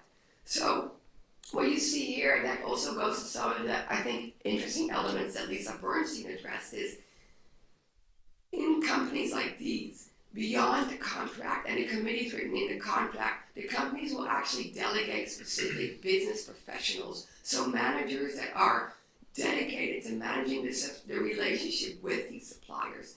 And their responsibility is to really ensure that beyond the contract, there's a good relationship, there's informal dispute resolution mechanisms that business managers and different layers of the organization can actually find each other to resolve issues and conflicts when they arise. So the contract is really the last resort, let's say, in some of these relationships to go to. It's when everything has broken down to such an extent that you will need to resort to the contract to see if there's still an ability to mend the relationship and get out of it. And usually, unfortunately, once it's there, you might also see that the informal dispute resolution might not get you there, and that's when you sometimes see the larger litigations arising from these strategic relationship or supply agreements, because it has broken down to such a fundamental extent. So, but apart from, before going there, I think what's relevant to mention is, in these very networked communities, reputation is a big thing. So reputation is a factor that will also help to address asymmetry or foul play, or because if you do something which is not appreciated, or do it in bad faith, or work the contract in a way, or terminate without cause, without reasonableness, the community will be there to address. And since the relationships are so unique, it will be very difficult for these types of suppliers with a damaged reputation to then continue to be a part of that network. So usually what then will happen is they will just be ousted out of the network, and usually you see these companies go bankrupt and have no further kind of productivity or profit because no one will work with them anymore. So I think that's a very strong enforcement mechanism in these types of communities. I think it works across industries, this network effect that's there. And so it's just to raise that what something like this that you also see in other industries. So for example, in public-private partnerships, it's run for many years, and that's something that the company that I work at now is very much involved in. Also in the US, you'll see that there's very standardized, actually, tendering contracts, which you have to agree to, and there's little room for negotiation. But these relationships, once you win a bid like this, they run for 50 years maybe, or we have a contract that runs for 99 years. So it makes it very relevant that beyond the pure contractual terms, parties will need to build a relationship with each other, which provides room and flexibility to accommodate for issues as they arise. Because closing a contract now, 50 years from now, or even 100 years from now, things will have changed in your context and also in the joint venture and the stakeholders that you're dealing with, because parties will also move in and out of these relationships. But what remains is a relationship with the governmental authority and the fact that you have to run this infrastructural project or development. So again, there, the context of the contract, and I think the different also business and cultural elements that Lisa Bernstein also alluded to are very important in these long-term relationships. And then maybe finally, because I know we have limited time, I did wanted to also address some of the other elements that I think can impact the way we look at contracts and governance of contracts. I think that's something that Matt also brought up, and that's industrial policy and laws and regulations. So,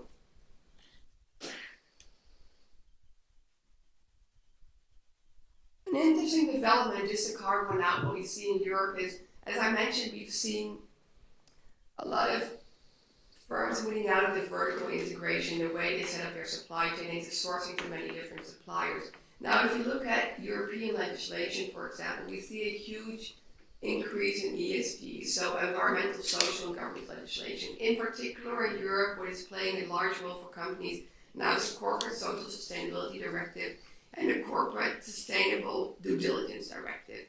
The CSDDD, that's how the last one is actually called, calls for parties to upstream and downstream and within their own operations have control of everything that happens with regard to human rights and environmental footprint in the full supply chain.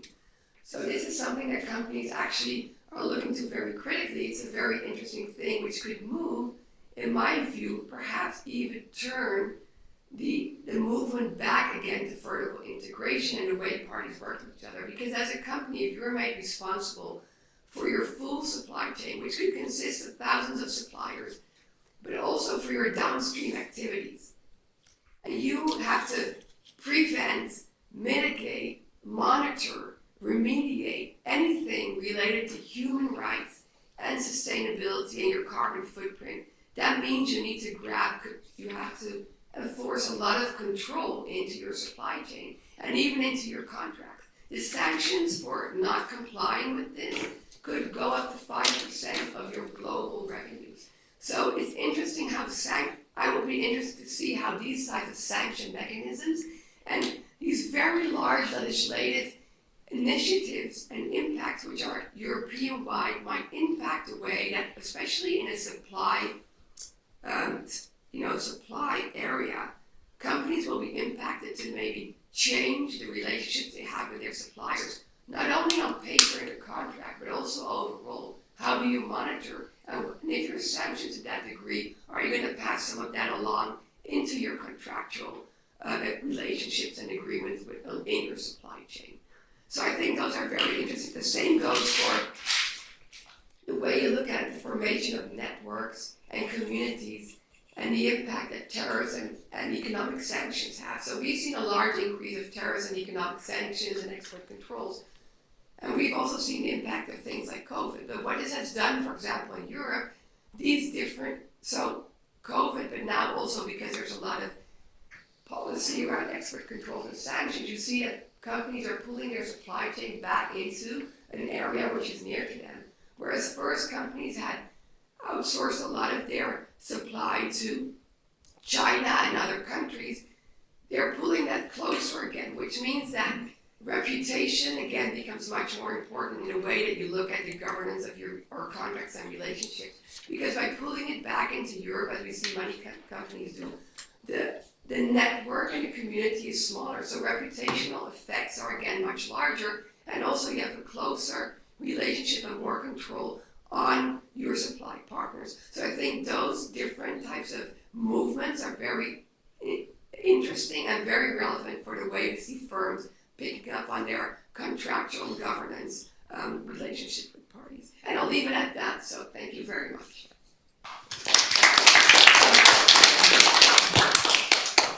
We have a few minutes for questions. Mike's having away for purposes of the recording. So really, really interesting panel. I have many questions, but I'll just ask one, and hopefully get to others. And I wanted to ask, I guess, Juliet, that's really interesting, and learned a ton. And I wonder if, so you say the distinctions between manufacturing and biopharma, and I guess I'm wondering rather than if the distinction is between sector or if it's really maybe between stage of production and bargaining power of supplier. So when manufacturing innovates, so when you see General Motors doing a joint innovation project with the supplier, you see more equal bargaining power. As I guess I don't know what the formal contracts look like, but you do actually see some of these more equal provisions. And then I guess I was also intrigued that there are things that I've seen in manufacturing that I don't know that they're in contracts, but I have actually seen what you called modification in lieu of termination. One thing would be that, you know, I know it's not in the contract that we give you a price increase, but if you're going to go out of business, we'll give you the price increase. Right. So that'd be sort of one kind of example. So anyway, I just thought it was just a really, really interesting wealth of examples and about the difference. So I think that the discriminating alignment works really well. And I guess I did have one other question about, I thought your point about why the informal sanction didn't work well in biopharma was really interesting, but I wondered how the courts fixed it. So if you have, if you don't want to signal a problem with a project, going to the courts also seems like that would make that public. And if you want to be seen as a good partner, so you don't want to sanction your innovators, wouldn't going to the courts also suggest that you're litigious and bad? So I just wondered. The response to a faltering problem, and then the response is not sanctioning them. Your other alternative is really not to go to the court.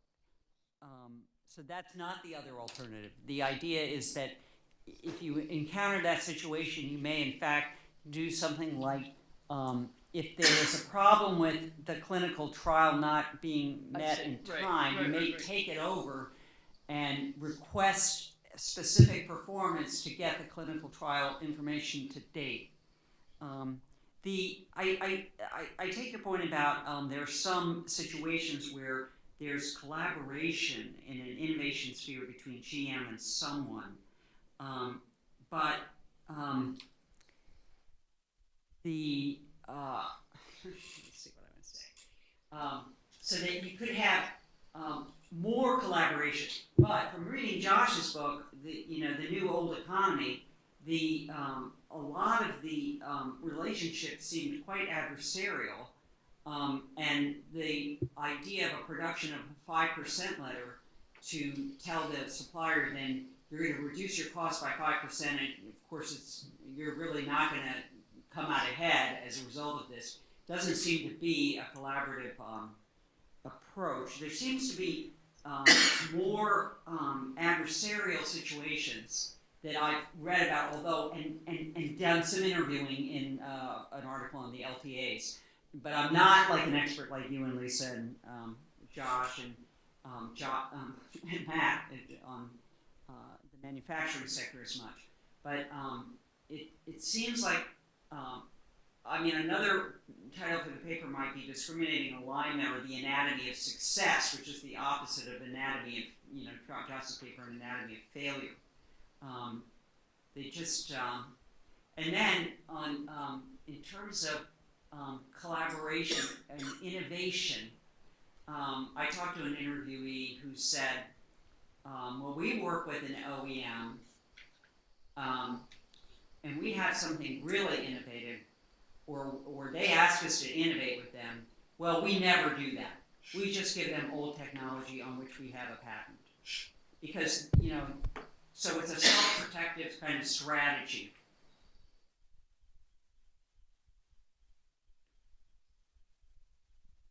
Can we make this the last one? Okay, I'll just very quick comment on the 5% letter, and going back to one thing that Lisa said, and Sue knows as well. So the engineering side of those companies kind of hate the 5%. I mean, the engineering side of the buyer hate those 5% letters. I mean, they screw up because suppliers do have ways, even if they have to do it, of say, not be, performing but not performing well. So it's complicated. They're adversarial, but there are fights internal to the OEs about how adversarial you want those relationships to be. There's sort of internal disputes around the way to do that. But I'm going to move that into a question that maybe could go to both Juliet, but also Jorge.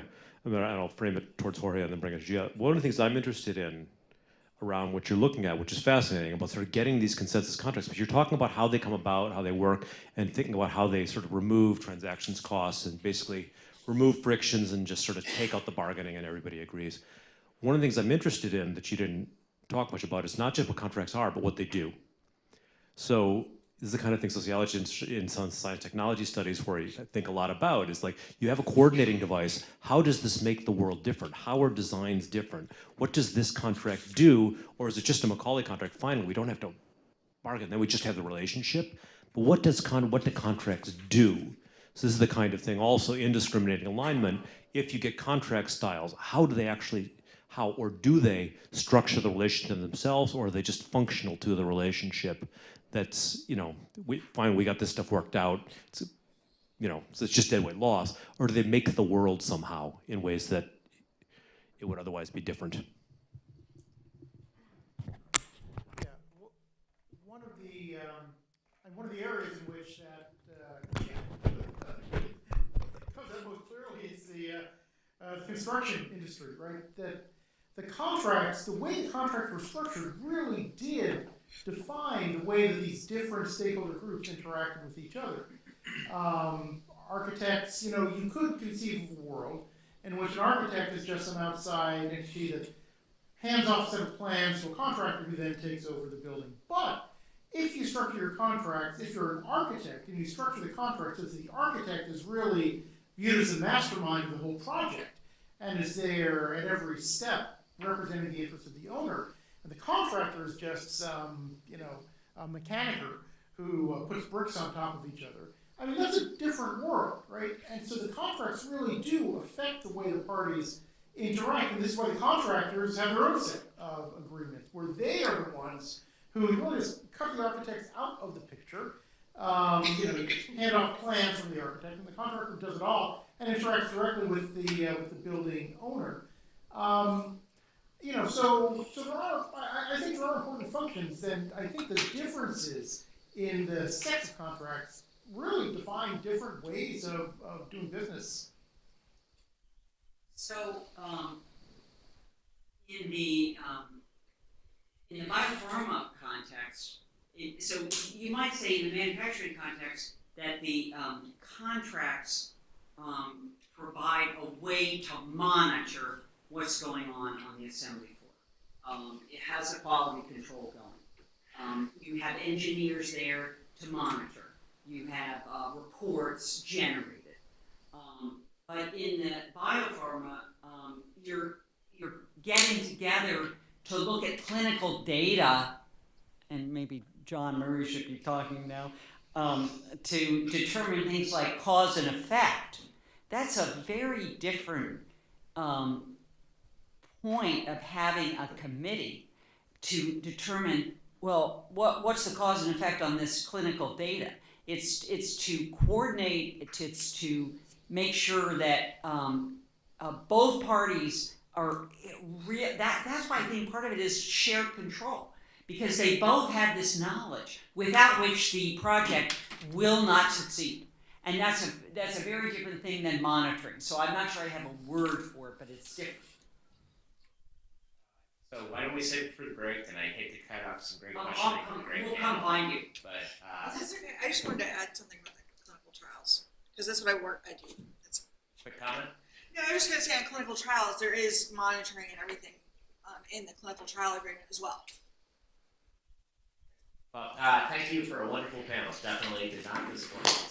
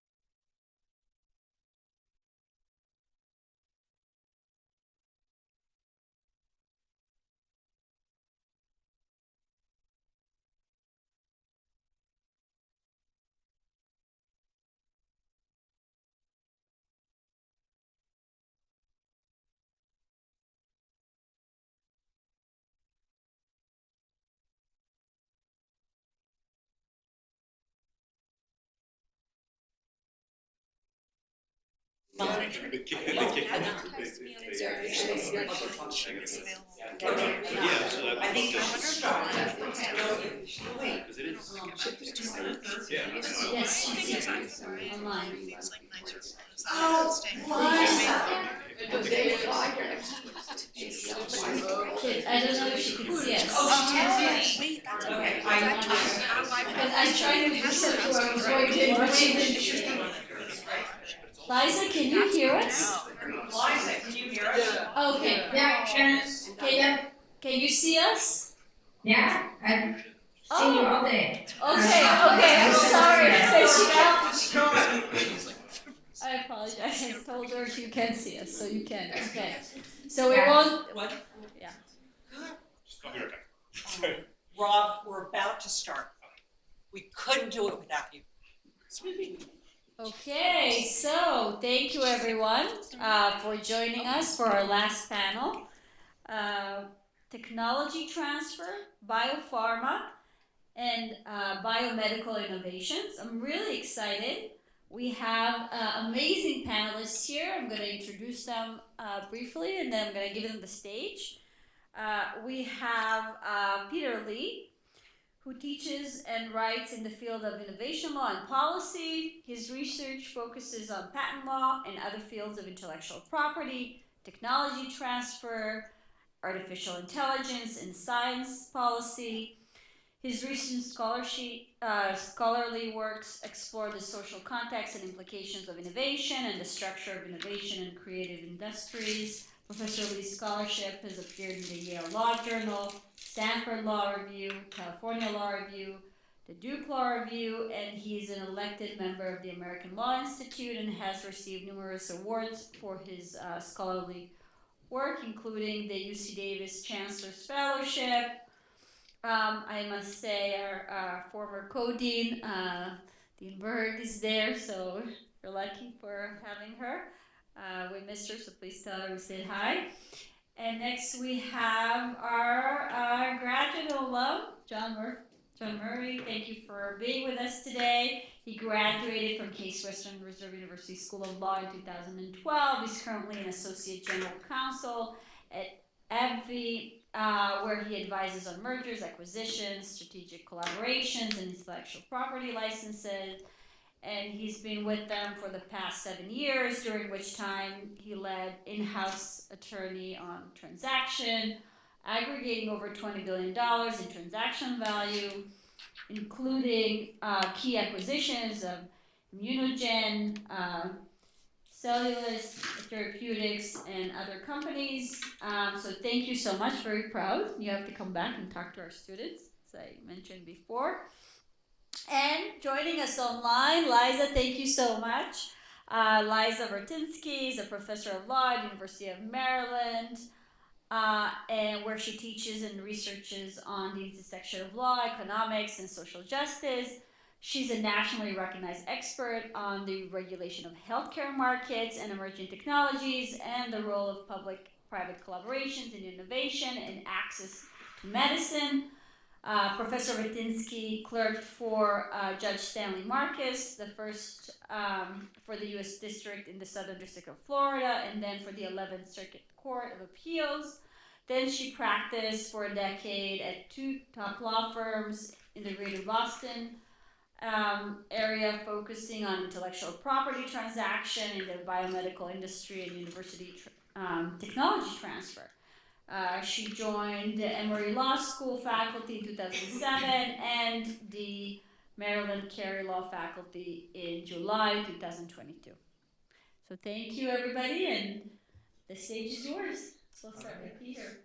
Well, thank you very much to Case Western for putting on this great gathering and for inviting me. I really enjoyed the conversation thus far.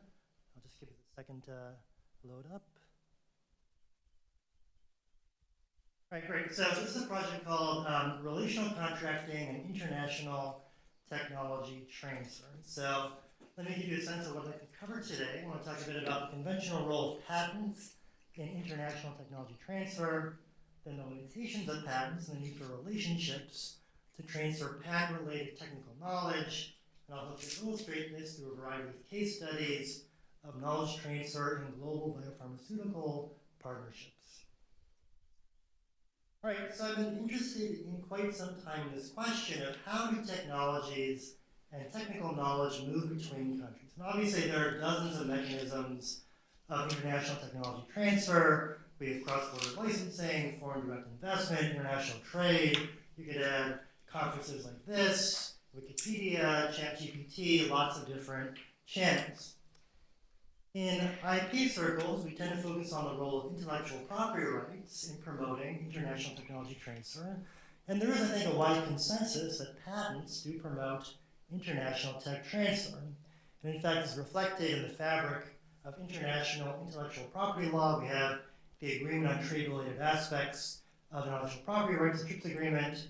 This reflects substantive harmonization of IP standards for all members of the WTO. Article 7 says the protection and enforcement of intellectual property rights should contribute to the transfer and dissemination of technology. All right, so how exactly does this happen? Well, economists recognize several different channels by which strong patents can promote technology transfer. So if a receiving country has strong patent protection, I might be more likely to export my technological goods to that jurisdiction. Similarly, I might be more inclined to engage in cross-border licensing, so licensing my technology to entities in that country. And finally, I might be enticed to engage in foreign direct investment, actually building factories, research facilities, laboratories, again, in countries that offer strong patent protection. So for the purposes of this talk, I'm going to focus on the latter two categories, right? So transferring not just some end-user technological good, but the actual capacity to manufacture technology overseas. All right, so if we disaggregate the transfer of patent technologies, we can identify at least two different components. Obviously, there's a legal component. The receiving entity must have the legal right to practice the invention. This can be accomplished through voluntary licensing, compulsory licensing, IP waiver, as was the case with COVID-19 vaccines, or even patent expiration. In parallel, however, there is a cognitive component as well. The receiving entity must have the knowledge and capacity to actually practice the invention. So the legal right to practice the invention is rather empty if you don't have the knowledge to actually make and use it. So again, we're focusing on the transfer of patent technology. We're going to take a little bit of a detour into patent law. And in theory, the patent disclosure itself satisfies this cognitive element. So patent law is embedded in a broad societal quid pro quo. We're going to give you, the inventor, 20 years exclusive rights. In return, you have to disclose your technology. This is illustrated in the disclosure requirements of U.S. patent law, 35 U.S.C. Section 112, the most pertinent requirement being enablement. A patent must teach a technical artisan how to make and use an invention without undue experimentation. So the notion is that a technical artisan can sit down and read a patent and understand how to practice that technology. As the late Dan Burke observed, codification results in commodification of knowledge, allowing it to be treated more as an object of trade or exchange. So if we assume that patent disclosure is robust, essentially technology transfer is accomplished with the mere transfer of legal rights to practice some invention. All right, so I want to challenge this conventional narrative by talking a bit about the limitations of patents and the relationships to transfer patent-related technical knowledge. So patent disclosure is limited in a number of ways. I'm going to focus on two today. So one kind of technical knowledge that's not actually conveyed by patents is so-called tacit knowledge. Michael Polanyi, a philosopher and scientist, once observed, we can know more than we can tell. So tacit knowledge is personal experiential knowledge, not amenable to codification. So a master chef could write a recipe describing how to create beef Wellington. I guarantee you if I follow that recipe, my dish won't taste nearly as good as that of the master chef. Right? So I lack the chef's tacit knowledge, born of years, perhaps decades of culinary experience, even things like muscle memory.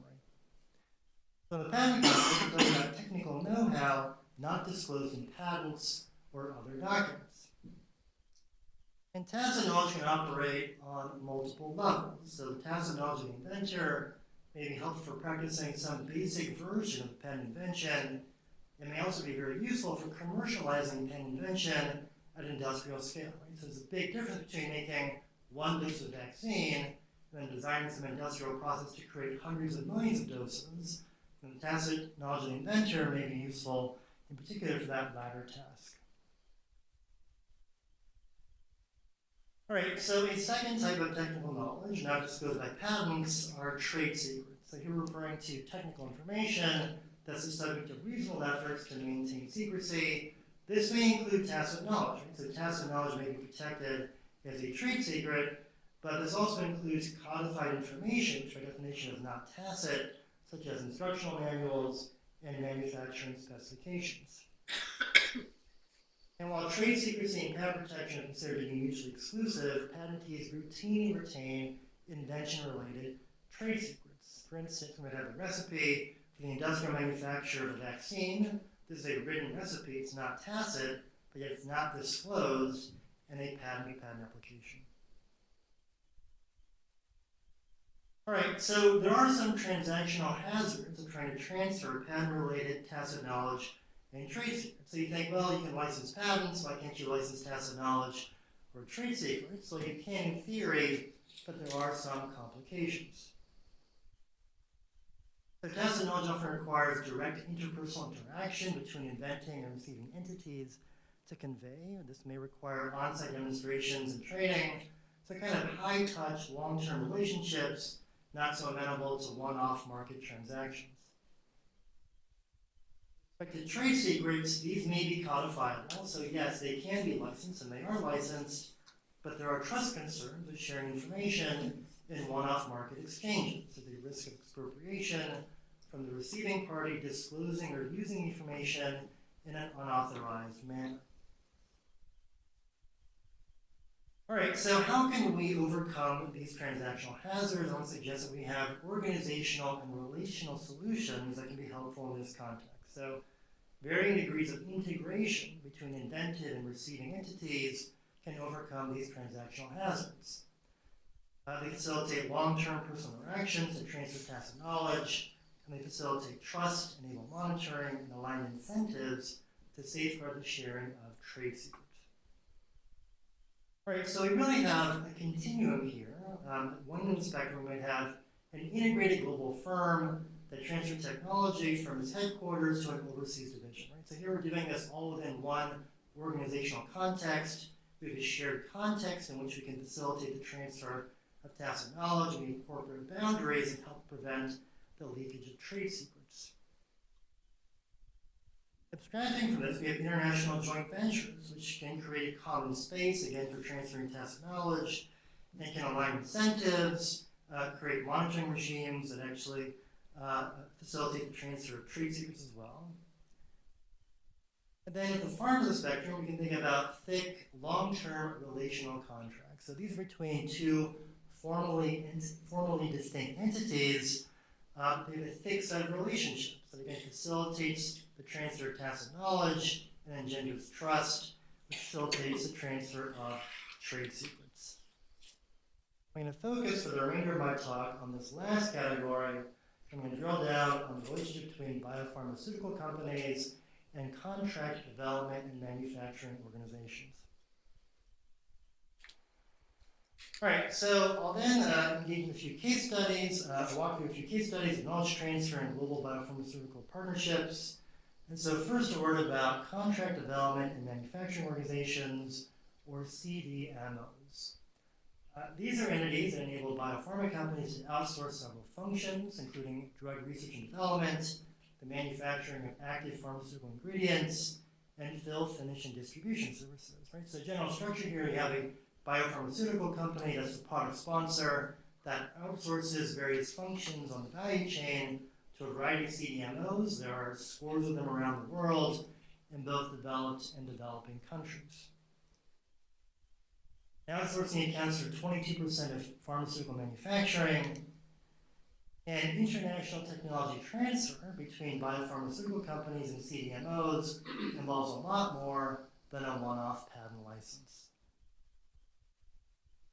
So this is illustrated in a number of dynamics. I'm going to focus first on the global manufacturing of COVID-19 vaccines. So COVID-19 mRNA vaccines are patented in jurisdictions around the world.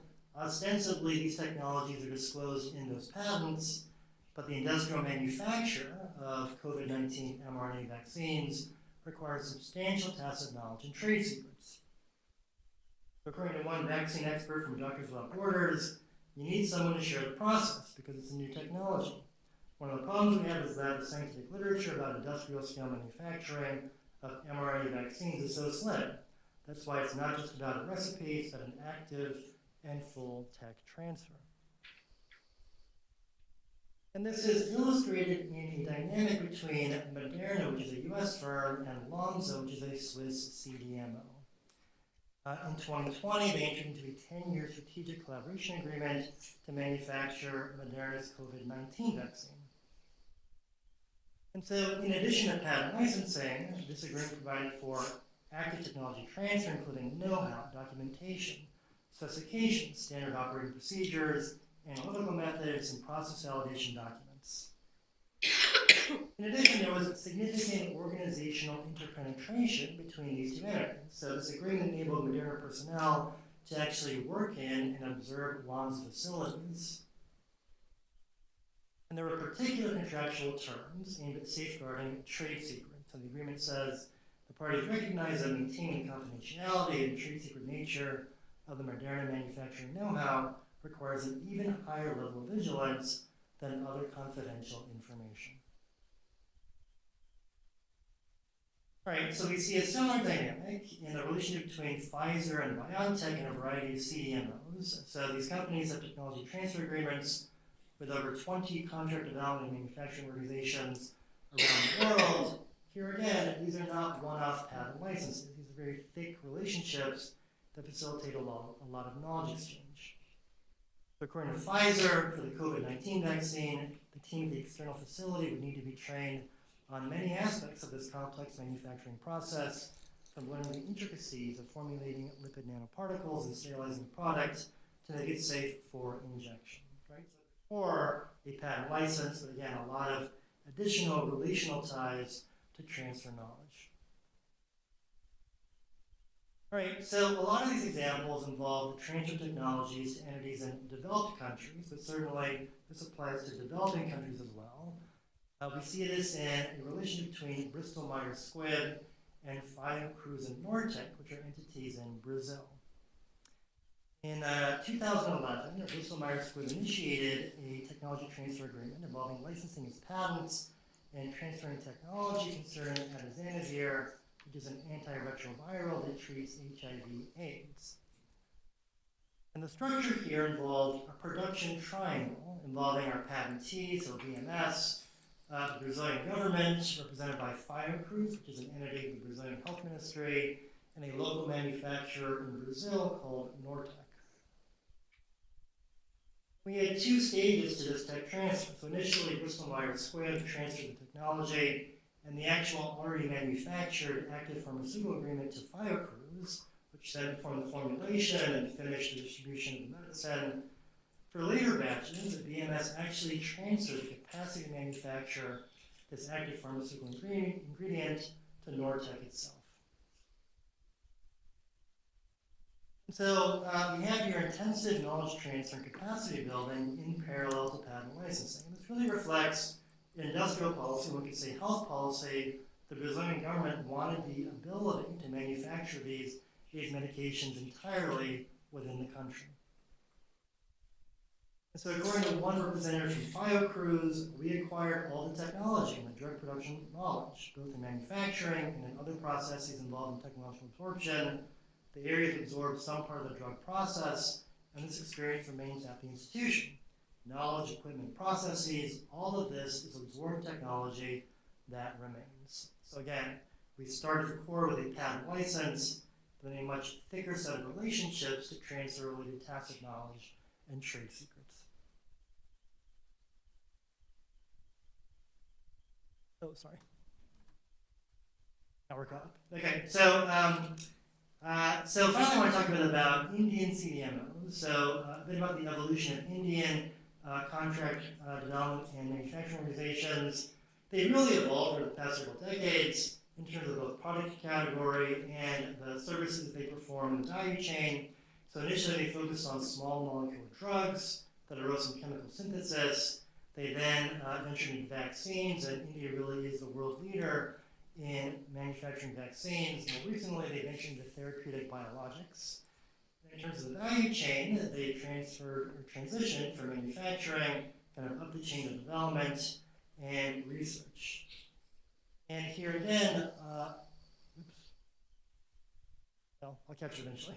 Long-term relationships between biopharms and CDMOs are used to share knowledge and develop trust. So biopharmaceutical contract manufacturing depends highly on smooth and efficient knowledge transfer and regular interactions between product product sponsors and CDMOs. So this is illustrated in an arrangement between the International Vaccine Institute, which is based in South Korea, and Biological E, which is based in India. So in 2023, IVI licensed technology to Biological E to manufacture oral cholera vaccine.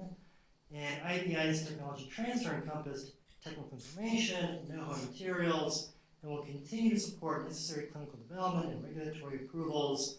Technology transfer is set to conclude in 2025, right? So a multi-year process to transfer all the related know-how.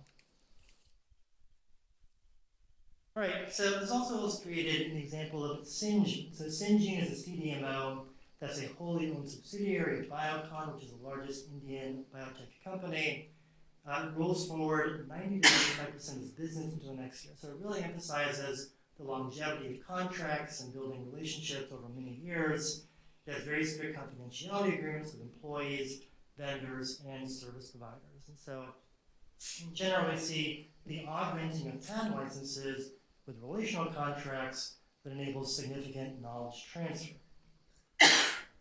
So this relates as well to capacity building and further evolution. So according to one commentator, India has also been harnessing partnerships and collaborations with global organizations for knowledge exchange, technology transfer, and capacity building. This is an area of industrial policy the Indian government is quite interested in advancing. This contributes to endogenous innovative capabilities, particularly in the context of biologics and biosimilars. Just to conclude here, patents play a variety of roles in promoting international technology transfer, but tech transfer requires knowledge transfer. Patent disclosure frequently does not satisfy the cognitive aspects of technology transfer. Passive knowledge and trade secrets are not disclosed in patents or conveyed in patent licenses. Patent mediated technology transfer is not a one-off license. We have thick, long-term relational contracts that facilitate intensive knowledge sharing. With that, I will close, and I thank you very much.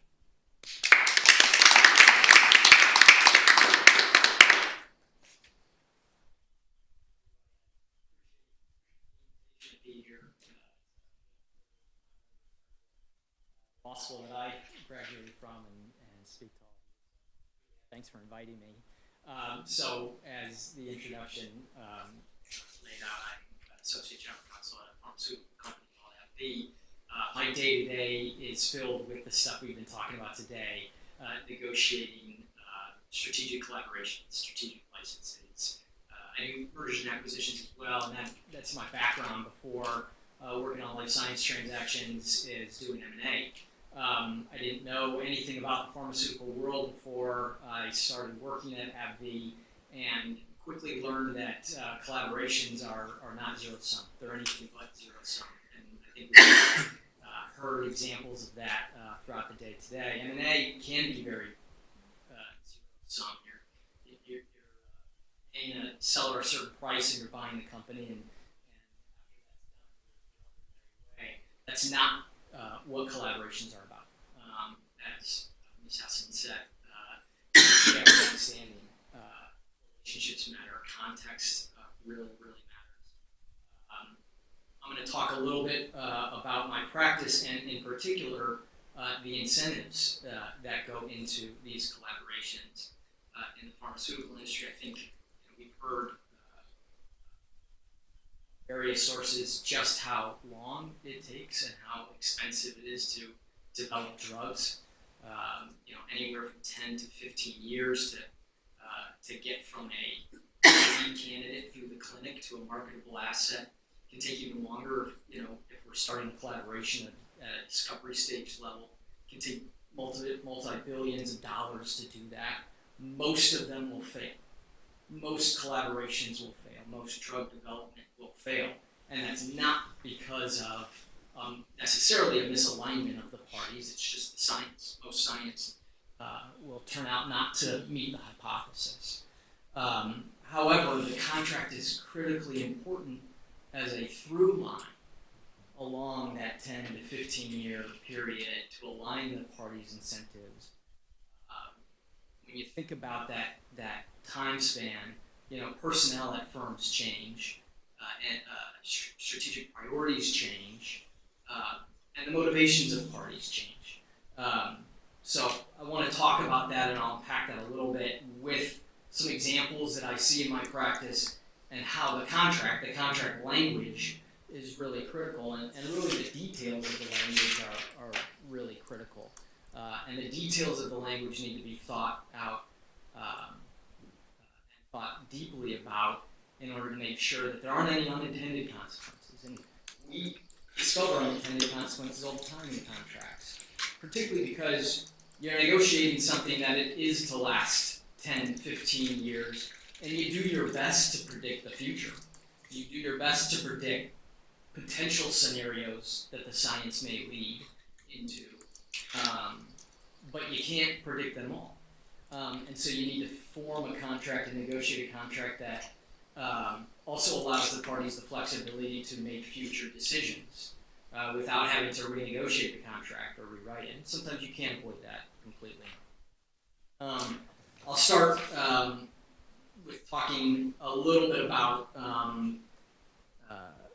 the ecosystem of biopharma, and I apologize if this is sort of known to many of you, but the context does matter. Again, in the ecosystem of biopharma, a significant amount of innovation happens at a decentralized manner at hundreds of small biotech companies. I read a statistic that every year there are 100 or more biotechs that are formed, and they've got an idea, and they're looking to take this idea, and their goal is to create a new drug that is going to change patients' lives, right? They can't do that on their own. They don't have the resources. They don't have those billions of dollars. VC funds don't put up that type of money. They rely on the big pharmas to come in at some point to acquire them or to partner with them. Big pharmas, in turn, don't have the resources to monopolize all invention, right? And that wouldn't actually probably be an efficient way to structure innovation anyway, where 2 or 3 firms invent everything. And so, as an AbbVie, a big pharmaceutical company, we rely heavily on this ecosystem where small biotechs develop things that we never thought about, or never occurred to us, or never occurred to our scientists. And it's quite symbiotic. Those small biotechs and our motivations and incentives are aligned in part at the beginning without even having a contract. Both parties want to find things that change people's lives, right?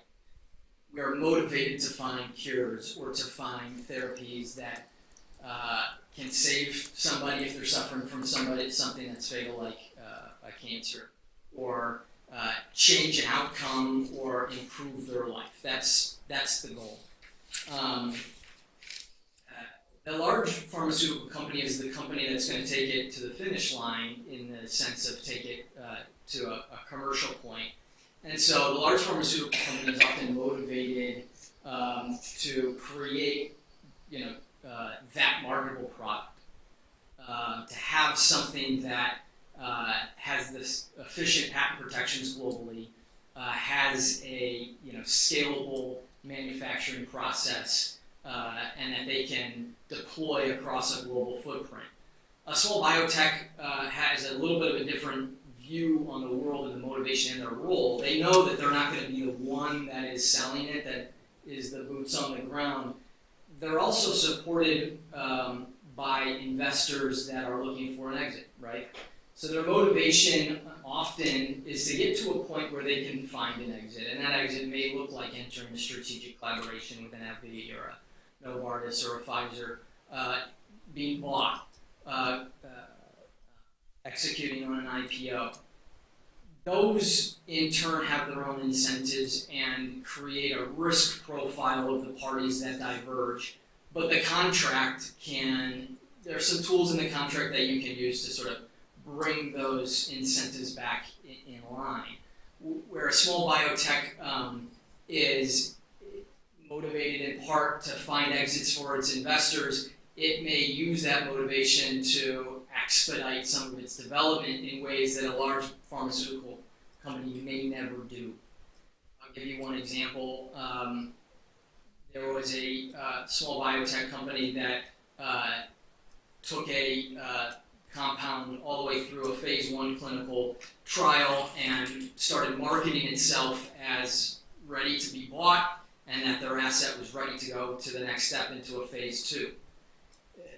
We discovered that, yes, they had done a phase 1 clinical trial, but it was a form of a clinical trial called a single ascending dose trial. And phase 1 trials, really the purpose is to test certain dosage strengths of drugs to determine whether there's any toxicity and what is the dose at which toxicity, where it can be administered safely and avoid toxicity.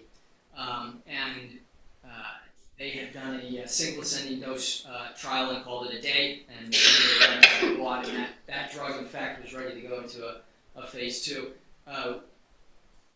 An AbbVie and other peers would never stop at a single ascending dose.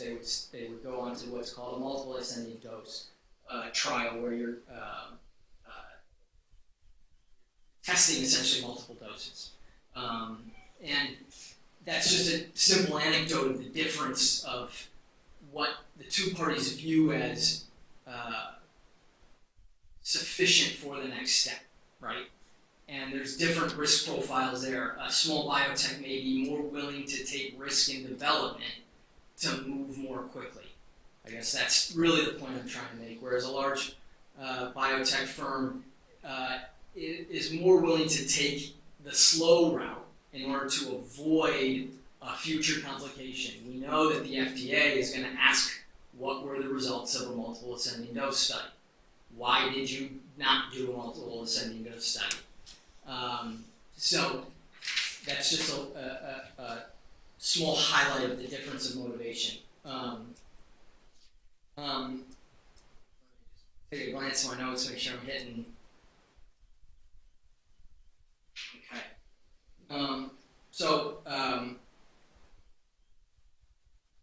Talk to a few examples of how the contract can bring incentives back together.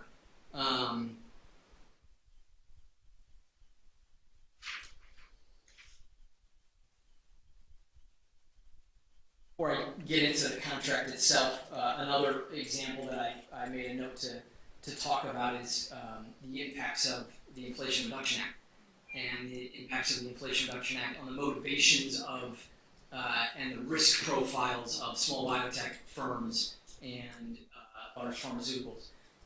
The Inflation Reduction Act, as many of us know, imposes a mandatory negotiated price on a selected group of drugs that are selected by HHS. That I believe it's 9 years would be imposed, 9 years for a small compound, 13 years for a large molecule, and that's across all modalities. So as long as there are therapeutics that share the same moiety, meaning the same active pharmaceutical ingredient, whether it's an antibody or an antibody drug conjugate, that price is applied, right? And so if you have, try and keep it simple, you've got a pill form and then you've got an injectable form, the price is applicable to both of those. Whether you have a drug that's approved for rheumatoid arthritis and psoriatic arthritis and Crohn's disease, the price is applicable to all of them. It doesn't matter, the indication for which it's being prescribed. That latter piece means that you better start your studies of all those indications concurrently. So as you start phase 2 trials and you are starting to put your drug into humans, you want to start trials where you're testing them with patients that have rheumatoid arthritis or psoriatic arthritis concurrently. That's expensive. That's very, very expensive. Small biotechs don't want to do that, right? Because it costs a significant amount of money. So that's a motivation for them to partner with firms like us. Where it can diverge even in the partnership, and you need to be careful about this, and this is where it'll get into, I'll start talking about the contract and how you can incentivize parties,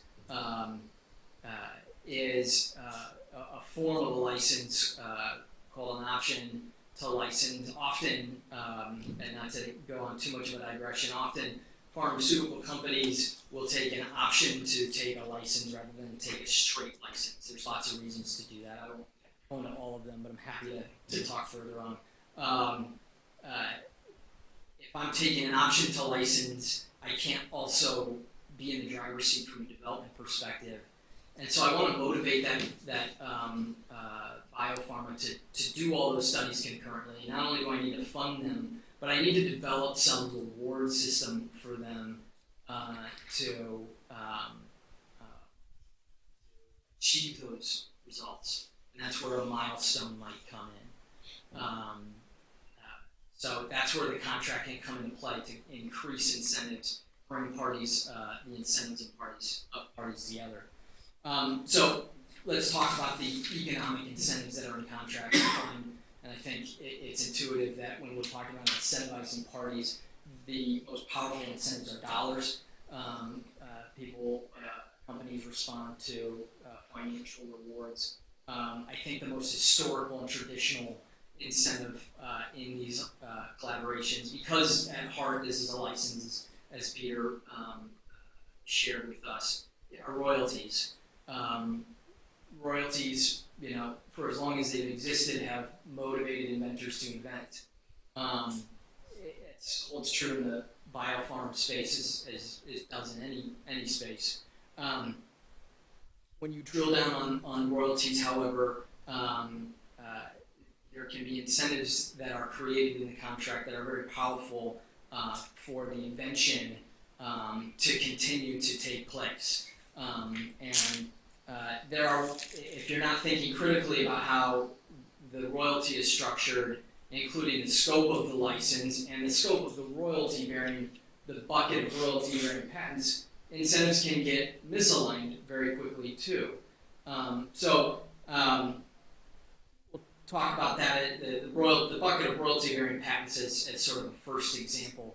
And there can be, and often is in these contracts, sort of a split between a license and what's actually royalty-bearing. So, a license, and I'll talk further about this as well later, obviously is a property right, and as Juliet mentioned, that property right can be an incredible incentive to the parties to be aligned on the same mission to see a successful program developed. Often, if I'm taking a license to a program, that program may be preclinical. That program may be in discovery state. I don't know what the lead candidate may actually look like.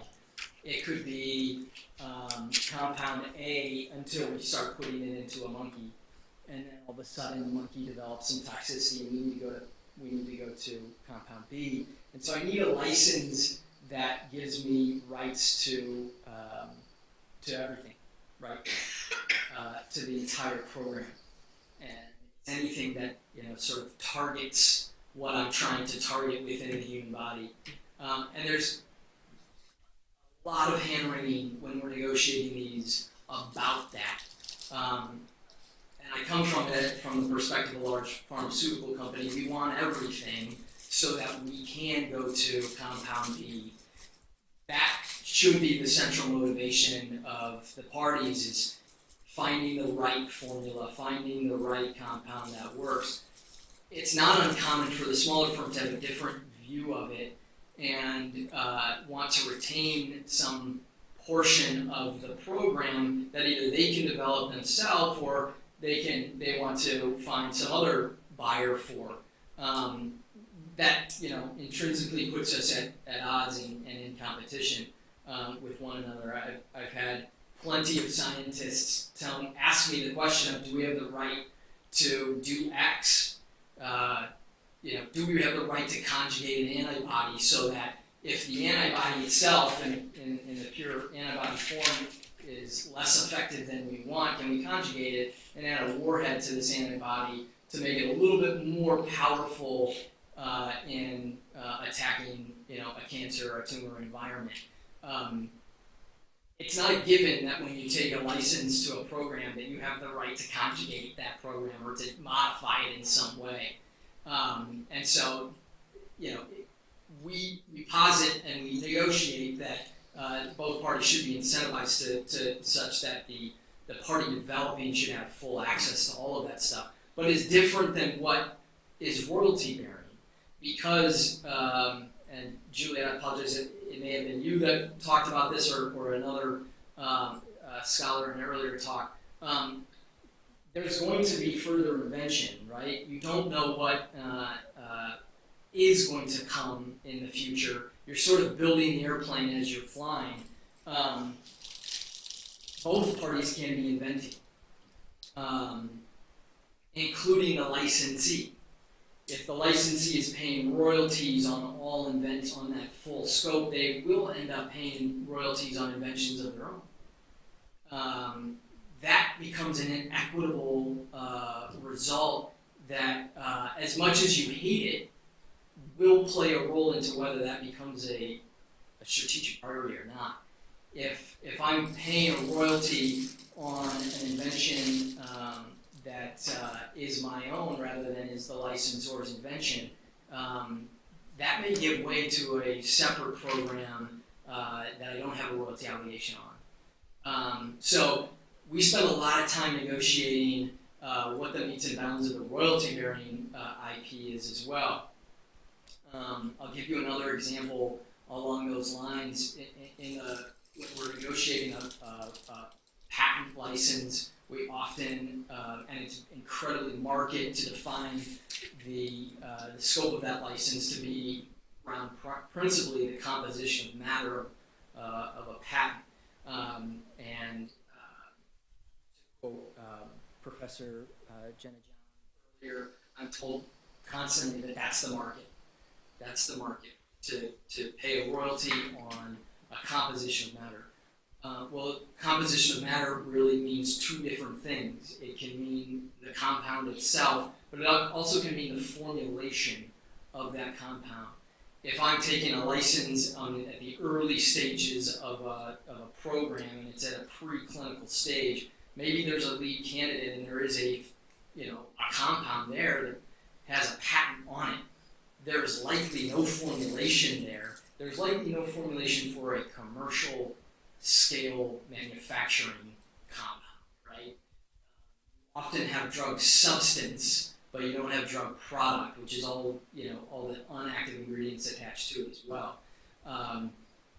Those separate patents come later in the life cycle of a development program, and they are often in a collaboration developed by the large pharmaceutical company who has the tacit knowledge of taking drug supply, API, and turning it into a commercial, something that can be commercially manufactured.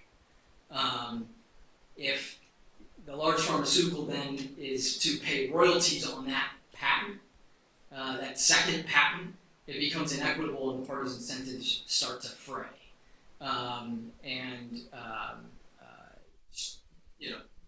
The strategic importance of that program the royalty can really weigh it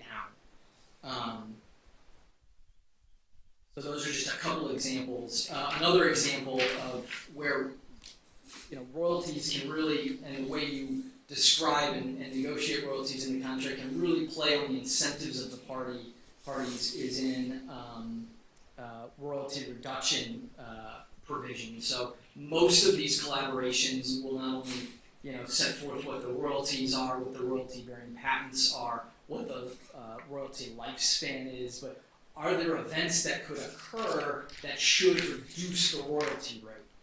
A classic example of this is if I, licensee, take a license from licensor, I get into the program, I start discovering, I start developing, all of a sudden I'm sued by a third party who claims to have some other necessary IP for the practice of this program, and it turns out that they do, and it's blocking. I can't practice, I can't develop the program because what I thought I was licensed to do was, only A and B, and I don't have C. And so I need to go get, patent C from this other third party, and so all of a sudden I need to, pay more money than what I expected. And under, one formulation, if I'm small biotech, I say that's your risk, But on what's more traditionally viewed is that no, I should be able to reduce the royalty I pay you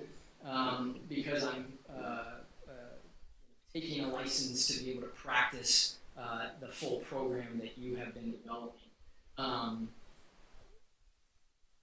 That reduction in itself can be a tool, although it's painful, it's a bit of a stick in the collaboration. It can be a tool to align the incentives to make sure they're designing the program thoughtfully.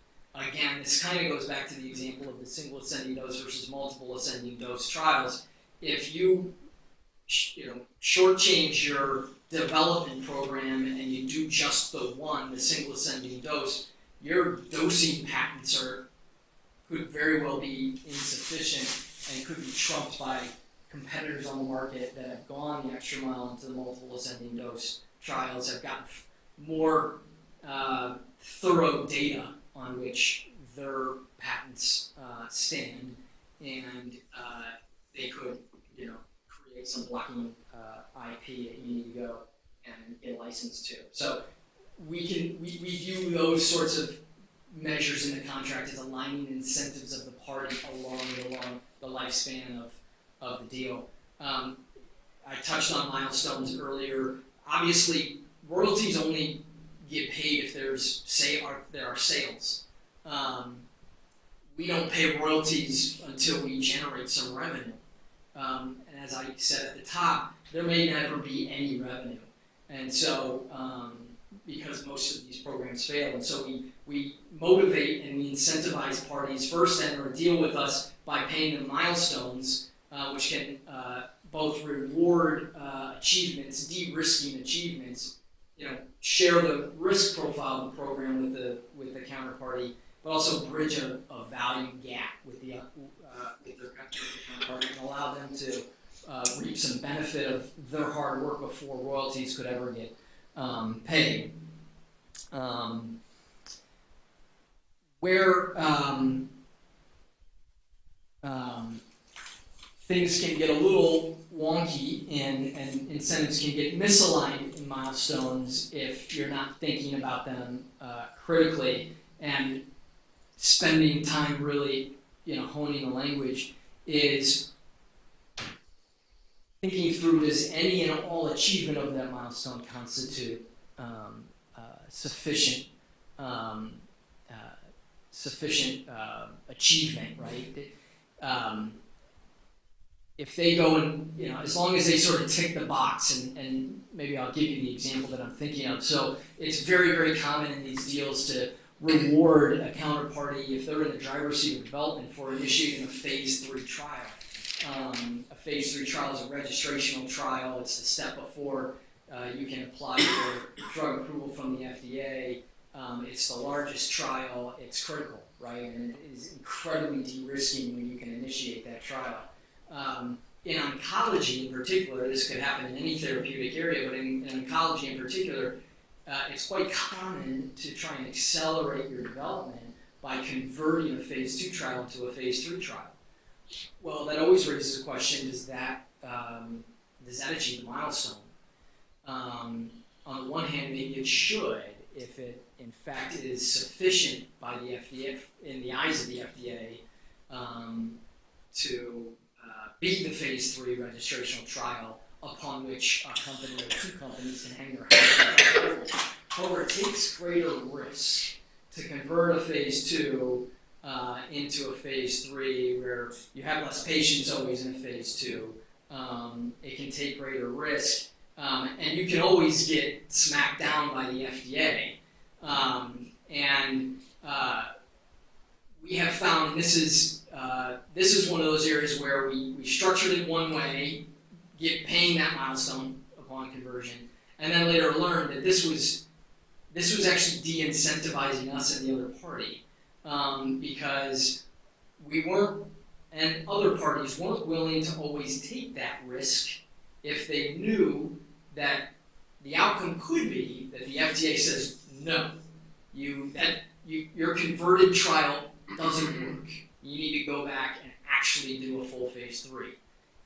And we had to pay that milestone. And those milestones tend to be incredibly rich, 75, 100 million, on up. And if you have to pay that milestone on top of restarting and doing a full phase 3, which could take 5 years plus, have all that added expense to it, the calculus before you even converted your phase 2 into phase 3 tended to make us not want to convert, tended to make other parties not want to convert. That's not the right outcome, right? The right outcome is to convert because it could lead to a quicker avenue to approval and get drug into on market and into patients to save lives quickly. And so we started to structure our contracts differently to incentivize ourselves, to incentivize our counterparties to actually make that conversion without feeling the pain of taking that risk. And you do that by sort of placing the milestone on the shelf until a time when you receive the FDA's approval. So if you convert, you take that risk and you convert, and then you go to the FDA and they say no to you, the milestone's not payable until you restart your phase 3. Until you go later and get that drug approval, and then it acts as a catch-up. We found that aligned our incentives much better. So that's one other example of where the contract really plays a critical role in aligning the incentives. Cognizant of time here, let me just double check myself. I want to pause and just make sure I'm hitting all the high points. Talking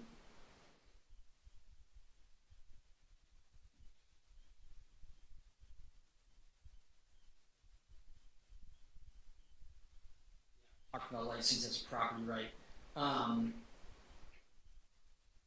The last economic point I'll make, and then I'll and conclude my talk and open it for questions or leave it to Liza, is in profit and loss sharing. Profit and loss sharing is sort of a mechanic that we often use in contracts, again, to align incentives in lieu of royalties. It can be much wealthier or richer for biopharmas to have a profit and loss share, but it is fraught with disincentives as well and complications that really need to be thought through. Profit and loss sharing at a basic level is just that the parties share in some negotiated percentage the profits of the drug and the losses include all the expenses that it took to develop that drug. Your governance structure really needs to be honed and really needs to be negotiated hand in hand with that profit and loss structure because the decision-making rights critical so to keep the parties aligned, because they can quickly become unaligned if one party wants to do X and the other party disagrees, yet they have to be on the hook for that. An example is you have a license and a collaboration where they're co-developing, but the co-development is structured where the more expert party is really doing the bolus of the developing, and the smaller company is doing a smaller portion of it. The company that is more expert might want to amend the development plan and add a handful of new trials, which would add costs to the smaller company, and they may object to that. They may ask for some sort of cap on their expenses in the contract in order to protect their downside because they've got limited budgets. And that's a reasonable position, but it often can lead to disincentives in the parties. If I am a big pharmaceutical company and I know that anything I propose could be avoided or vetoed because of a cost cap, then I'm going to be disincentivized in changing circumstances to say add a new arm to a study that looks at a combination trial, for instance, because my partner doesn't want to pay for the combination trial. What we find often is a negotiated solution there is to defer the costs of those until we get to a marketable product, and then you institute some sort of catch-up with a premium catch-up for allowing the counterparty to sort of skirt the costs at the real time. So I'll leave it there. I hope that this was helpful to provide some real-world experience and some of these really intricate and detailed collaborations. They are highly, highly bespoke. There's no perfection in any of them, and there's no.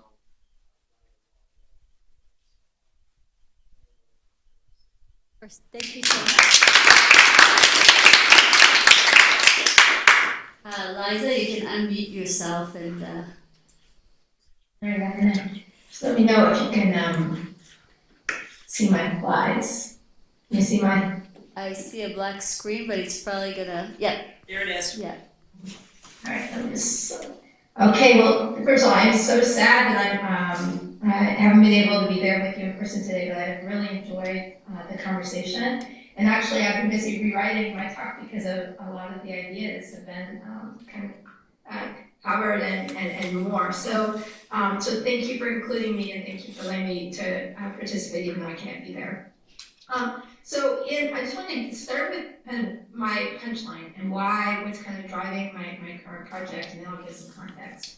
So my kind of current project, and in particular sort of my delving into the history of the ARPA models and also looking at ARPA age, starts with a concern about an increasing disconnect between how kind of the public and policymakers see the role of government and what we actually are expecting and actually require government to do in the realm of R&D. This is true in biotech, it's true in AI, it's true in other areas as well. And we need them to do in order to remain technologically competitive, in order to have a dynamic, equitable economy, etc. And this disconnect is, I think, resulting in an imbalance in our market structures and the mechanisms that we rely upon to shape them. In particular, the way that we need public-private R&D contracts to work.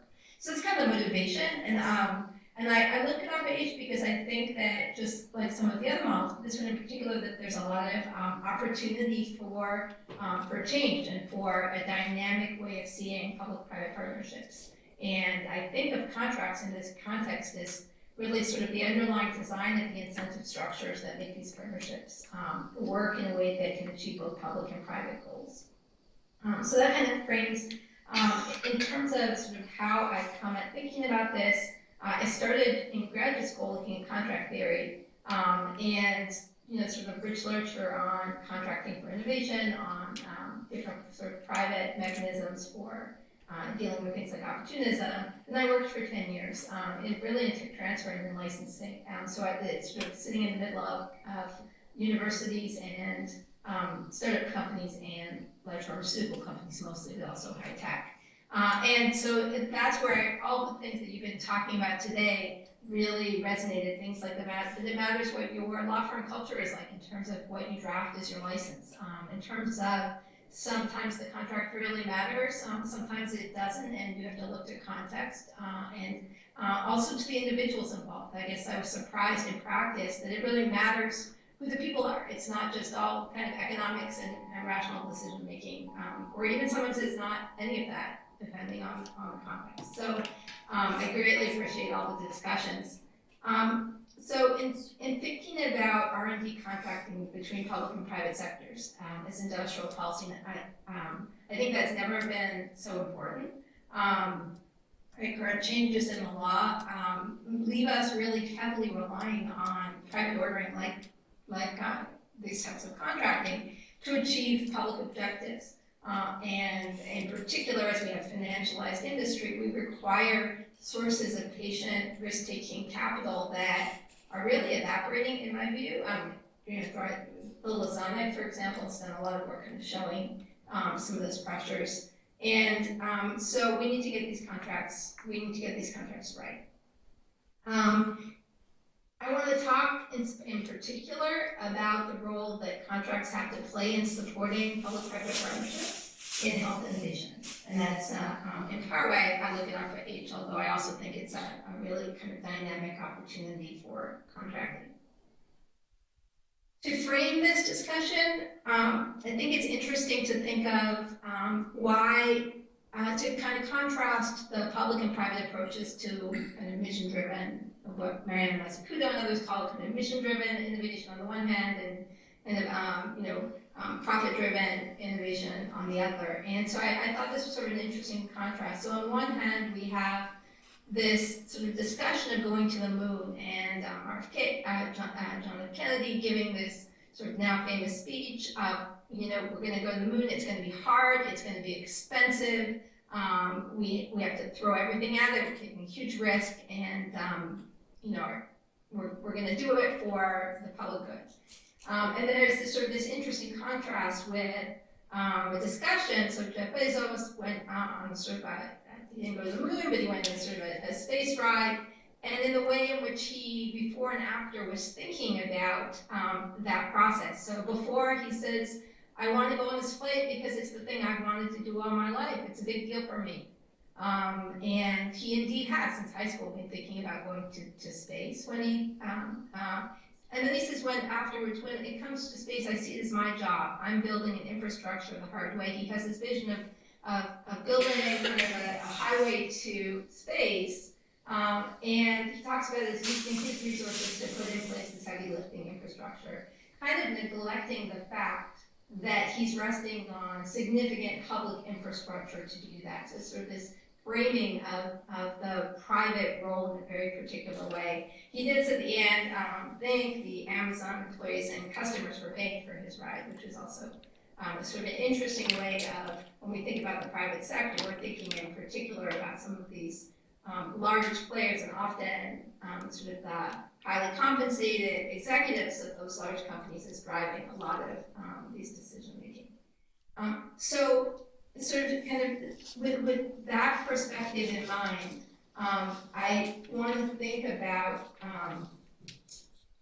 the way in which we think about the role of government in public-private contracts. And I draw here for the next couple slides, and indeed in a lot of my work, from the work of Marion as a Kuto. And if you haven't taken a look at her work, I really highly recommend it. I know some others already mentioned some of it. But so she makes this point of that we have a narrative that we tell ourselves about the role of government as being big, monolithic, not dynamic, not risk-taking, and their job is to facilitate private sector investment. Right, that they're supposed to address market failures and put in place opportunities for the exciting, dynamic private sector to take on risks. In reality, that really hasn't been the way in which the kind of science and technology policy and some of the biggest breakthroughs emerged. It's really been a partnership largely driven by a risk-taking government actor, and in particular, right? We don't have a single government entity. We have a decentralized network. We have states, federal government, we have different agencies, and they all have their strengths and their weaknesses. And they're operating in tandem with very different players in the private sector and civil society as well. But when we look at how much of the scholarship talks about public-private contracts, we lose that nuance. And if you look at some of the legislative history leading up to things like the Bayh-Dole Act, right, there's a lot of discussion about why we needed the Bayh-Dole Act as a way of addressing private sector concerns about being contaminated by federal funding. And this idea that we needed, that everything was languishing in federal labs. Not to say that there wasn't some truth to that, but it's the sort of the narrative that really has dominated how we think about government contracting.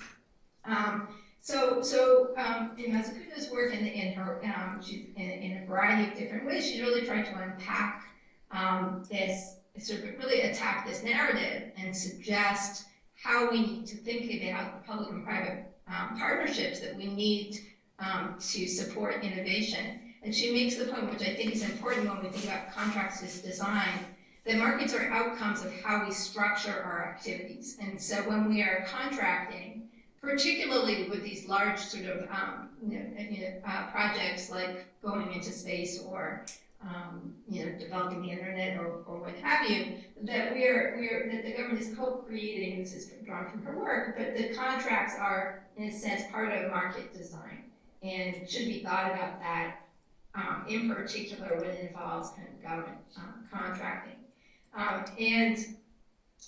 Once we start to think about public-private partnerships as kind of co-creating markets, then we should be demanding more from those contracts. In thinking about sort of what I'm particularly focused on, so I think that Mazzucato's work and others, they provide an amazing way of reconceptualizing how public-private partnerships should work. What still needs some work, right, because they can't do everything at once, is how do you do it? How do you implement it? What does that mean in terms of the incentives, and in particular, the public sector incentives, right? And so Lisa Bernstein earlier talked about how, right, contracts, entities work through the people, and, right, within institutions and with different mandates. And so a lot of my early work has looked in particular with patents about how do patents create tensions with sort of open sharing and open source sharing and private innovation models. We'll also have this tension between public and private. How do you structure these contracts in ways that deal with that tension always between competing interests, both at the individual level and also more broadly. So that's sort of the bigger picture. In what I'm doing now is really going into the history of how contracting has evolved over time. In part to educate myself, there's a lot I didn't know about science and technology policy. But I think we're sort of all familiar with the narrative, right, of sort of post-World War II, or early during World War II, a change in the role of government in science and technology policy, the amount of federal investment into that policy. The early model is one in which, and it's sort of most, I think, well known, talked about in sort of science, the endless frontier, but this idea of universities and government labs sort of being funded to produce basic science that will be sort of transferred to the private sector to be developed. And that model has persisted, although it's changed in various ways over time. And there's been a structure developed. And so Earl, right, the conversation this morning talked about the federal acquisition system, right? Some say it's cumbersome, some say it's protective. I think it's probably both. But it's sort of a system for managing what is sort of invariably conflicts of interest, concerns with capture, and also just transparency and accountability of public money in this process. So the origins, right, and don't worry, I'm not going to go into the history. I'll just really talk about a few points.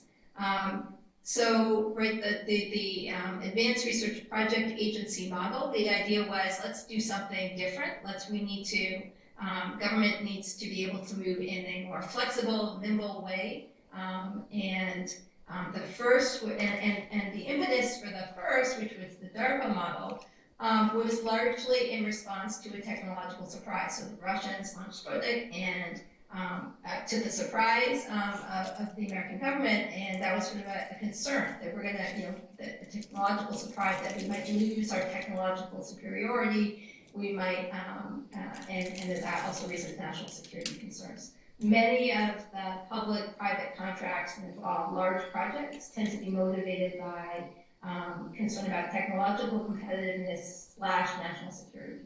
And I think that remains largely true. Right, so in response to that, they create DARPA, the Defense Advanced Research Project Agency, and sort of the hallmark of that is a model in which you have, and I'm sure most of you probably know how it works, so I won't spend much time, but the crux of it is program managers come in for short-term limited periods. They take risks. They have a portfolio of projects with a mission, the contracts are designed, as Professor Jennejohn talked about earlier, they're designed in a way that you can exit early. They have flexibility in how those contracts are structured. They use things like Government Transactions Authority, which was first introduced at this time, I think, in NASA. Right, so you get these contract tools that are created for these nimble opportunities for public-private partnerships to achieve these big mission-driven goals, and they develop this structure for working. Now with DARPA, they didn't really have to worry about the downstream customer because the customer was the government, right? Largely the Department of Defense, and you eventually get dual-use technologies and issues, but the sort of much later, and we're now passing through by DOL and the Students World Act and all sorts of different ways in which the landscape of contracting for RFP has sort of changed. We get the second ARPA, ARPA-E, and that was largely in response to kind of concerns about energy competitiveness. There's National Academy's report which highlighted these concerns. It was created in 2007. Funded in 2009, again with this model of bringing in program managers to take big risks, creating a culture in which government can fail, and trying to get a variety of different ways of addressing large problems, and then getting it into the market. So the one that I look at, and I know time is passing, so there's a lot to say, but I'm just going to say a few things about ARPA-H. It's relatively new. It was created a few years ago to address, to really try and get at some of the breakthroughs we need in healthcare. And it's interesting in this context because unlike, let's say, DARPA, the original model, here, there's not a customer there's not a guaranteed customer at the end. So the model again is short term. You come in, you're a program manager, you have, I think, 3 or 6 year terms, maximum of 6 years, and then you move on. You start a portfolio of projects aimed at addressing a broad mission, but right from the beginning, you're supposed to figure out and help and work with the investigator or the company, whoever the project team, to figure out how they're going to fund it, because it's not a continual funding model. And so right from the beginning, you're thinking about your goal is to get this breakthrough that will reach the market in an accessible, affordable, and socially beneficial way. And so they've developed an infrastructure around that to try and address the valley of that in what I think is a very innovative way. My concern is that they're not fixing a market in which they're going to then put this technology into. I think there's a lot of literature now that kind of makes evidence that there's a lot of brokenness in some of our healthcare markets. And so if your goal is to get accessible, publicly, socially valuable innovation that will be reaching the markets in an affordable way, you have to pay attention to the market in which you're putting it through. And what I'm working on now is, so what does that mean for the contract you sign at day one? How are you thinking about who the residual claimant is if you're intellectual property? How are you thinking about conditionality, right? These are not grants. These mostly are other transactions, or they have a few other types of contracts, but they're not grants. How do you build conditionality? What is the role of government, not just in governing the early project design, but downstream? And in doing that, we need to be thinking about that also in terms of building public capacity, right? Because public-private partnerships require vibrancy on both sides. And one of the challenges we have right now is the public capacity to monitor, to negotiate, to understand the technology, and to be a partner in these projects. And so that's really, I think, where I'm gonna stop. There's a lot to say, but I think that many people in the symposium are already saying it or have said it. So my work will be just to do some more reading. Thanks very much.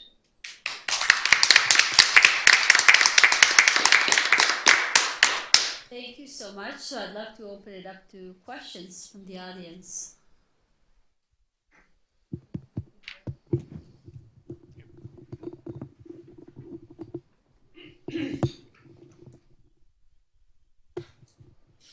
I have a question for Peter. Am I allowed? Do I count as audience? Of course. Do you want to go first, Liza? No. So Peter, not that we will have a next pandemic, but let's say we do. You could pick 2 changes in our current tech transfer kind of process, or just even one change. Like, where would you start, right? Because we know it didn't work well. What are some things we should be thinking about trying to do in preparation for the next one?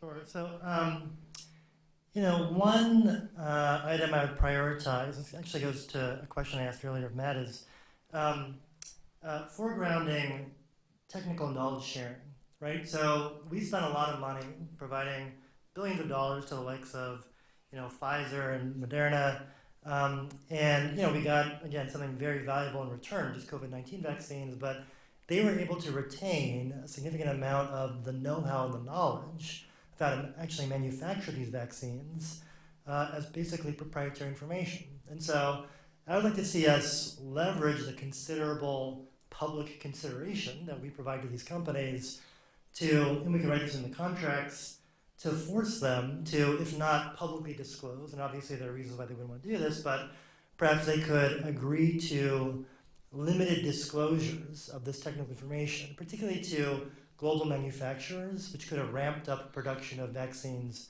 much faster. So I think prioritizing knowledge sharing would be a good place to start. So that's fascinating. John Murray, I wanted to ask you how frequently milestones are adjusted or royalties are adjusted. How often does that, do adjustments have to be made to align incentives? Is this something that comes up frequently? I think not often with regard to royalties. Unless something has really gone astray in the partnership. Milestones, yes, can be adjusted, and sometimes it's to realign incentives, but other times it might be just to address new developments in the program. Or in the context of a particular structure that I talked about, an option deal, where one party is taking an option to license, but they're really leaving the program with the licensor until they exercise that option. And yet, in the midst of that, you've got changing circumstances, the science is going in a direction that was unpredictable, you need to readjust the development program and that R&D plan, and I think you talked to others in the industry that describe these R&D plans as 100-page documents, and they are. They're incredibly detailed plans, but often those get changed. Often milestones sort of hang together with the development plan. And as the development plan changes, you sort of renegotiate what those milestones look like. So I think the readjusting or renegotiating milestones, I wouldn't say happen, universally by any stretch, but it's more often than you would, adjust royalties. So is the purpose of the adjustment to keep the interests of the parties aligned? Say if there's give an example of, there's a new development. Yeah. Okay, so things have to go in a different direction. Yeah. And the innovator may feel that maybe they're not being compensated if they're required to do new things or something. Yeah. So that's where the adjustment would come in. Right. Yeah, that's exactly right. I mean, there are absolutely circumstances where, because of new developments in the science and the technology, certain milestones, I mean, if you've got broad milestones like if you initiate phase 3, those don't become moot, right? They just don't.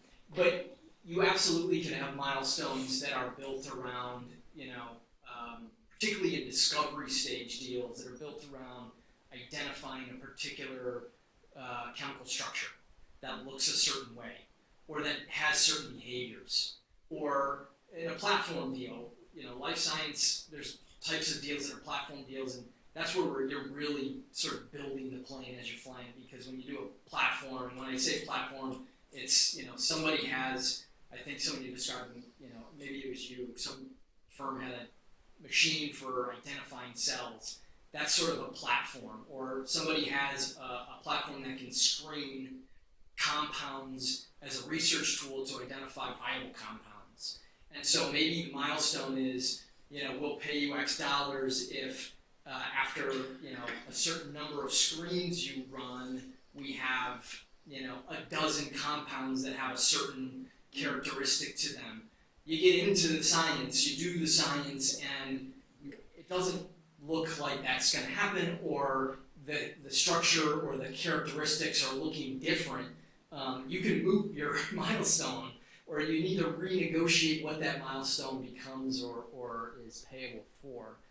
There's also another, so it aligns incentives, but there's also going to be a very, very practical component to readjusting your milestones, of just funding your partner.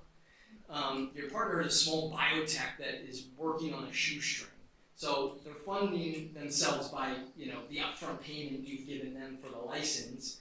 They're funding themselves by the milestone payments, and then their only other source of money coming in the door is from capital that they raise from venture capital partners, or what have you, or IPOing. Because science fails more often than it succeeds in this industry, if the parties want to continue the partnership because there's some portion that's promising, you kind of need to put some more money in the coffer to keep it going, and so you readjust your milestones, or you renegotiate. That's helpful. Do we have one last question? Because I think we're... Oh. What? One last question. If you all had a chance to improve something in the public-private partnership model, right? As much as you see it, to make it more efficient or more successful or to encourage it, what would it be? What would be that one thing that you would change or perhaps not? Yeah, Liza. So I think I would change, right, that I would borrow more from the private collaboration model and treat the government more like a private collaborator in terms of expecting to share not just in the cost, but also in the governance and the returns. Thank you. So just very quick, I would just urge the government to strike better bargains and to leverage the considerable capital it provides to private entities to actually, get certain rights and opportunities that serve the public interest. So talk a bit about, information disclosure. BYU is another example. So, we're granting, millions of dollars to researchers, and they're performing great research and getting patents and inventions, but margin rights are never exercised, and so there's kind of a missed opportunity there. But one thing we might say is, if we think about relational contracts and ask why is that true, No, it's because of the future career opportunities, right, that government officials help to get. So how do we fix that? You mean the revolving door? Exactly, yeah. Yes. Yeah. I think if I were to propose a change or something that could aid the public-private interaction better would just simply be open communication, better communication, particularly the impacts of public regulation on certain industries. And I don't think the biopharma industry is an exception here, but one thing that Professor Jennejohn mentioned in his is just vulnerabilities in supply chains. And every industry has certain vulnerabilities. Mine is no exception, and the Biosecure Act was one that exposed a very now prominent vulnerability that large, almost university almost, were using WuXi as a CDMO or a CRO. And the federal government has shut that down, or proposed legislation to shut that down because they suspect that WuXi has shared personal data with the Chinese government. WuXi may not have done that. I don't know. I don't know the details of what they did, but there's lots of actions that WuXi and there's business that WuXi does that is not harmful, and the industry relies on. And that act left us scrambling. And I think that there maybe I think there's good intention there behind the government and why they're doing it, but a little better communication of unintended consequences could improve how we go about implementing things. Thank you, everybody.